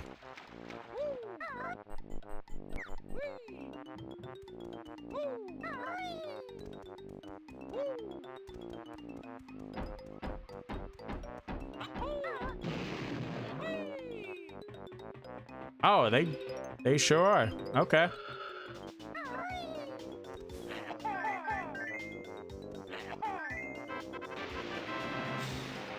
Okay, well, I guess after I get the last 3 notes, I'll just look up where the last Shinjo is and where, oh, where could the honeycomb piece be?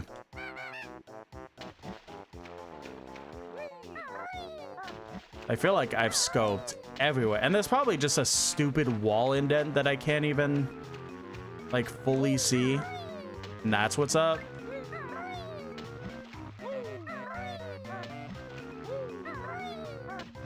But I've been in this stage long enough. I would very much enjoy being off the stage for the rest of my life, like I mentioned.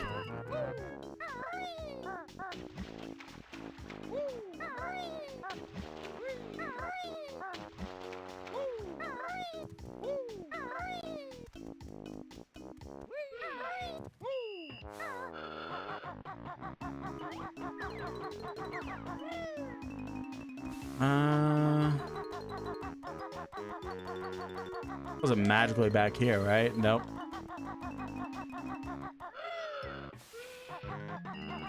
All right, let's get those last 3 notes. I know what they are.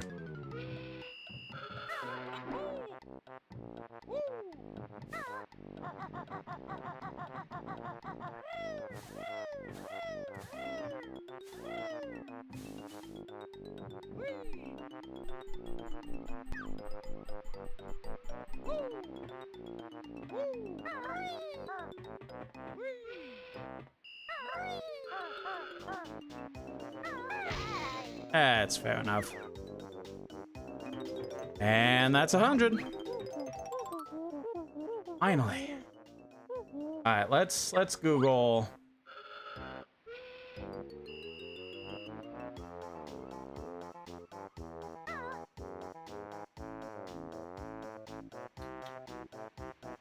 Banjo Kazooie.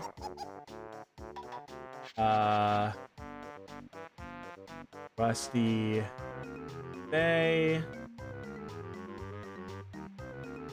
Orange.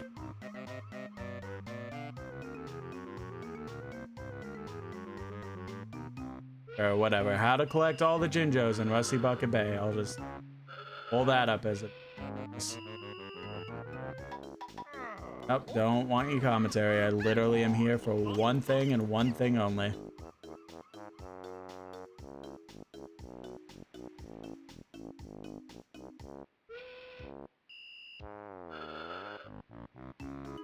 Yep, Jinjo, got that. Please don't wait until the end for the orange Jinjo.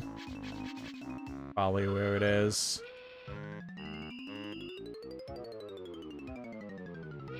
Come on, of course the YouTube player just not wanting to cooperate.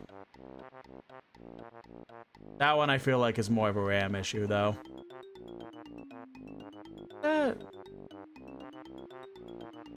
Oh, I don't know if I would have gotten that actually. I feel like I would have been stumbling for a hot minute. It's over here.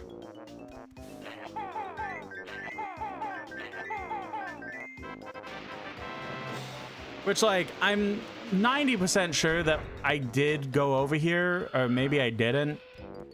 But I don't know, man. Now I just have to look up the honeycomb piece so we can be done with this stage forever.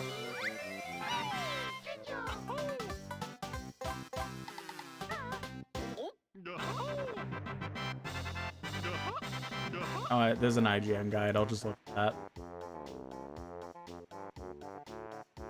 that. 2 honeycombs. Enter the smokestack through the small door at the bottom of the shaft all the way down. Or entering the actual... Oh! Nope, would not have found that. Absolutely not.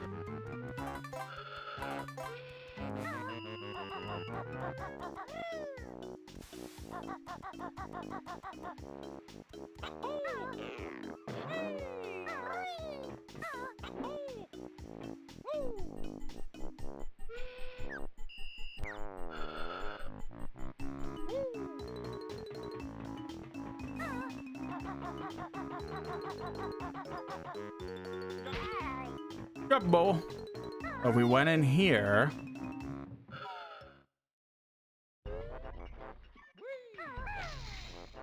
Pop down. There's a hole above the engine room. There it is.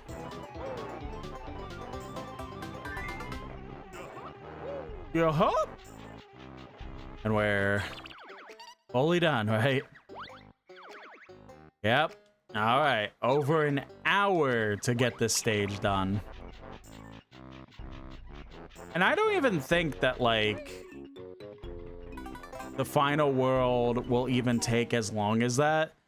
Or if it does, it's not even because of difficulty. It's just very convoluted. But at the very least, we can be done.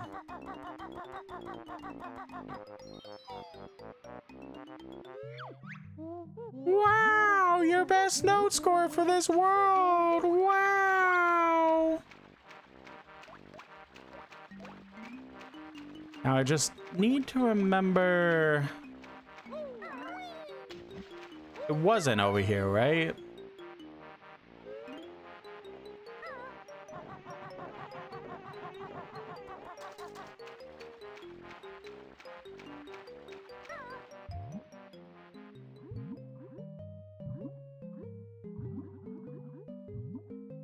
No, I think I know where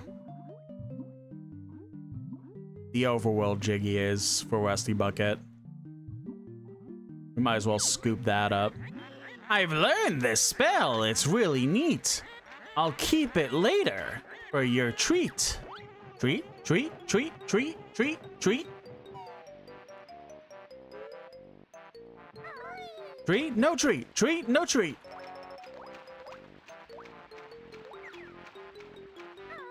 Was it through here, I want to say?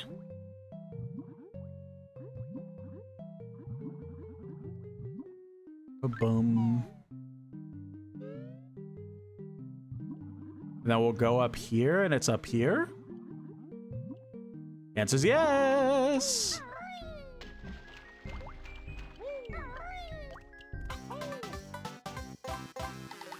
Dum-ba-dum-bum.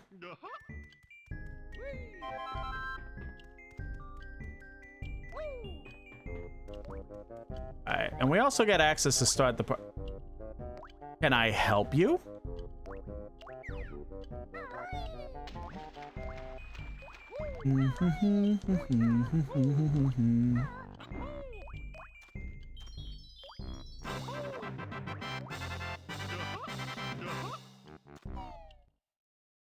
At the very least, let's start the process to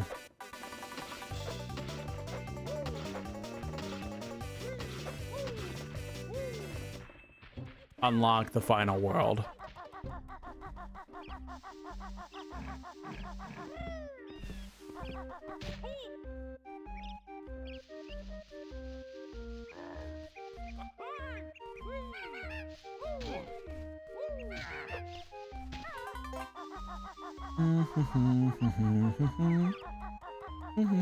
So that's the final world. Anything back here? Nope.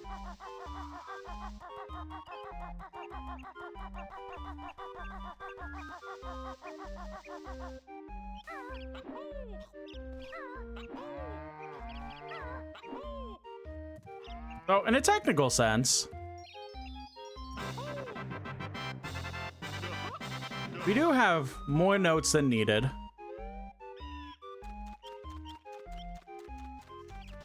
We pop over here.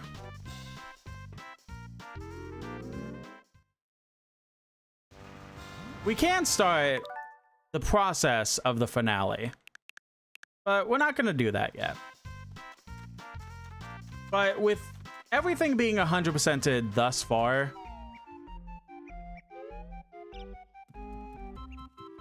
we can start the process to beat the game. But I would like a proper 100%, so we're not gonna do that.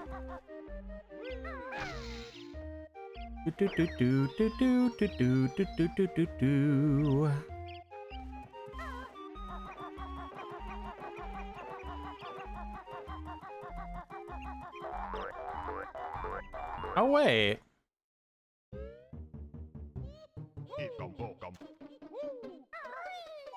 Oh, didn't mean to do that.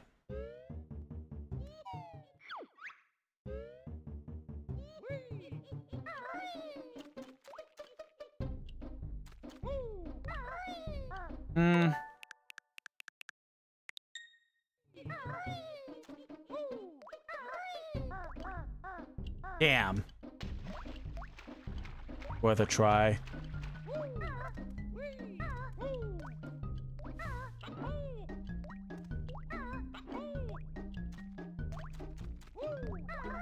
There's a way over there, I just don't really remember it.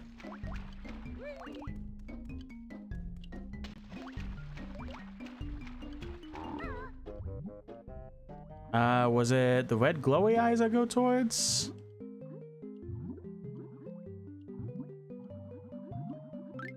But there, I think the red glowy eyes.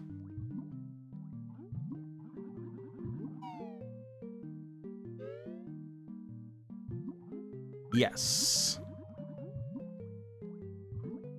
Did I ever go through that hole? I'm not sure. Whole time.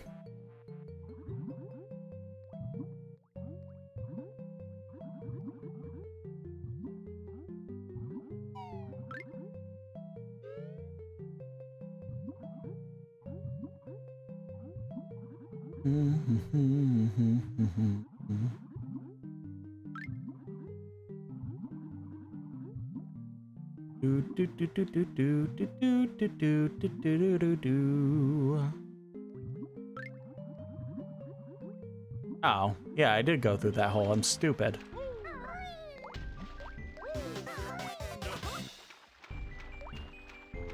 Me when I just don't remember where I am. I would have rewound, but you know what? We got that extra life, so we might as well keep it.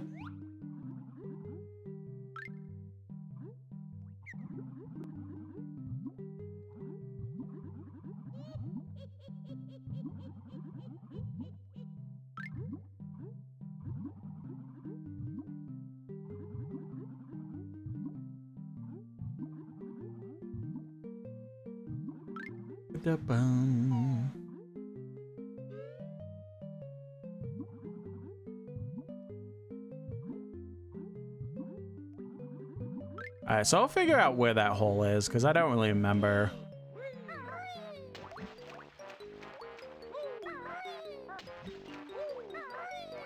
At the very least, we go through this, go back.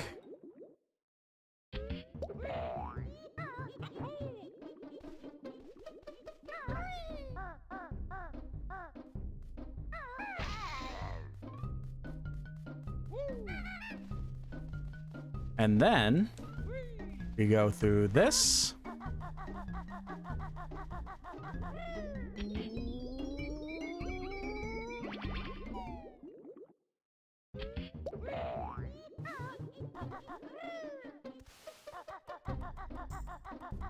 Back up here, go through this.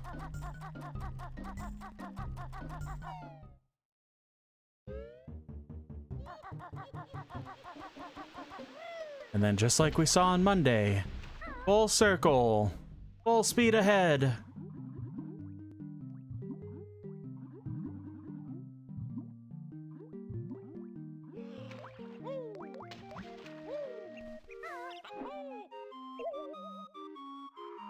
Oh, didn't mean to do that.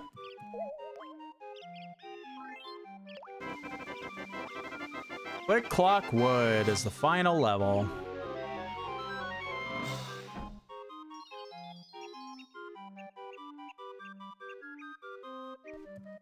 Now, we do have to go back and do...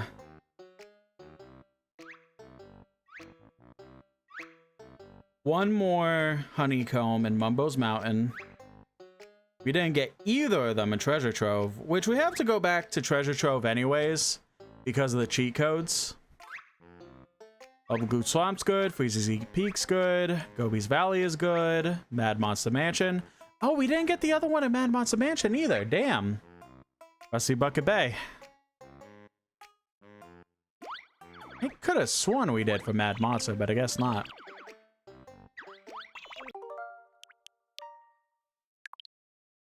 But we could start that off on the next time we stream this. And I don't really want to lose the lives that I have, so we'll just go ahead and make a restore point. All right. That was super fun. That was super, super fun. Stay safe, y'all. Yeah, welcome in, Unicorn Turtle. I hope you enjoyed what you were able to watch. But yeah, super, super fun times. Again, childhood classic. Absolutely amazing. Can't wait to play more at some point. And next stream we do of it will 100% be the finale. So again, thank you all for the nice compliments on the new outfit. I hope to wear it more, depending on how moderation feels about this. Catch my drift. So, very excited for that. But also just like in general, excited for more things to come. Even if the world is very, very not great right now. I just hope for a better tomorrow as always. All right. Well, plan is that I don't know, potentially at some point. Excuse me. Potentially at some point.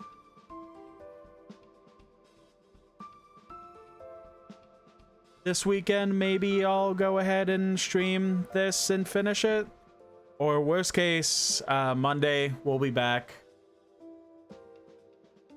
And then we'll 100% this time continue on with Age of Imprisonment, because I really want to continue that and starting to wrap that up. What else? Then Wednesday and next Friday, unless anything comes up, likely is playing more Another Crab's Treasure. Maybe beating Another Crab's Treasure. We'll see. But yeah, I guess we'll kind of see.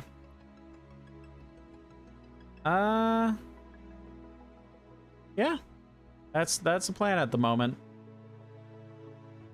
YouTube chat, I'm gonna go ahead and let you beautiful people go, and I'm gonna figure out if there's anyone on the Twitch end of things that I'm gonna go ahead and raid into. So see you soon, YouTube.